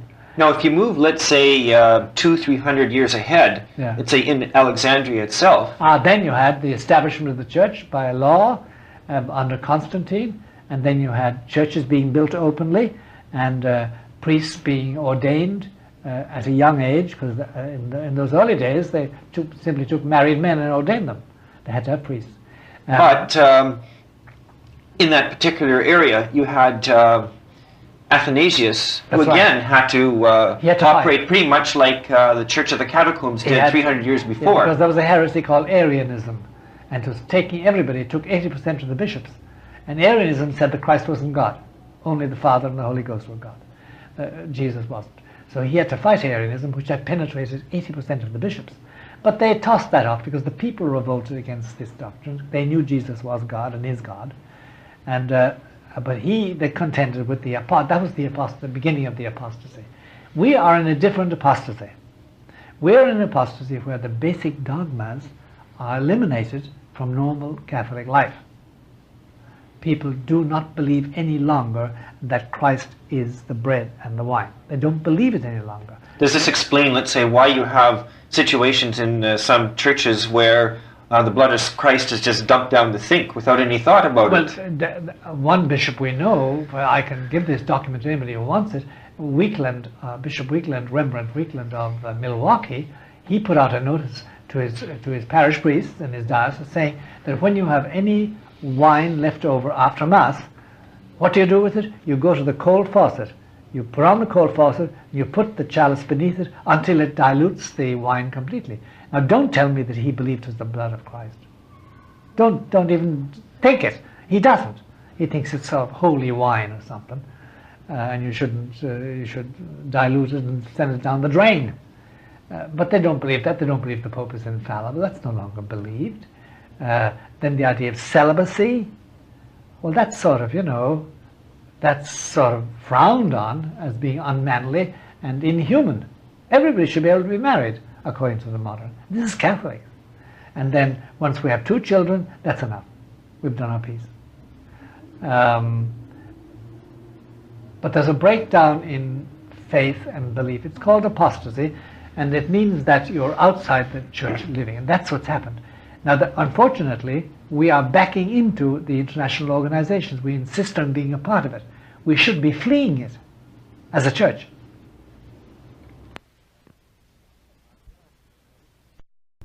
You've described a situation where many of the church men have apostatized, have left the faith. Now, suppose I get off the plane then in Milwaukee and ask where the church is. The implication seems to be is that it's not, let's say, in the Chancery office. That's right. That's the implication. That's the implication. And the implication, though, is a bit horrific for the Catholic mind. But I'll tell you why I say the word horrific and why I say it is horrific. There are very good reasons today to think that the ordinations of certain priests are invalid, that they don't become priests, they don't receive the ordination rite, they cannot celebrate Mass, they can't forgive sins. And if that is so, that would explain, by the way, an awful lot the lack of grace. Why it is that people don't observe the law any longer, and they don't say prayers, and they have no devotion, they don't go to Mass frequently, they go when it suits them or when they have to, and their marriages are not blessed with harmony, and they don't say the rosary at night, and it's not a Catholic family any longer. Most of them are not. There's no Catholic tradition in them. Now here's a very important question that you're leading into. You just have to pick up a newspaper and you see that the moral order of society is breaking down. Marriages are collapsing. Abortion and sex outside of marriage is running rampant. And I could list a long... list. Yeah, we all know the list. We all know the list. We witness it every day, every week. And you have a lot of table discussions and news reports that this is happening. But what nobody seems to be addressing is why. Why do you think that this is all happening? I'll tell you why I think it's happening in the United States. And I'm in Europe, but I'm living in the United States, and I'm a citizen here, and I'm very near it. It's this. Unless supernatural grace is present, I am not going to observe the law of God. I'm not going to be faithful to my wife or my husband. I'm not going to be honest in my work, my business. I'm going to be selfish. I'm going to indulge my passions if I'm not practicing a religion. And I can't practice religion without supernatural grace. Now, supposing the sacraments, which are by the way, the sacraments are the only sources of grace. They're the only sources of sanctifying grace. If I do not go to Holy Communion, if I rarely go to Mass, if I have betrayed my baptismal vows already, if I have flaunted carelessness about the 6th and the 9th commandment, I've lost grace. I'm in mortal sin. In mortal sin, I don't receive any grace. And therefore, I'm going to go on like that, and I'll affect others. And I think it's the overall fact that in the church in America, in the actual church people, of the members of the church in America, the level of supernatural grace has sunk because many masses are invalid, because many priests are invalidly ordained, many bishops are invalidly consecrated. I think the jugular vein has been cut. So what we're seeing then is that the moral breakdown is really, at its root, a spiritual problem. Sure. It's a supernatural problem. And the point is this: nobody can calculate, but you can think it out very carefully. Nobody can calculate the presence of a very dynamic, supernaturally minded group of people in a community. It transforms everything. You have to take account of these people. A very good example of that in America, whether it's in Canada or something else, but in America is this, that the one crowd of people who are immovable and you cannot touch or violate or in any way inhibit are the Orthodox Jews. Oh boy. And they are absolutely firm in their beliefs. Now, you can call them prejudiced, you can call them narrow-minded, you can call them ghetto-minded, insular, but de facto, they have a powerful influence. People will not misbehave themselves in their presence because they're always there and they're willing to fight you. And they live their doctrine, the Orthodox Judah. The other conservative and Reformed Judaism, that's something else completely. But the Orthodox Jew, no. Catholics, unfortunately, are not of that caliber. For instance, there's a play on at the present moment proposed in New York about Jesus and his 12 disciples. And Jesus in this play is a homosexual, and he sleeps with all his disciples. You try and do that about Moses and Abraham. Oh, no, sir. You won't get around the corner with that. Because they're there, they're a militant presence, they're absolutely firm, there's no deviation, and they have a grace about them. We have lost this grace, unfortunately. The Catholic Church in America, the people and the bishops, have lost that grace. Now, what followed the Second Vatican Council were large changes in the Mass and in how the sacraments were done. Do you think that these changes in the sacraments and in the Mass have had something to do with the drying up of grace and the moral breakdown? I do. I think that the ordination of priests is invalid on account of the rite used, R-I-T-E, the ceremony is used. I think that a lot of baptisms are invalid. It's very hard to make an invalid baptism, but you can do it. I think a lot of confessions are invalid because they don't use the proper words again. Marriage is probably safe enough because it's actually the two people marry each other. The priest doesn't marry them, he witnesses their marriage. But extreme unction, for instance, the new rite of extreme unction is certainly invalid. It doesn't ensure heaven at all. So that completes the picture of the sacraments.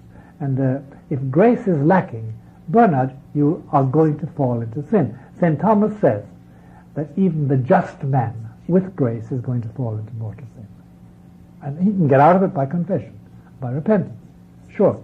But he's going to fall into it. Suppose you haven't got grace at all. You don't go to the sacraments. You were baptized, but you renounced your baptismal vows a long time ago by your behavior, and you betrayed your marriage, and you don't go to Mass, you don't kneel down ever on your hunkers and pray, you don't do penance, you don't fast, you don't worship the body and blood of our Lord Jesus, you don't even receive it, you don't believe in it any longer. Come on, what chance have you got of sanctifying grace? So what you're actually saying here is that by human means alone, one cannot fight off the wiles of the devil. No. You are open, you're sitting duck, as we say in hunting, once you haven't got grace. And that's why many people, faced with a crisis suddenly, when they've gone along blithely, not observing the laws of the church, suddenly find out that they're exposed to terrible temptations, and they get the grace. For some reason or other, they get grace.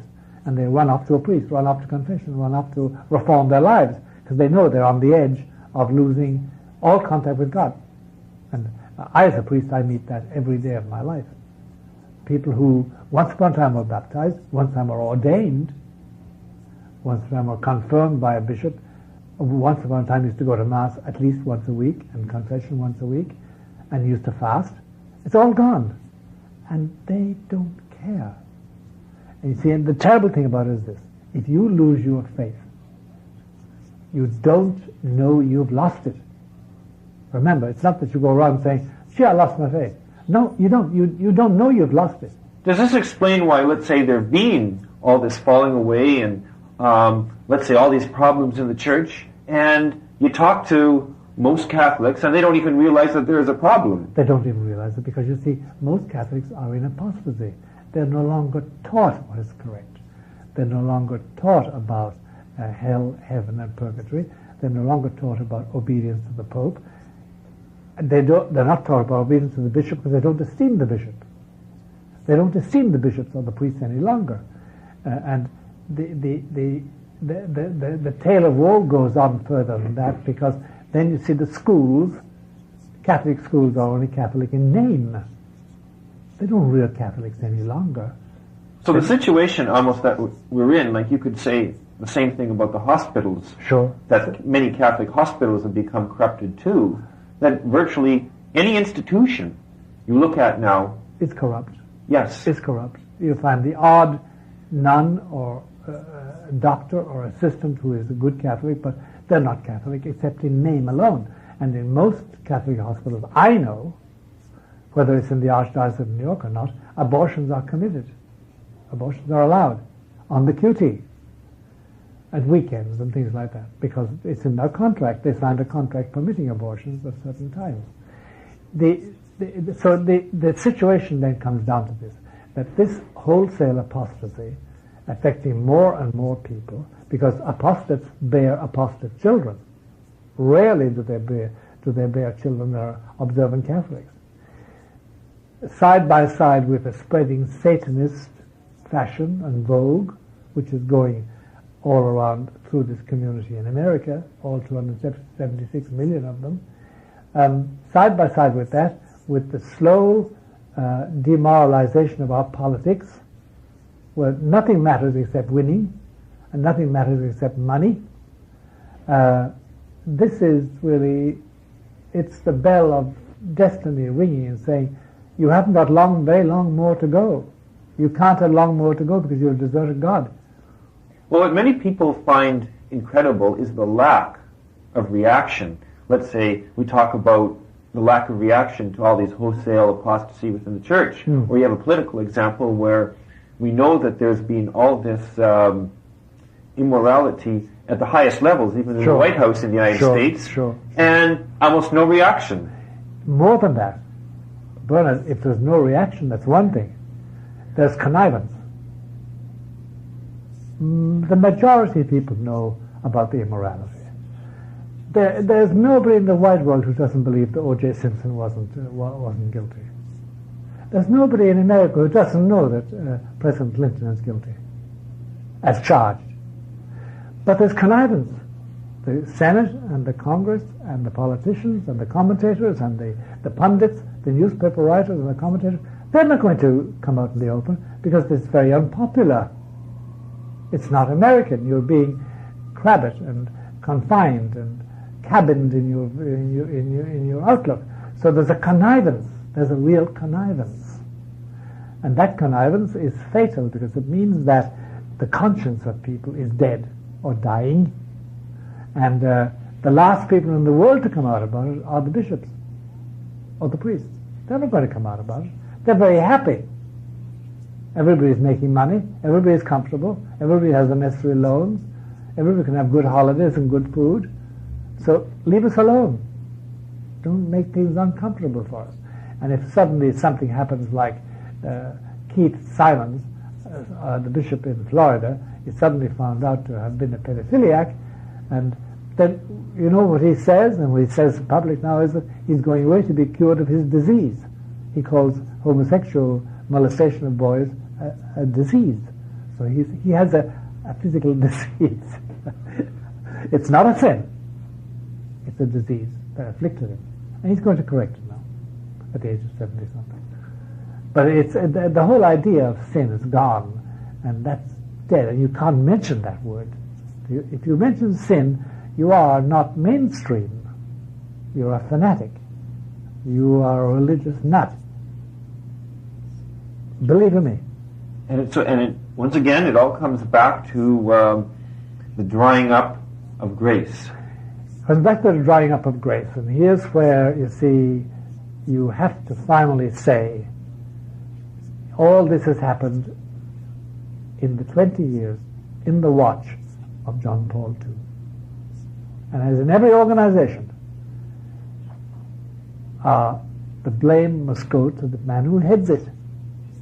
And by the way, let nobody think that John Paul II, from the year 1978, October, when he became Pope, let nobody ever say that he didn't know what was happening. We have covered his eyes with reports. We have filled his ears with tape recordings. We have occupied his days and his hours, night and day, with first-class reportage to him personally. But nothing was ever done, because John Paul II has another purpose in mind. He has had a geopolitical dream, which he hopes still to achieve in spite of his ill health and in spite of all the difficulties in his way. He has a geopolitical dream for the year 2000. And what is this dream? That dream is, it's a dream. It's this. He hopes to form a new dynamic, as he calls it, a new power on the international scene. The center of it will be Roman Catholics, 1 billion, that's a respectable number. Clustered around them are all other Christians, Protestants, all non-Catholic Christians. Clustered around them will be Muslims. There are almost 1 billion Muslims. And clustered around them will be the Jews. And that, he said, is the most powerful dynamic if he can only put them all together and get them to agree. And that was the day of Assisi in 1986. And that's the meeting he's going to hold in Mount Sinai, he hopes, in the year 2000, and go to Jerusalem and go to Baghdad, because Abraham came from Baghdad, came from around in Iraq. And he hopes to create this new dynamic that will change everything. In the meantime, he hopes to have formed a union with the Russian Orthodox and the Greek Orthodox Church. Now, a judgment on all that is that it is impossible, it will not happen, that it is a dream, and that in the meantime his energy was not devoted to sanitizing his church, correcting the errors. Now, let's insist on one thing, Bernard, so that people know very well. This is the Pope. This is the 264th successor of St. Peter. He was validly elected. He does represent Christ. He is the vicar of Christ. He is the substitute for Christ on earth. And when he speaks infallibly, and he has never spoken infallibly yet, by the way, but when he speaks infallibly for all the faithful, in a definition, he will always tell the doctrine of Peter and the doctrine of Jesus. But that does not mean that I've got to follow any error in his thinking. But it also, let's say, then doesn't mean that he's automatically lost his office. No! On the contrary, his misery is that he is Pope, and he's responsible. He's responsible. And when he goes before Christ, Christ would say to him, you were responsible. It was under your watch that all this happened. What did you do about it? That's the dreadful thing. Is that true also, let's say, of the bishops in the United States and Canada and other Western countries? Sure it is. That they haven't automatically lost their office because of their errors? Right. Not automatic. Well, some of them are gone so far that you know they're in total error and they have lost their office, but most of them have not. But Bernard, there's something else here which you and I must reflect on. You're not an American, you're a Canadian, I'm an American. It is Catholic doctrine that a man like President Clinton is president because of Christ's will. Christ has willed this man to be president. And just as in Christ's time there was regards Pilate and as regards Caesar, the two people who condemned him, President Clinton has to account to Christ because he is the head of the superpower now. And anything that we really did wrong during his 8 years as president, he's responsible. Just as the Pope is responsible for what happened, he didn't correct in his church. And so Clinton, not merely personally as a man, faces Christ, he faces him as somebody in whose hands Christ put supreme power. Hey, he's a superpower. He commands armies and navies and atom bombs and money. Huge influence, so he's responsible. And that brings us to a very big question, which we should broach. And that question is, why has Christ allowed all this? Because it is Catholic doctrine that this misery of the church is allowed by Christ. He foresaw it, he could have stopped it, he didn't. He didn't stop Vatican II, he didn't stop the corruption of the bishops, he didn't stop the heresy of Cardinal Suenens, he hasn't stopped the heresies of Cardinal Mahony, or the heresies of Cardinal Bernardine, who's now dead and gone for his judgment and is already judged by God. He didn't stop all that. And he hasn't stopped the invalid ordinations. And he hasn't stopped the invalid consecrations of bishops. He hasn't, and the invalid confessions. He's done nothing. He's left it all to, what is Christ about? What is he doing? But is there a scriptural basis to it? Because also he didn't stop Judas from going to... You'll put your finger on this, but we as Catholics, in the words of St. Anselm, we're intelligent, but we have faith, but we're looking to understand what is happening. Because Christ is our Savior. Bernard, he's our Savior. He's not merely a historical figure. He is the one who says, I will save you. I will give you grace. I will wipe out your sins. I will bring you to heaven. I will help you on earth. Even if you're weak and unread and commit sin, come to me, because I will make your sins, scarlet sins, as white as snow. I'm your Savior. I can intercede with the Father. The Father will let me have what I want, because I am His Son. But what's He doing? What is Christ doing? Well, because He's doing something, allowing this corruption of an organization. Look, Bernard, you may not remember it, but I was born in 1921. And the church then, up to about 1960, 1955, 1960, was a monolith. A monolith. Feared by everybody who was outside it, to offend it. They were afraid to offend it. And it was respected. And by the way, it wasn't as numerous. There were only about, when I was born, there were only about 28 million Catholics in the United States. Now there are something like 66 million. But the Catholic Church was respected and was strong, and it had vocations, and it had convents and schools. And there were real Catholic schools, and real Catholic bishops, and real Catholic sermons, real Catholic books, real Catholic companies publishing his books. It was a monolith of strength. But there must have been some reason that all of a sudden turned everything upside down. Yes, there was. The Vatican Council was and the corruption was, but my question is, why did Christ allow it to happen? Because he could have stopped it.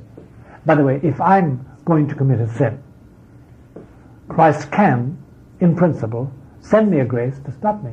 And please God, he always will and always did. And I never wanted to kill anybody. But I mean, if I'm contemplating a mortal sin, he has sent me graces to... Why didn't he send graces and stop this destruction of a monolithic church, which was a shining beacon? That was such an example, and that could... remember, did you ever hear of the Legion of Decency? The way they could blackball a picture or a thing, and that was the end of it. You didn't offend the church. If you did, you paid for it, son. You really did. That's all gone. On the contrary, the church indulges a man like Andrew Greeley. He delights in things which make a mockery of Christian doctrine. He says that's liberty.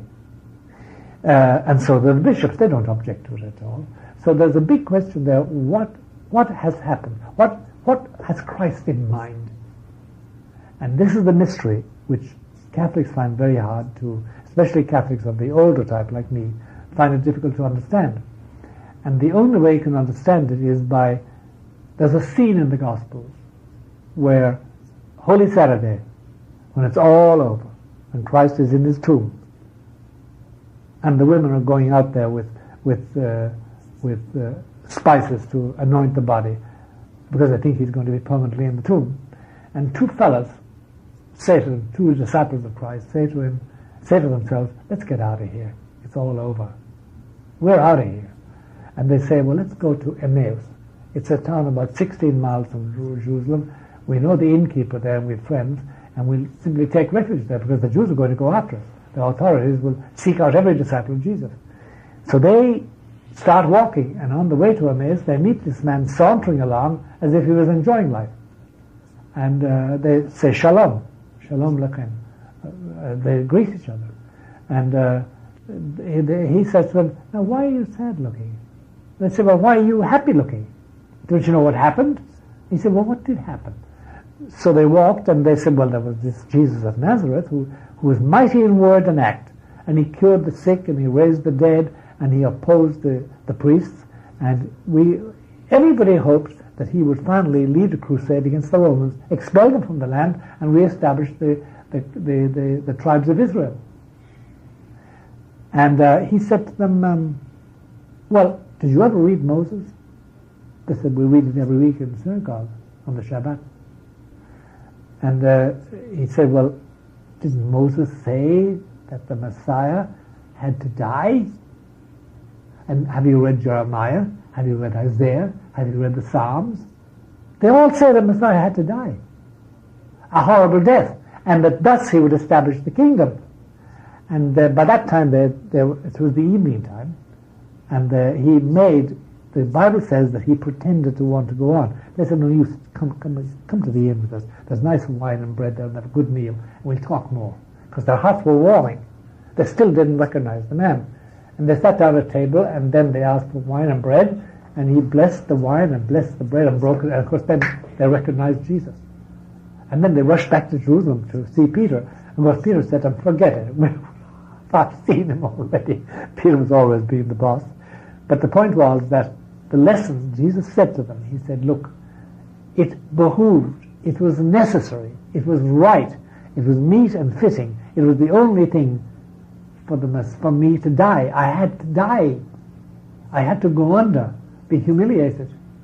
And was he humiliated? Because crucifixion is a terrible thing. To hang naked like that for 6 hours and then die, spitting your guts out. That's what Jesus, having scourged him and spat on him and sodomized him and beaten him up in prison. Now, the mystery is that apparently Christ is putting the church, the people of the church, through this death and resurrection. That's the only interpretation you can have, that it is fitting that we go under. And if you look at it properly, I think Christ, in this matter of the church organization, as distinct from the church, is like the scene in the Gospels when he was going up to Jerusalem with his disciples and they were hungry, and they said, there's a fig tree over there, let's go over. And they found the fig tree was withered. And Jesus said, the Lord of the vineyard is going to condemn that figure and plant a new one and curse this tree. And same thing I think he's doing with the church itself. I think he's liquidating this organization because it's ended. It's all over. It's corrupt. It hasn't learned the lesson. It's not so much that it needs to go into the catacombs. No, it's not. It's not even that. It's going underground, that's for sure. And there are signs of the underground church all over the United States. The only people who don't recognize it are the bishops, because they're too content with their little paradise that they've created in their dioceses and parishes. But I think that's what Christ is doing to us. It's the Emmaus factor. The town of Emmaus is just a symbol now. But I think that's what Christ is doing to us. And he's going to humiliate us more and put greater difficulties, especially with those with families like you. Would you say then that we're being put to the test? Yeah. And you see, but when I was young, there were so many safety nets. There was the schools, there was my parents, there was the cops, there was the local people around. Everybody was constituted a saving net. I couldn't go wrong. Nowadays, hey, the contrary is the case. And Christ really is saying, I think at the end of the Vatican Council, when he saw what the fathers of the Vatican Council had done, and when he saw the quiescence of Paul VI and then John Paul II, I think he said, okay, that's what you want, go right ahead. I can manage it, I can deal with this. I can catch up with you down the road. But you want to destroy the church and destroy the organization, destroy the sacraments, destroy the priesthood, destroy the nuns, the religious orders, the Catholic schools. Okay, go ahead. If that's what you want, you're going to walk into misery. At the end of it all, I'll send my missionaries, I'll send my grace and bring you back, those who are worthy of it. I think Christ is as cold-blooded as that.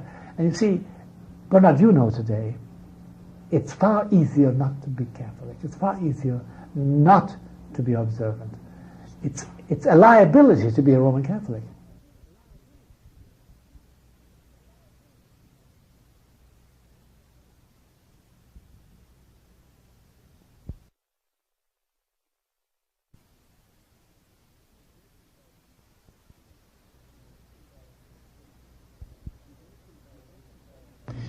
You've mentioned that it's become more difficult, let's say, to be a Catholic. Could it be that our Lord is forcing us to become more self-reliant than what we've been in the past? Yes. Although I'd have put it in another way, Bernard. What I would have said, but it's the same, comes to the same thing, is this, that I think he has decided that there's such a wave of atheism and materialism that he's got to separate the good from the bad. He's got to separate the men from the boys. He's got to have some form of triage. And the way he's doing it is that it's now become, it's a liability to be a Catholic, single or married with children. It's a liability. It's difficult to be a good Catholic. And he hasn't made it any easier by allowing grace to cease to be in the souls of many priests and many bishops. He's made it much more difficult. So de facto then, many parishes have ceased to be Catholic. They have ceased to be Catholic. In practice, they've ceased to be Catholic. And in those parishes, my experience in this northeast corner of the United States is that in every parish, in every such parish, there's always a few people at least who know, and they're young and old, by the way, not necessarily old Catholics, no, some of them are young, who know they're not being served Catholicism, and they seek outside the parish, and they come to you. A great friend of mine was a victim of it. He lived in New Canaan, and he got a young man, founded his own brokerage firm, making a lot of money, a lovely family, and he suddenly got multi-local cancer of the brain. He was condemned to death. He was told in November and he was dead in March. So we called up the parish priest, a Monsignor, and said, Ed has been ill again, and we think he should be anointed. And he said, no, if he's going to die, I can do nothing for him. I can do nothing for him. Because I've only got the sacrament of the sick. And we don't anoint dying or dead people. And he said, besides that, he said, remember this, Malachi, that I'm running a multi-million-dollar parish. I haven't got the time to waste. So, of course, I went out and anointed the man myself, because I'm a priest. But, I mean, this is his attitude. And Ed had to die anointed by me, not by his parish priest. But this is the difficulty. How can you tell if a priest has lost his faith? Because sometimes then let's say they act in a way that they have lost it, like this priest did. Yeah. But if you actually question them, saying, do you believe that Christ is God? Or something like that, they'll say, oh yes, I still believe that. Well, I'm 77, so I've made a rule for myself now, Bernard. It's this. I don't really mind what you tell me. It's what you do that matters to me. And if you, after you've distributed Holy Communion, decide to burn the hosts that remain over, you don't believe it's the body of Christ. If when there's wine left over in the chalice and you pour it down the drain or dilute it with water, you don't really believe it's the blood of Christ. You're not a believer. You may have this phrase, oh yeah, I believe in the divinity of Jesus. Oh yes, I believe in Christ. But you don't de facto. You don't de facto. An issue which is discussed a lot that we have to get into is the issue of the Mass, because a lot of people have questions about it. In many parishes, let's say North America, Europe, Australia, wherever, are there many Masses that are said invalidly in your average local parish? If you ask me my personal opinion, I think that the majority of Novus Ordo Masses are invalid. For one reason or another. Either the intention is wrong, the priest's intention is wrong, or he's using the wrong words, or a mixture of both those things. That's my feeling and my persuasion. The majority are not valid. And sometimes because the priest hasn't been ordained validly. That may be the cause. We don't know. I remember we went over the, in dioceses, in some dioceses, when they have ordinations, they print out a little prayer fascicle for the people coming to the ordinations. And they have all the prayers and the ceremonies performed at the ordinations. We did a survey of those way back in 1978. And we found that it was very difficult to get them, by the way, because you had to have people go to every ordination. The bishop didn't give them out, like for sale. You had to be there. And we found that well over 50% were totally invalid as ordinations. There was no ordination. And this is a matter of form. You see, every sacrament, and ordination is a sacrament, has to be done according to a certain form, otherwise it's invalid, like baptism. And they were invalid. That was now in 1978. Has it got better or worse? My feeling is it's got worse from watching people. And so my advice to anybody is to, if you're really sincere about it, you really want to receive the body and the blood of our Lord Jesus, then get to know your priest. Talk to him. Find out. Does he believe? Where was he ordained? What does he think the Mass is? Is it a commemoration? Is it a memorial? Is it a meal? Or is it really... See, what Catholics should believe, and do believe if they're Catholics, is this. The Mass is an enactment, an exact enactment of Calvary. Calvary took place at one particular moment in history. And that moment is frozen outside of time into eternity, and every Mass is merely an enactment of that single historical act. And that's an act by which Christ is delivered to death, dies, and is resurrected. That's the entire Mass. And it's in the normal phraseology of the Mass itself. If a person doesn't believe that, if the priest doesn't believe that, if he doesn't believe and act as somebody enacting Calvary he's not a believer. Period. So find that out about your priest. And then go over the prayers. For instance, there's a big difficulty with the Novus Ordo, and it's just a small thing. I'm sure this will strike somebody. The priest of the Novus Ordo Mass offers the bread and the wine as such, these gifts. God doesn't need bread and wine. And the Mass doesn't offer bread and wine. It offers Christ, the victim, whose body and blood this will become. Do you see the difference? It's very important.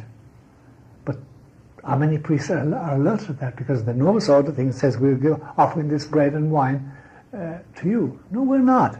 God no more needs that than he needed the cows and the horses and the beeves and the sheep sacrificed in the old temples. It's a different whole idea.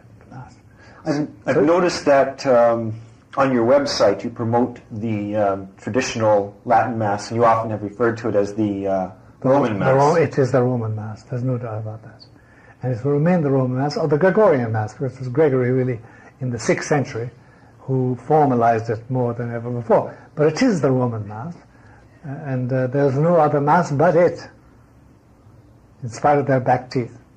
But I know several good, very good, solid, old now, retired Monsignori in this Archdiocese of New York. And I used to say to them, Pat or George, whoever the names were, used to say the old Mass? And one of them said to me, oh yeah, I saw that thing, but I don't miss it at all. I have no use for it. It meant that he had completely lost faith in the Mass as such. And he had great difficulties with his faith later on. But the Mass is key. And if you're going to go to Mass regularly, and you should, as a Catholic, you find out who says it. And what are his views on things. Does he believe in the transubstantiation? Does he really believe this is the body and blood of Jesus? Does he really believe that? Or is it a memory? Is it a sacred meal? And is Christ there because we believe he's there? And that's not Catholic doctrine, of course. If he believes that, then you're up against somebody who doesn't believe, who does not believe. And that's the difficulty. So if you're serious today, Christ expects you to go and find that out. Not simply be an automaton and go in because the priest is there, says this and does that you accept it. No, don't accept anything. Don't accept it, and listen when he preaches. And then listen when he talks. Listen, if you know your faith, you'll know if he has faith or not. You'll know it. You'll know it. Now, many of the souls that have gone to parishes where it seems like the faith has disappeared have gone into what could be called the underground church. They have. Yeah. The underground church is very extensive in the United States. Very extensive. I don't know about Canada so much as I know here. What's my advice? And then we have Pius the 10th organization and Pius the 5th organization. Roman practice is this. Wherever there's water and you're thirsty, dip your bucket in there. If it's valid sacraments. And these are all valid, every one of them. So gradually there's a small underground church being formed. Now they're getting 2 or 3 seminaries underground again, and they're going to ordain priests there. Now you mentioned the Society of St. Pius X. Yes. It seems that what is interesting is the controversy over Archbishop Lefebvre is just as strong now as it was, let's say, 10 years ago when consecrations actually happened. And logically, it should have died out at that time. That's right. It should have been wiped out. Why is this controversy continuing and continuing and continuing? Because the Pius X are succeeding. They're founding schools and seminaries and churches and convents, and they're utterly aggressive. For instance, Bishop Troutman of Erie, Pennsylvania, he let loose on them in some public letter and saying that they have no right to be in my diocese, blah, blah, blah, blah, blah, yada, yada, yada. And the head of the society in America wrote him a letter saying, Your Lordship, we are coming into your parish, your diocese, whether you like it or not. We're going to found our schools and our chapels, and you can't stop us. As blatant as that. As blatant as that. The Pius X is very aggressive, and it's increasing. It's increasing. And it's spreading all over the world. Now, by the way, let's be awfully frank about all this. There are about 1 billion nominal Catholics. How many of those are practicing traditionalists? About 10 million. Not more. Not more. But they're very, very fervent. They're very fervent, and they're very serious about it. Is that why some bishops act so vehemently, even though traditionalists are a small number? That's right, they're afraid of them. Look at the proportions. It's something you must be astounded at. There are 19,447 parishes in the United States. And every Sunday there are masses in the parish church. Only in about 400 is there a Gregorian Mass, a Roman Mass, a Tridentine Mass. Only in about 400. And yet the bishops go up in flames if they come across the Pius X, because they're utterly sincere. They're serious. They're going to take people away. They'll diminish the revenue of the parish priest, and that diminishes the revenue of the bishop. And they don't believe any longer what the bishop tells them to do, or the priest tells them to do. And that, they know, is the sign of destruction for them. Now, alongside the underground church, represented by organizations like the Society of St. Pius X, we've also had the indult that was published in 1984. That's right. Is it guaranteed that this indult will last indefinitely, or could some future pope take it away? No. The indult is only there to subtract people from the Pius X and now the Pius V organization. That's its only purpose. The moment that those two cease to operate, the indult is finished. And by the way, apropos of that, we all know that the present Holy Father is in the evening of his life and his papacy. And eventually, I'm sure, within our very near future, we're going to have another pope. The general impression in Rome about the next pope is that he is going to ban all form of the Mass except Novus Ordo. That's the general impression. And if that is so, then you have a very serious situation in the Roman Catholic Church. You'd have almost the underground church then and nothing else. Yeah, you'd have gross disobedience then, and total lack of cohesion. Now, I have two questions. Now that we're on the subject, let's say, of the traditional movement and the indult, the lay of the land in that area, you've also seen the rise of the Institute of Christ the King. That's right. And I have a question related to that. Is it right that Cardinal Siri was a spiritual father of this institute? He was. Now, there is a lot of rumors that at one point Cardinal Siri was elected Pope. What is the truth about all those rumors? The truth is he got sufficient votes twice to become Pope in 2 conclaves. But he refused it. At least 2, if not 3. But he refused it. And he made quite clear, talking to us after those 2 conclaves, that yes, the votes were there, but he refused to take them.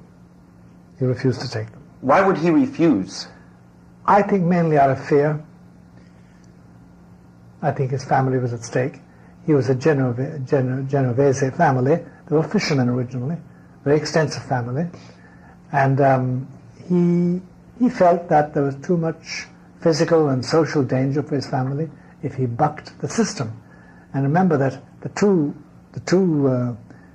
conclaves I'm talking about is the conclave of 1958, which elected John the 23rd, and the conclave of June 1963, which elected Paul VI. And they were very political conclaves. So he felt that the liberals were too strongly entrenched for him to be an effective pope? No, he felt that they wouldn't let him live. They were bent. Remember, the whole thing was planned. They were bent on changing the church. And they weren't going to allow Siri in, because everybody knew what Siri would do. He'd simply put on his coat mail, he'd take his battle axe and go out and cut off heads. Siri would never make a compromise. So I think that he said, no, I can't do that because my family will suffer. And he had a large family. So he wouldn't do it. Now, you had mentioned that we're probably headed towards very soon the end of John Paul II's pontificate. Yeah, in any human reckoning. In any human reckoning. What are some of the dynamics in the Church as we head into this conclave? Well, the biggest dynamic in the Church as we head into the coming conclave, and they're already preparing the conclave, by the way, the biggest dynamic concerns the Church's official connection with the international organizations, especially the United Nations and the World Government Federation and the other organizations. The Vatican, I should say, the Vatican policy has always been to be there and to be part of it. And that is a policy, I think, which is going to dominate the choice of the man, whoever he is who's chosen as next pope. It will be his standing vis-a-vis the international servants, the international organizations, because they maintain that the very existence of the Church above ground, the very possibility of flourishing in any country, east, west, north or south, depends on their being acceptable socially and politically. And that's why they fault John Paul II. He's acceptable politically, but he's not acceptable socially because his social mores are very retrograde according to them. He still opposes, let's say, abortion and birth control. Contraception and homosexuality. Although homosexuality he never emphasizes, but contraception and birth control. And then marriage, he wants marriages. He has not given permission for divorce and remarriage yet. But he will, or somebody will, soon. What is the agenda of the liberals at this time? The agenda of the liberals is to make the Church of Rome so acceptable that nobody will see a threat in it to their civil liberties, their political liberties, or their personal opinions, or their intellectual liberty, and that the Church will be accepted as a part of the modern society. And this Church would, let's say, be something like the Church of England or the Russian Orthodox Church, and not put up a stink about issues such as abortion. That's right, but not even like the Russian and the Greek Orthodox or the Anglican Church. Far more assimilated. Married priests, feminine priests, female priests, homosexual marriages, losing this emphasis on contraception. Everybody contracepts, the argument goes. So why shouldn't the Church of Rome permit a little contraception anyway, at least? And call it natural family planning if you want to. Just as they didn't permit divorce, now they do, but they call it an annulment. It's really divorce Catholic style. So now we've come full circle through our discussion. Yeah. We're right back to what the whole agenda is, and that's to make the Church a member of the club. That's right. And if you don't want to be a member of the club, you are out. You don't belong. And you see, that's why you find sometimes the most cultivated and cultured and brilliant Roman Catholics, they've gone over to the other side. They say this medieval stuff has got to stop. We've got to be part of society. We can't stick out like sore thumbs. We must belong to the mainstream. For the love of God, let's modify all these medievalist policies and make life easy and facile in our modern society. And what has happened to us is this, very simply, the Roman Catholics. We've been outclassed. What do I mean by that? I mean this. Bernard, today in the Church of Rome, there isn't one prominent school of philosophy. Not one, respected by anybody. There's not one. There's not one prominent school of theology respected by all. Not one. Not one. There's no Catholic university outstanding and regarded with respect by the academia and by the intellectuals. Not one. In other words, we are intellectually, in this modern world, we're bereft of any name. Roman Catholics are. And on top of that, we've been overtaken by something we should have foreseen. Computeracy. The computer. The internet. This explosion of communications, where we have no value, we have no position, we've done nothing. We should have specialized in this. The Jesuits, if they really were the Jesuits of the time of Ignatius, would have specialized in that. They've taken it over and Christianized it. We've done nothing. We're strangers. We're in chat rooms. We're on the internet in our little, like I am and you are, in our little websites. That's all. In other words, if you look at the modern state in America and Europe, and increasingly in Asia, and it will be in Africa too, but look at the modern state. There are three elements in the modern state, always nowadays. Three prime elements. One is government. Government is more important today than it ever was before. And secondly, there's the business community, sometimes more important than the government. It's certainly essential to the nation. And the third then is a gaggle, a collection of NGOs, non-governmental organizations. Everything from the International Firemen's Union to Mothers Against Drunk Drivers to the Catholic Church. We're in the marketplace. So we've been marginalized. Absolutely. We've been put down in the marketplace, screaming our heads off to sell our wares. We no longer belong anywhere in the important. We're not in government. We're not in business. We're not in academia. We're just one of the gaggle of NGOs, non-governmental organizations, clamoring for attention. That's all. So we're there. And that's where the churchmen have left us, because they decided, in the words of Paul VI, to enter the world and build man's paradise, as in 1965. And that's where we've ended up, just, on an equal par with everybody. We're not consulted about anything. We're not feared. We're not respected. Nobody seeks us out for solutions to problems. Oh, no. No more than they seek out the Mormons, or the Mothers Against Drunk Driving, or the International Firemen's Union. They're all NGOs. And we also belong to the United Nations in the same capacity. Nothing special. And if a Pope, in the ideal order, if either John Paul II or Paul VI were to visit the United Nations, and they both did, it should be such an occasion that would never be forgotten. Because what he should go and do is stand up in front of them and say, some of you know who I am. Some of you don't. And some of you don't want to believe what I am. But I am the representative of God. I am the vicar of Jesus Christ. And I come to you today to tell you that you need to be converted. That's the speech, the only speech a pope should make. They've never done that. John Paul II, in his last communication with the United Nations, addressed them a letter which started off, I, John, Son of Humanity and Bishop of Rome. And then the letter went on, Son of Humanity? What on earth has that got to do with the price of eggs? And Bishop of Rome, why not say that I'm the vicar of Jesus? I represent him and his power, and all you government people listening to me, you're going to be redevable to him. You're going to be responsible to him for what you do. That would be respected. But no pope has ever said that. They've always gone hat in hand, glad to be received, and received very well, because they're the Pope and a lot of Catholics in the world. But nothing commensurate with their dignity. Now I have another question.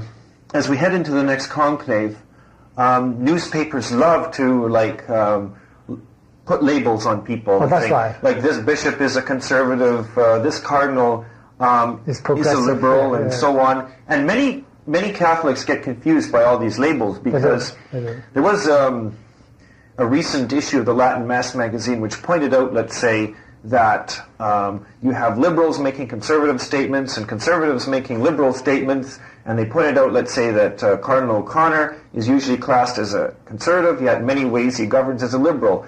What sense is the average Catholic to make of this confusion? Well, he can't make sense of it. He's just confused. It is confused. The only what has happened, tackle the answer another way. What has happened is that politics has decided on the terminology in the church. Politics has determined who is going to be pope. Politics has decided the policies of whoever becomes pope. And that's fatal. The only test should be Catholicism. How deeply Catholic is this cardinal? How committed to the Catholic message? That should be it. But that's not the norm any longer in the papers, because that's not what the Vatican says. That's not what the Vatican representatives tell the newspapers. That's not what the cardinals themselves, who are candidates, the 4 or 5 prime candidates for Pope, after this Pope, they don't speak in language like that. They speak about their views on politics, on the East and West, on the atom bomb, on Russia, on China, and on world poverty, and world housing. And that's what they give their views on. They're not speaking about Catholicism at all. They wouldn't know how to, most of them. They wouldn't know how to. So that's the source of the confusion. Catholics who are believers know they're being served up a dish of warmed up food. They're not getting Catholicism, and they lose interest. They lose interest. Catholics who don't know their faith, whose faith has been so diminished that they're no longer really believers, think it's great fun. It's very exciting. My church is very important. Everybody's talking about the next Pope and all the names and the red robes and the opinions, and they feel that this is success. It isn't. It's the degradation of the church and of the papacy. And in our next interview, we're going to discuss how exactly an individual Catholic, an individual soul can nourish their faith under these circumstances. How they can cope with it all, yes. Because now it requires coping. It requires real coping. You know, there was a Jewish rabbi in the 11th century who wrote a book called Moreh Nevuchim, Guide for the Perplexed. For precisely his Jews of that time, they needed a guide, a manual of survival. And we need a manual for survival now. Because we can't rely on the local bishop or parish priest. No, we cannot. And on the local newspapers, Catholic newspapers, they're no longer Catholic. We can't rely on them. What then do you follow? What then do you do? What has been lacking, and what must we make up? What deficit have we got to supply? We've mentioned in the last two interviews that the average Catholic family finds themselves very much alone in some ways, because they're not getting the usual leadership from the local bishop or local parish. What recourse then do they have? Well, the big question behind the question you're putting, Bernard, is as follows. One big effect of the Vatican II teaching, the aftermath, was the elimination of devotions. You see, even in my parish church in Ireland, where I was used to go to Mass every day of my life until I left to go abroad, I found in as early as 1972, they were destroying all the statues, they were removing the confessionals, they were taking down the Stations of the Cross, they wanted to remove the beautiful marble altar rail, get rid of it altogether, and turning the church around, turning the altar around to face the people. It was a huge, beautiful marble Italian altar. What philosophy lies behind that? Because there have been many churches that have been just gutted in the way that you've just described. A hatred of traditional Catholicism. A hatred, complete hatred of it.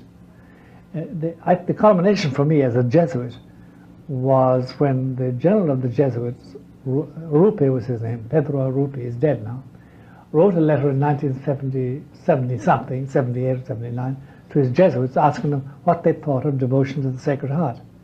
And a good majority wrote back and said that they were disgusted by it. And that's such a change of heart, change of mind about a devotion which was confided to the Society of Jesus, to the Jesuits, by the Lord himself, through Margaret Mary and Saint Claude de la Colombière. What was born out of the Vatican II and the reforms, the so-called reforms, was a positive hatred of Catholic devotions. Anything like devotion of the 9 Fridays, devotion to the Stations of the Cross, to the wounds of our Lord, in other words, devotion to the Holy Souls, devotion to the saints, novenas, Corpus Christi processions, devotion to the Blessed Sacrament, exposition of the Blessed Sacrament. All that went down the drain. Do the authorities realize the pain that they cause the faithful when they take these supports away? No, because they had lost their faith. They wanted to get rid of it anyway. It didn't mean anything to them. and they sold it, and there were shops up to about 1985 or 86 in New York, they're no longer there now, which specialized in chalices and tabernacles and vestments and utensils for mass and candlesticks and candelabras and everything else. And they were all there lying on patterns, and they'd all once contained the body and blood of our Lord Jesus. They're all now in these junk shops. They're all simply sold for money, because they didn't need them any longer. They had plastic cups and plastic chalices, if they had any chalices at all. So these new clergy just thought of all that stuff as being superstitious. Yes, that's right, flotsam and jetsam, and get rid of it finally. And then statues to St. Anthony and St. Jude, and statues of Our Lady of Lourdes, and statues of Teresa of Lisieux, all that garbage in their eyes. All that was all garbage. They want to get rid of it, all devotions, and get rid of it. And the point was that the people who decreed that had lost their faith. They no longer believed these things. They no longer believed that the holy souls in purgatory were holy, or that they could help them, or that they needed help. Everybody went to heaven. And the idea of praying to a saint and making a novena to St. Anthony to find you a husband or a wife, or find a lost object when you're talking to St. Jude or something, that was all considered to be childish, and not even childlike, but childish and medievalistic and retrograde and not developed. And besides, the Protestants didn't like it, and the whole point was to be liked by non-Catholics, non-Catholic religion, especially the Protestants. But is Catholicism, without its devotions, still Catholicism? No, it's not. It's not. There's a very great secret there, a very great, not secret, but a very great essence of Catholicism, and it's this. If you think for a moment, you'll find that the essence of Catholicism is tied to the humanity of our Lord, his body and blood. His body and blood. And tied to the person of Our Lady. For Catholics, she has been assumed into heaven. Her body is so sacred. And her soul, of course. But her body, he wouldn't let it corrupt. And the common theory in the church is she didn't die. And the Pope, when defining the Assumption, never says she died. He says at the term of her mortal life. And when God had decided she had lived long enough, he assumed her body and soul into heaven. But the church is, Catholicism as such, ancient, traditional, and solid Catholicism is built on attachment to the body and blood of our Lord Jesus and the bodily presence of Our Lady in heaven. Now, the only way the Catholics have found to cultivate those two physical entities is through devotions. And therefore there are devotions to the 9 Fridays and to his wounds and to his passion and to his cross and his crown of thorns and every one of his wounds on his feet and his hands and his side and his face and head. And to Our Lady is then to her Assumption into heaven and her Immaculate Conception and her purity. But it's all physical, it's all devotional, it's physical, it's not abstract. I'm not praying to the Mother of God like the Greeks who would pray to the mother of Zeus. No, I'm praying to a living person. And I have a chapel in her honor. I put flowers there to honor her. And I make novenas in honor of her feast days, Immaculate Conception and the Assumption and the Purification in February and the May Day. And for him too, the same thing with our Lord Jesus. Devotions, and similarly for St. Joseph and all the other saints and the holy popes and the holy men, women, saints and the martyrs. The whole thing is, it's always attached to the physical thing, because Catholicism holds that when God sanctifies your soul with baptism, he sanctifies your body. You may desecrate it later on, that's another thing completely, but you do become a symbol of God's presence physically. So your devotion must be expressed physically. Your love must be expressed physically, and you do that by devotion.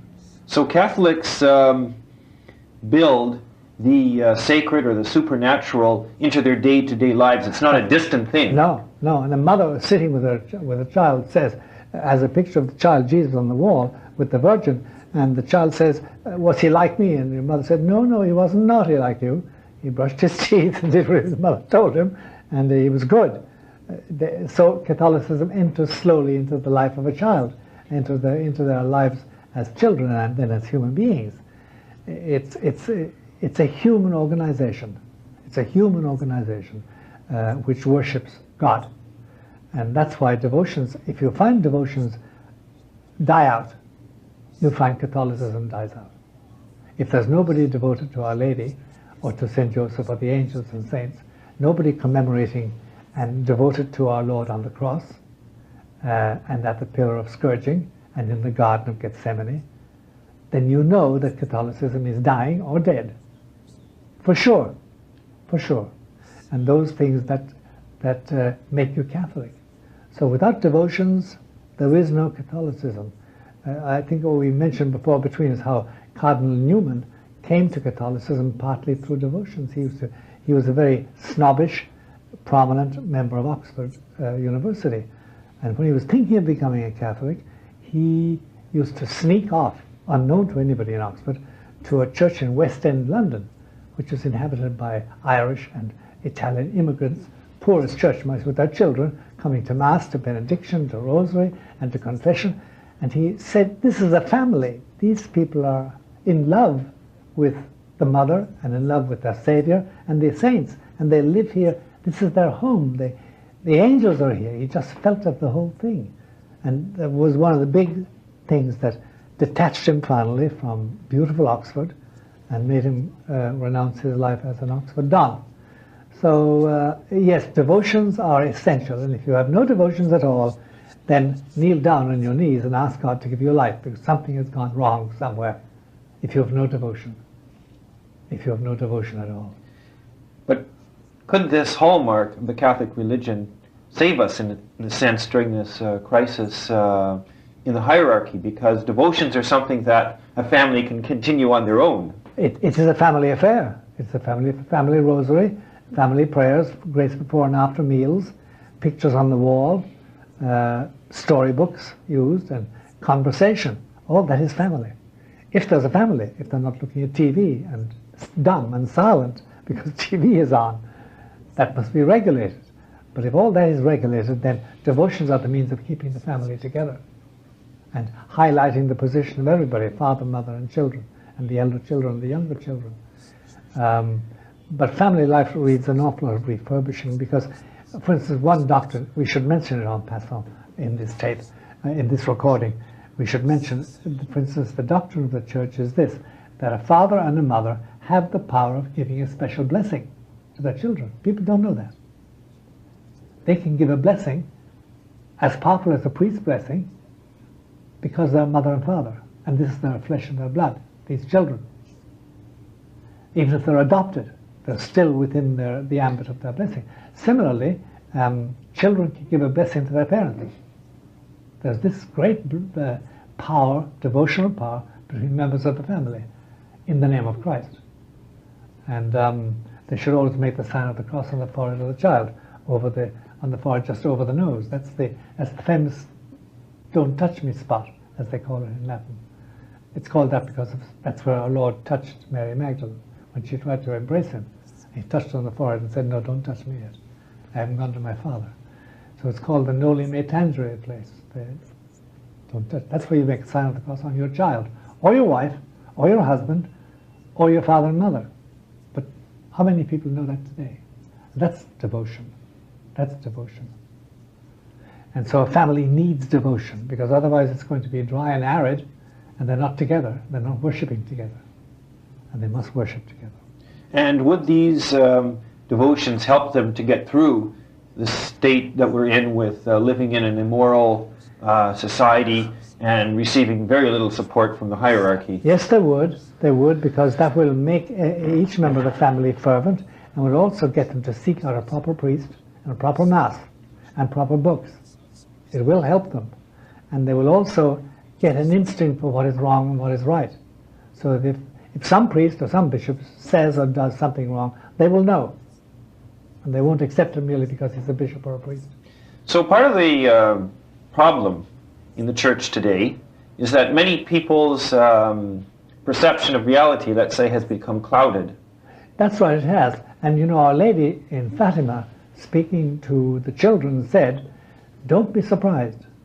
Don't be surprised or scandalized if you find that there's a disorientation of the mind amongst Catholics. They lose balance. They acquire a disequilibrium. They're unbalanced. That's the effect of Lucifer's reign. He'll be allowed to spread confusion. Because people won't even realize what is right and what is wrong. But they won't realize. They won't see this is wrong. And one of the great prayers to say to the angels is, please teach me what is right and what is wrong. Let me see what is correct and what is not correct. Now, I'd like to discuss a bit about the angels.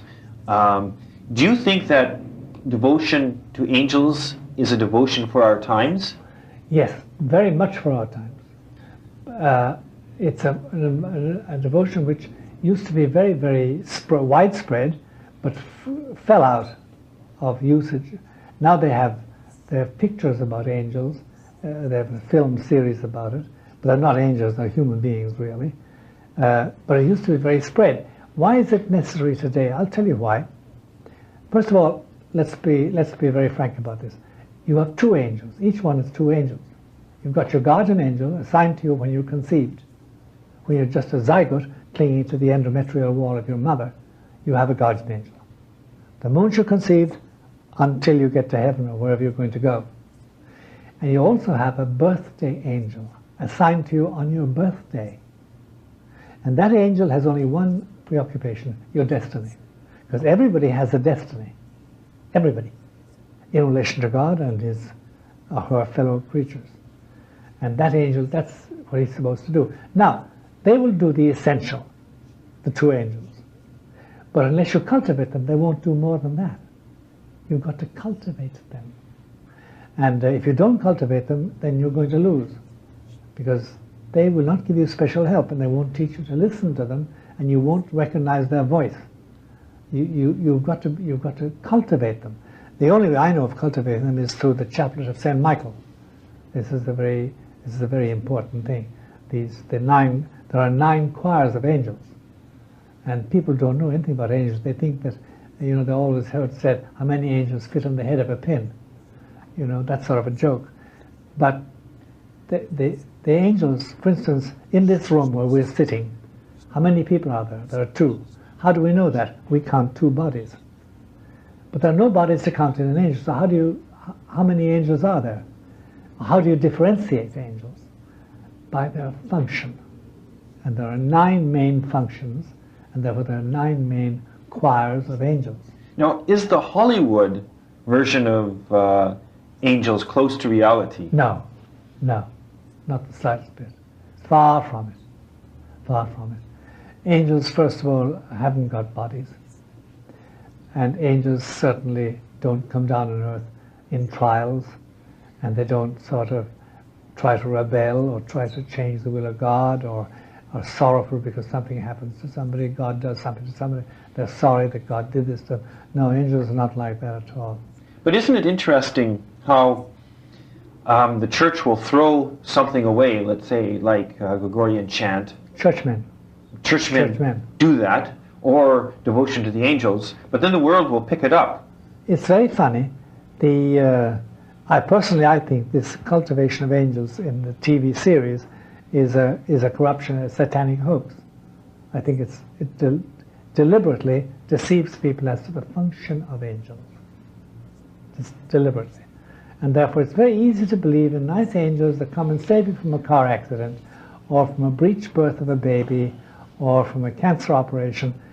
That's not the essence of angels at all. It's a different thing completely. But you've got to find out that by cultivating angels. Most people don't. But those who do find out they can talk to angels. And they find out directions from angels. And they're preserved by angels. Can angels, let's say, help a single person to find a husband or wife, as in the case of Tobias? Yes, they can. Yes, they can. They can also, an angel can help you to get rid of your smoking habit. It can to get rid of your drinking habit, to get rid of your masturbation habit, to get rid of your drug habit. They can do anything you ask them, if you want to. They can do anything like that. They're all powerful. But they need your cooperation. They need your cooperation. If you cooperate with them, they can do anything. And you can always rely on them. And then you will know when they're warning you. But if you're not cultivating them, you won't see the warning signs. So they're there, but one must make the effort to make use of them. That's right. They'll do their job. They'll guide you through life insofar as they're allowed to by God, and they will make sure you're edging towards your destiny one way or the other, but they won't do you any favors unless you cultivate them. Why? That's the way they act. I don't know why. But they don't save a person from themselves. Let's say if they drink too much, they won't come in and stop you. No, unless the person has devotion to them, then they will stop it. They will really stop it. And very effectively, too. Now, C.S. Lewis wrote a book called the Screwtape Letters. That's right. Does Satan assign a devil to try to tempt each individual?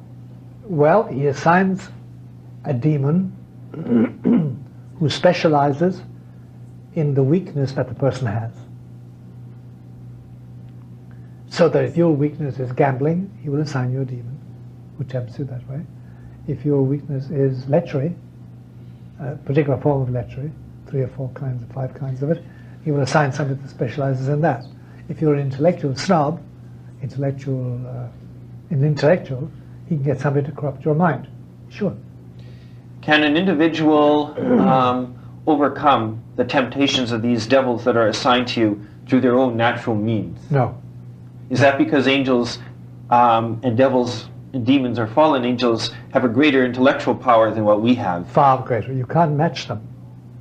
They're very stupid in ways. And we find, for instance, in doing exorcisms, doing depossessing demons, we find that demons sometimes are very stupid about everything except one thing. About everything except one thing. About that, they're specialists. And you don't argue with them, you don't contend with them, you just elude the grasp. But they don't know everything, and they're dead afraid of you because they're in hell, and they want to drag you with them. They're in hell. They're suffering, and therefore they want to make you like them, but they're dead afraid of you, and they're dead afraid of the angels, your guardians. So if you can't overcome the demons through natural means, that would explain then why so many people have fallen in the last, let's say, 30 years, because all these devotions have dried up. That's right. That's right. They have no longer any... They don't have their defenses. And they haven't any knowledge of their defenses. It's not that they know they had it once and it's gone. They don't know about it. And when people... I tell you, as a pastor, with clients, with people, I'm always amazed at the wonder of people when they find out they've got angels to turn to. It's an amazing opening of their whole spirit, Bernard. They suddenly, a trapdoor opens, a transom opens in their mind, and they suddenly realize that there's abundant help for them if they want to take it. It's amazing. So the way to overcome the temptations of demons is to call upon your angel. That's right. That's right. And to have a devotion to your angel. And never to contend with the demon. Never. You never try to contend with the demon. Because they're far more clever. And they can outwit you. And they can outguess you and outtalk you. Now, there is, too, the fact that we who do exorcisms and are active in this area have found that there's a new phenomenon. There's the 20-somethings or 30-somethings in age who make a pact with the demons. I want this job, I want that woman, I want that money, I want that salary, I want this position. And they get what they want, and then they come along to an exorcist and say, he won't let me go. Please help me. And they're helpless unless they're helped by the church, by churchmen, or by the bishop, and by an exorcist. So, but you're quite right. The reason why so many people fall by the wayside, so many people are given over to things that are not godly, are because they no longer have angels. They no longer rely on angels. They have them, but they're not relying on them. And the angels won't interfere with your free will, whatever you do. I'm sure there are cases where the angels do interfere, like in the case of St. Paul, knocked off his horse, because God had to have Paul. That was all about it. He was going to get Paul whether Paul liked it or not. But Paul himself was completely in the grip of some demon, out to kill all these Christians, get rid of them, put them in prison, torture them, kill them, get rid of them, cut their throats. And God said, no, no, no, I'm going to take him whether he likes it or not. In general, what do the scriptures tell us about angels? The scripture tells us some very, very profound things about angels. The scripture reveals, for instance, that the closest angels to God are the seraphs. They're the closest. And we only know one name of one seraph, Raphael. He's the only seraph we know. We know that the as it were, the Praetorian Guard, the elite bodyguard, the elite group of angels are the archangels, Michael and Gabriel. We know two names only, though, Michael and Gabriel. We don't know any other name of any other archangel. And then there are 9 choirs of angels, each with a different function. We know all that, and we know what each angel is devoted to. And we know that our Lord constructed the Our Father with a view to the 7 seraphs that stand around the throne of God. Each of the 7 seraphs has one of those prayers directed to him and with him to God. We know all that. And we know that angels, every city has an angel and every country has a special angel. We know about the angel of Fatima because he instructed the children in Fatima. And we know we've heard about the angel of New York and the angel of Rome. There are angels assigned to the big cities because they run the world. You see, originally, angels were created by God to deal with the cosmos. He doesn't deal directly. He deals only through angels. And they were created for that. Unfortunately, 1/3 of them revolted and became demons. And they're still in the cosmos, although they're suffering in hell, and that they are evil, and they're contending against the other 2/3, led by Michael. Were men created to, let's say, fill that vacuum after... No, they weren't. God had this very funny notion, or at least I find it funny, that he was going to create a being who was half spirit and half body. A very peculiar thing, because the angels are all spirit. So is God. But he's going to create something which was clay, earth, and in his original plan it was immortal. But of course Adam and Eve chose to do something which rendered them mortal. But the angels, he destined this peculiar creature called man, and man stands for man and woman. He destined this peculiar creature to be higher than the angels. Why? I don't know. God is purely arbitrary and has a very funny sense of humor. But for instance, one human being is higher than any angel. That's Our Lady. No angel comes near her. And she's human, completely human, body and soul. So the difference between humans and angels ultimately is that one is pure spirit, one is a combination of body and spirit. That's right. That's right. That's the difference. And the difference, and there's our big difficulty. Because when the angels revolted, they revolted with their will and their mind. And it's very hard for us to understand that battle between Michael and the good angels and the bad angels. But the only analogy that helps you to understand it is the following. And you must have experienced, and we all did, especially in school. You remember that there was somebody, a teacher, a headmaster, a nun, perhaps one of your parents, but anyway, somebody in authority who could match your will and break your will. And you said, no, I won't do that. You say, yes, you will do that.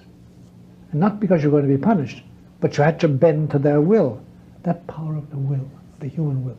And you know, in life, you meet these people, they got a huge, powerful will. You feel it. They can get you to do anything. They can do anything. They have a powerful will to drive through things, get people to move and do what they should do or do what they want them to do anyway. That's the power of it. It is in that area that the battle is fought, will and mind. And of course, the bad ones lost. And they were condemned to hell. 1/3 of the angels. The rest of them were confirmed in grace and became members of the God's court, God's heaven. But the closest to him in that are the seraphs, of which we know one named Raphael, who is the healer, the guide, and the counselor. And after that there's the archangels, then there's the other choirs of angels. There are 9 choirs, complete 9 collections, 9 assemblies of angels. And without them, you're not really Catholic. If you don't have the devotion to them, you're neglecting a large part of your inheritance. It's like, I say, having $2 million in the bank and not using it, even enjoying the interest in it. These angels are perfect. They'll cure your lumbago and your drugs and your lechery and your headaches, and they'll save your wife in a breech birth, and they'll cure your child of stupidity, and they'll cure your child of devotion to drugs if you use them properly. That's their function.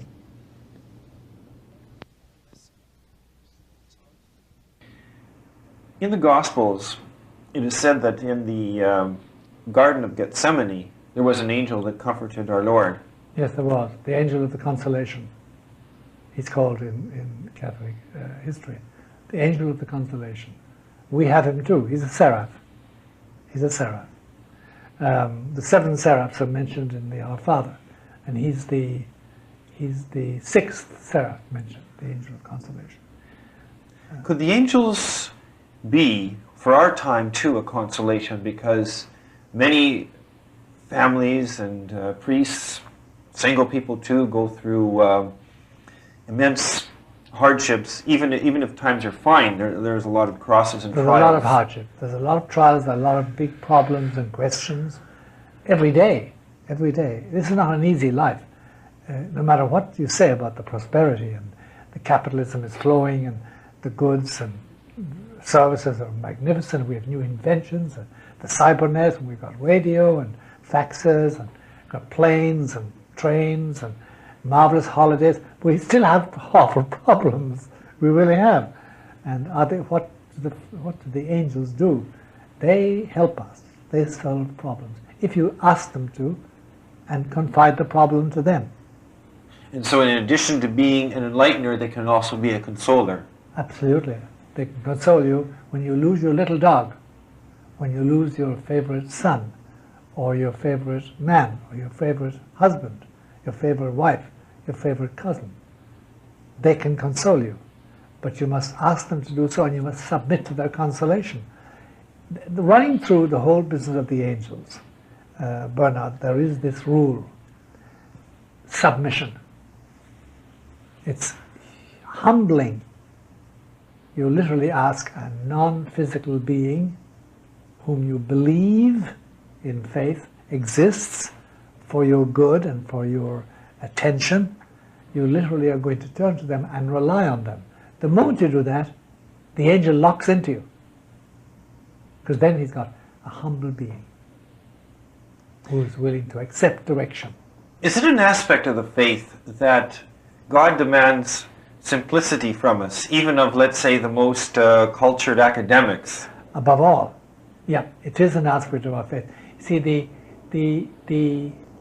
you look at the whole history of salvation, finally, we all know at the back of every sin, at the back of every divagation, it's pride.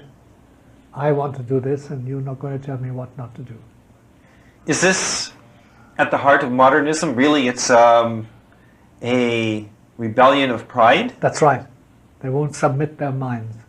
And I'm a priest. I've been a priest now since 1954. And I assure you, the best converts are those who go through the catechism with you, go through the beliefs of the church and the credo, the Nicene Creed, and say, yeah, I can understand all that. I accept that hell and heaven, etc., and I accept the Last Judgment, and I accept the Blessed Sacrament, but haven't I renouncing really my judgment in accepting all these things on faith? On faith. And the awful point is that yes, you can justify all these things reasoning, say, yeah, they're reasonable enough, but accepting them on faith and living by them, That's like a marriage. It's not merely that I admire you as a young lady, but I'm going to make my life with you. I've really got to make you my own as my wife, and nobody else. And this is referred to, let's say, as the leap of faith that every Christian is required to make. That's right, it's the leap of faith. And it's this utter simplicity you find in the greatest minds, and you meet them as a priest. Greatest minds in women and men, they have this humble, childlike attitude when it comes down to brass tacks. When you hear their confession, when you're confessing them on their deathbed, when they come with a problem, they see this total unraveling of any prideful behavior or any top-loftical behavior, and it's all gone. Then they're little children asking for help. And when they have that, then you know they can get wisdom. But there's this humbling. It really is humbling. It really is. And that's the leap of faith, to believe it. I remember once having a convert who went through all the doctrine, understood it all. He had been a Baptist, an English Baptist, not an American Baptist. And for a long time he dilly-dallied. He didn't come back for baptism and for a reception into the church. And finally he came along and said, I want to chat with you. He's dead now, by the way. And I've always, when I was alive, I asked him for permission to tell his story anonymously. And he said, I haven't come back to you about all this. I made up my mind I'm going to become a Catholic and accept baptism and reception into the church and go to confession finally and get confirmed and blah, blah. He was married and had grandchildren at this stage. Very prominent man. And he said, I haven't been able to do it up to this because I can't get permission from myself. He had been in command of a lot of things and very powerful. So he said, I've made up my mind that I won't ask permission from myself. This is the way he put it. I'm going to take that leap independent of my pride. I said, Bill, that's it. You're okay. You're in. And he was in. But that was the way he put it. He couldn't get his prideful self to willingly submit, his prideful self, the one that had succeeded in banking and in the war. He was during the war, he was a marvelous hero, and had succeeded in marriage and in company life. He was a big CEO in his day. And all he could do was say, I'll abandon all that, I'll just turn away from it and take this leap. And that's what it was, a leap. Once he was like a child. He's transformed. And then he died a couple of years later. But so that's what it is. It's a leap of faith. And you see, look at it like this, Bernard. Be very simple. Look, I'm an educated man. I've commanded hundreds of men. I put down a huge salary. I'm very rich. I have a house in the country, and I have a house in Barbados, and I have a house in an apartment in London, and I have friends everywhere. I need never lack anything. My wife is honorable. My children are successful. I have grandchildren. And now you are telling me, Malachi, take this crucifix made of wood with a waxen figure on it, kiss the feet, kiss the hands, kiss the head, kiss the side, and ask for forgiveness. I remember this man saying that to me. Do you realize what that means? I gave you his name, Bill, whatever it was, I've got to do this like a little child. I mean, as if nothing mattered. I said, yes, Bill, that's exactly it. And the last thing he did on his deathbed in the hospital was to kiss a crucifix. All 5 wounds. You've mentioned now the devotion to the wounds of Christ. Yeah. In his day, you know what crucifixion was like? Okay, they brought you to the place of execution, Calvary in this case. They stripped you naked. They gave you vinegar to drink. Then they thrust you to the ground bodily, and a big Roman legionnaire sat on your belly, another sat in your chest, and one of them then, with a hammer and nails, proceeded to take your right hand. Your left hand was held by another legionnaire, another Roman soldier, and they hammered the first nail into your hand and onto the crossbeam. Then they turned and you couldn't struggle because they were sitting on top of you. And the blood was flowing already, and you had pain. The nail had gone through your wrist to hold it to the crossbeam, and they did your left hand. And then when they had done that, then They got off you, and they lifted you up, and they lifted you up bodily, nailed, and dropped you into a slot on the upright. And then they proceeded to nail your feet, one foot on top of the other with one nail. And they left you hanging there naked, shameful, bleeding, and not able to breathe. You stood on your feet in order to let your lungs rest, and you could only do that for a while because you got tired and fell down, and then your hands started paining, and your heart started giving out, and your lungs started filling with congestion. And you did that for, Christ did it for 6 hours. That was crucifixion. It was a shameful thing. A shameful thing. Every bit of shame. The only contemporary account we have of crucifixion in the time of Jesus, the Latin writer says that at a crucifixion, sanguis ubique. Everywhere there was blood. Ubique sanguis. There was blood everywhere. He repeated this about 3 times. He was a very ancient Latin writer. This was so humiliating. And now you ask me, a cultivated 20th century man, I had a shower this morning, I'm clad in good clothes, and I've never submitted to anybody. You ask me to kneel down like a little child and kiss these wounds in a waxen figure. Why? Because this very particular minded God who created us decided that it was through such things that you were forgiven your sins. It was an arbitrary decision. And therefore the wound in his left hand, and the wound in his right hand, and the wound in his left foot, and the wound in his right foot, and the wound in his side from the lance of the Roman soldier were portals of salvation. And that blood flowing cleansed you forever and made you possibly a son of God and an inhabitant of heaven. It was an arbitrary decision. And that's why the wounds are terribly important, because they bring you back to reality. The reality of the means he chose. It's purely arbitrary. He could have come down to the temple any one day in his adult life and said, I forgive everybody. You're all forgiven. You all go to heaven. He didn't. He chose this funny way of suffering. And you see, one more thing must be said. He was wearing a crown of thorns. And what happened was, the gospel tells us quite plainly, the soldiers, once they knew a person was going to be executed the following day, they could have their jollies, their fun. And they probably sodomized our Lord. They violated him in prison, as prisoners do, and as jailers do. And then they said, well, he's supposed to be the king of the Jews. So one of them went out wearing gloves. There was a thorn bush. Well, we know the type of thorn bush. And he made a crown of thorns and planked it on our Lord, and hit it with the end of his sword to hammer it into him. And then they said, King of the Jews. And they put a robe on him. And then they struck him and said, who struck you? If you're the king of Israel, you can tell us who, etc. They made a joke of him. That signifies the abasement and humiliation of his kingship. And thereby he made reparation for all my pride, for all my sins. Now, if I am afflicted with thoughts of adultery, if I'm afflicted with thoughts of murder, and by the way, every second day I have to talk to somebody who wants to kill somebody. You have no idea how common it is nowadays. Or if I have thoughts of stealing, my refuge in Christ's dispensation is to flee to his wounds. How do I do that?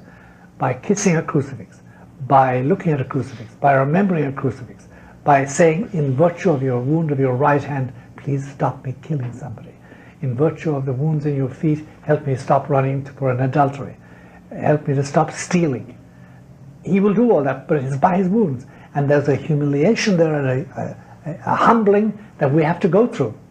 That's the devotion to the 5 wounds. And it's very powerful. And if there's any devotion somebody should cultivate, it is the 5 wounds of our Lord. Now, do the 5 wounds of our Lord, are they a devotion for our times? Do they correspond at all to the crisis of the church? They do. They do in this sense that, and Christ himself in several appearances to saints in the recent couple of years has made this very clear. What is being attacked today is the kingship of Christ, that he is the Lord and Master of the nations. And the newest devotion is King of the nations. Christ is King of the nations. Of course, that's anathema to the world. And properly speaking, when the Holy Father went to the United Nations, he should have made a speech about the kingship of Christ, instead of calling himself I, John, Son of Humanity, and Vicar of, and Bishop of Rome. So he should have done that. He should proclaim the kingship of Christ and tell the nations that if you don't submit to his kingship, he's going to destroy you, because he says that in the Bible, and he said that through our saints. But he has never done, no Pope has ever done that. But that's the message of Christianity. That's the message of the Roman message, Roman Catholicism. So it's very important, and then it's also important for me personally, because I have hands, I have feet, I have a side, I have a head. With all those things I commit sins. His wounds in those parts of his body prevent me from committing sins with those parts of my body, and other parts of my body too. So it is prime importance, but it's very peculiarly Roman Catholic. You don't find this amongst Protestants. You certainly don't find it in Muslims or Jews. No, they have no devotion like that. We're tied to this. Bernard, this is something that everybody should keep in mind. We're tied to the humanity of one particular man who lived at a certain moment and who died and rose again and has now gone to heaven and has left his body in the Blessed Sacrament and has his body and blood there for us, for our reception, for our nourishment. But we're tied to that. We can't have an airy-fairy Jesus. There's no such thing as a glorious Jesus waiting for the rapture. No. We have this living man whose wounds are our nourishment and our encouragement and our consolation and our strength. And he's finally the only consolation we have, because I don't know you as a man, but every man comes to the point finally, whether he's married or not, whether he's a member of a religious order or not, whether he's a bishop or a priest, or if he's a single man or what, you know you are alone. Finally, you make your decisions finally. Even your most beloved people, they can't finally help you to make a decision. They help you, but they can't make it for you. And the only one who can stand with you, with his wounds, is Jesus. And he can. And he can strengthen you and give you the light you need and the strength you need and the sweetness and the consolation. But it's through his wounds. This is a crucified Lord. There seems to be a common thread between, let's say we discussed the devotion to the angels, now we're discussing the devotion to the wounds. There's a common thread in that it seems like our Lord is asking us to, in both cases, to undergo some type of act of humility. Yes, it is that. Because finally it's pride that undoes us. And it's pride that makes me, and pride also makes me give in to laziness. Because why should I be disturbed? Why should I get up in the morning and go to Mass? Why should I get up in the morning and say prayers? And when I do get up, why bother saying these prayers anyway? I have enough to do. It's pride. It's pride of laziness, pride of my own comfort. Pride is at the back of it all. It's when you meet that in somebody, when they're overweening pride, walk away because it's going to be very difficult, because they're going to create difficulties. It is the sin, and there's pride in the devil. When he revolted, when the archangel Lucifer revolted against God, it was pride. I will be like unto God. And Michael shouted back at him, who is like unto God? Michael, that's his name, Michael, who is like unto God. And that's what Adam and Eve said, we're going to be like gods. Again, pride. Christ comes along and says, look, I'm bleeding for your sake, and I'm going to die of the bleeding. I'll shed every drop of blood I have. They'll only find water in my body finally. Now you've got to kiss my wounds. You've got to treasure them. And in the light of them, resist your temptations and be a good husband, a good wife, a good father, a good mother, a good priest, a good bishop, a good whatever you're supposed to be. Now this is a devotion which seems difficult for the modernists to accept. Perhaps it's an embarrassment to them, because you notice, let's say, in the modern churches, they throw away the corpus of our Lord on the crucifix that's all covered with wounds, and they put up a resurrected Lord. That's right, they do. The resurrexifix, they don't call it crucifix, they call it resurrexifix. And there he is, looking glorious. That's the whole idea. That's the whole idea. Do away with the wounds.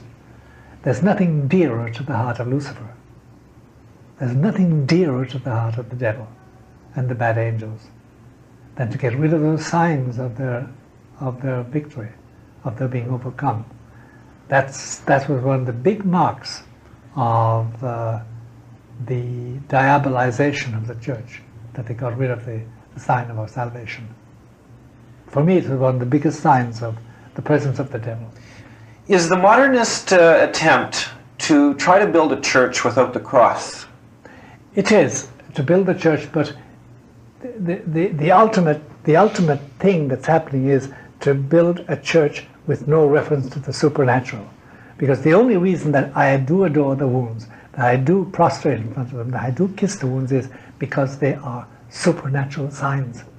If I can get rid of that, the whole idea that the shedding of this man's blood in a period of 6 hours on a Roman crucifix in Jerusalem, that purchased heaven. If I can get rid of that idea, I get rid of the idea of heaven. So the whole idea is to get rid of the supernatural, signified by the value of these wounds.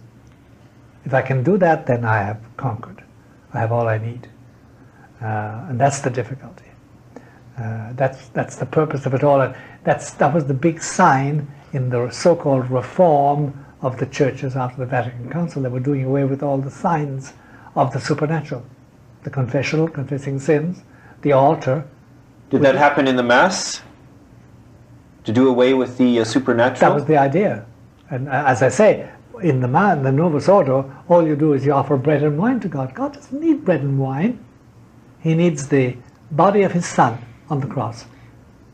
And is that the reason behind, let's say, the transformation of the Mass from sacrifice, a reenactment, to a meal? To a meal, that's right. It's a holy meal we celebrate, and by celebrating we bring Christ down by our faith. This is the new doctrine.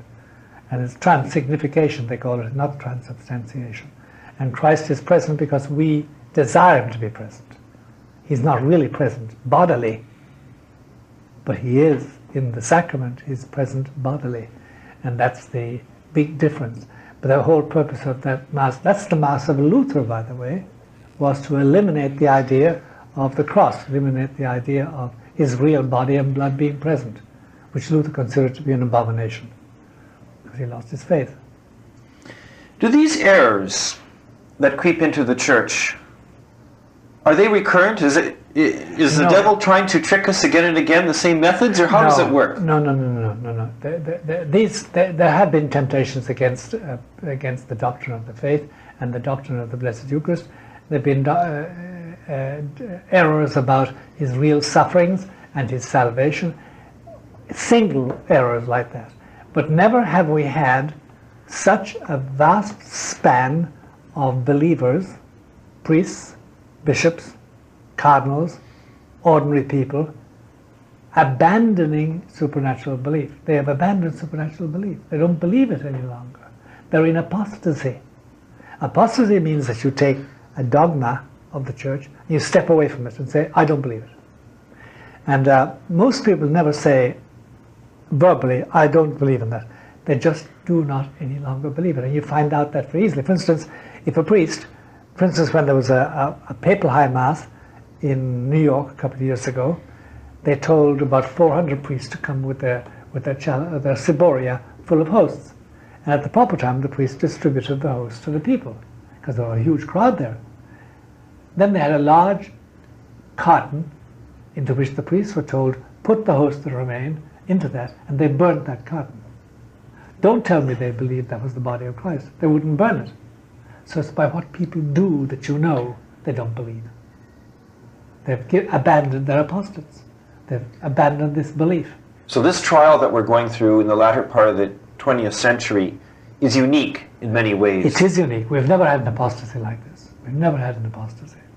We've had an apostasy, the Arian apostasy, which only touched the bishops mainly, didn't touch the people, but not to this degree. Here you have active apostasy, official apostasy, by bishops and cardinals and priests and nuns and theologians and faculties and seminaries, en masse, all disbelieving and saying, no, we don't believe that any longer. We don't believe in the divinity of Jesus. We don't think he knew he was God. We think he was an ordinary man elevated by God. And we don't believe that the Calvary is reenacted or is enacted at Mass. It's just the people believe it and they bring him down by the force of their will. And we don't believe in original sin. And we don't believe in hell. God is too good. He wouldn't condemn anybody to hell. Everybody gets a second chance. They have abandoned the belief. And where do you, as a conclusion, where do you see us headed? Because of this apostasy, is the church doomed to die? This organization is on the way out. This organization is on the way out. The church will not die. There will always be the core of believers in heaven, in purgatory, and on earth. They're the church, the mystical body of Christ. But this organization is finished. It's finished. It's going to be transformed into various intermediary stages, and finally, when I hope, playing a harp, long after, because I'm 77, I think they're going to have another format for the organization. More faithful and purified, and purified in blood. Because there's going to be we now have a dry martyrdom, we're going to have a very wet martyrdom, as they say. Blood will be shed. Blood will be shed. The blood of many. And out of that will come another format for the church. The organization, though, can't last. Bernard, it's finished already. It doesn't function. It just doesn't function any longer. It's barely turning over. There's no evangelization, there's no vast conversion, there's no zeal, there's no movement. No, we're retracting in everything. We say we won't try and convert you. You can reach heaven just as good as we can. Salvation is not limited to the Catholic Church. You're all right. You Muslim, you Buddhist, you Protestant, you Mormon, you Voodoo. You also can go to heaven as a Voodoo, as a Protestant, as a Muslim, as a Buddhist, as a Shintoist, as a Greek Orthodox, as a Russian Orthodox. You needn't touch the Catholic Church. That's just us. That's the present attitude. And that's apostasy. That's apostasy. And the means that the faithful need to get through this crisis are those devotions that we've been talking about. That's right. Basically the devotions. Because the devotions imply dogma. If I kiss his wounds, I believe in his passion. I believe in his forgiveness. I will then go to a priest and confess my sins, or a good priest. I will then go to Mass and receive his body and blood from a valid Mass, from a validly ordained priest. I'm safe then from error. And then also I will have my angels, and I will consult them, and they will put books in my way and people in my way, and help me out of my difficulties, my lechery, my gambling, my smoking, my boozing, my drugging, and my masturbation, and all my faults, and my viciousness, and my uncharity, and my cruelty to my children, or my neglect of my wife. All that will be remedied by my angels. But a critical point is that nobody is going to do this for us. No. Nobody. You must do it yourself. And you've got to also stand up and say, I've got to find out what I should believe. Most people don't know what to believe. Therefore they go and get a catechism. They go to a good priest. They seek out a good priest. Find a good priest is sometimes very difficult. But they find a good priest and say, listen, Father, I know nothing about my faith. I suddenly realize that I'm not living a good life. I need help. But find a good priest. Find a good book. Find a good way of going. And you can do it if you want to. The angels will help you. But it requires effort. There's a funny situation, I think we touched on this before, Bernard. There's a funny situation today where Christ is that we're standing back and saying, okay, now act. Do what you should do. You know you have responsibility. You know you can get help if you want to. Go and get it. Show me that you want to be saved. Thank you, Father, for taking part in this interview. It's been a real privilege.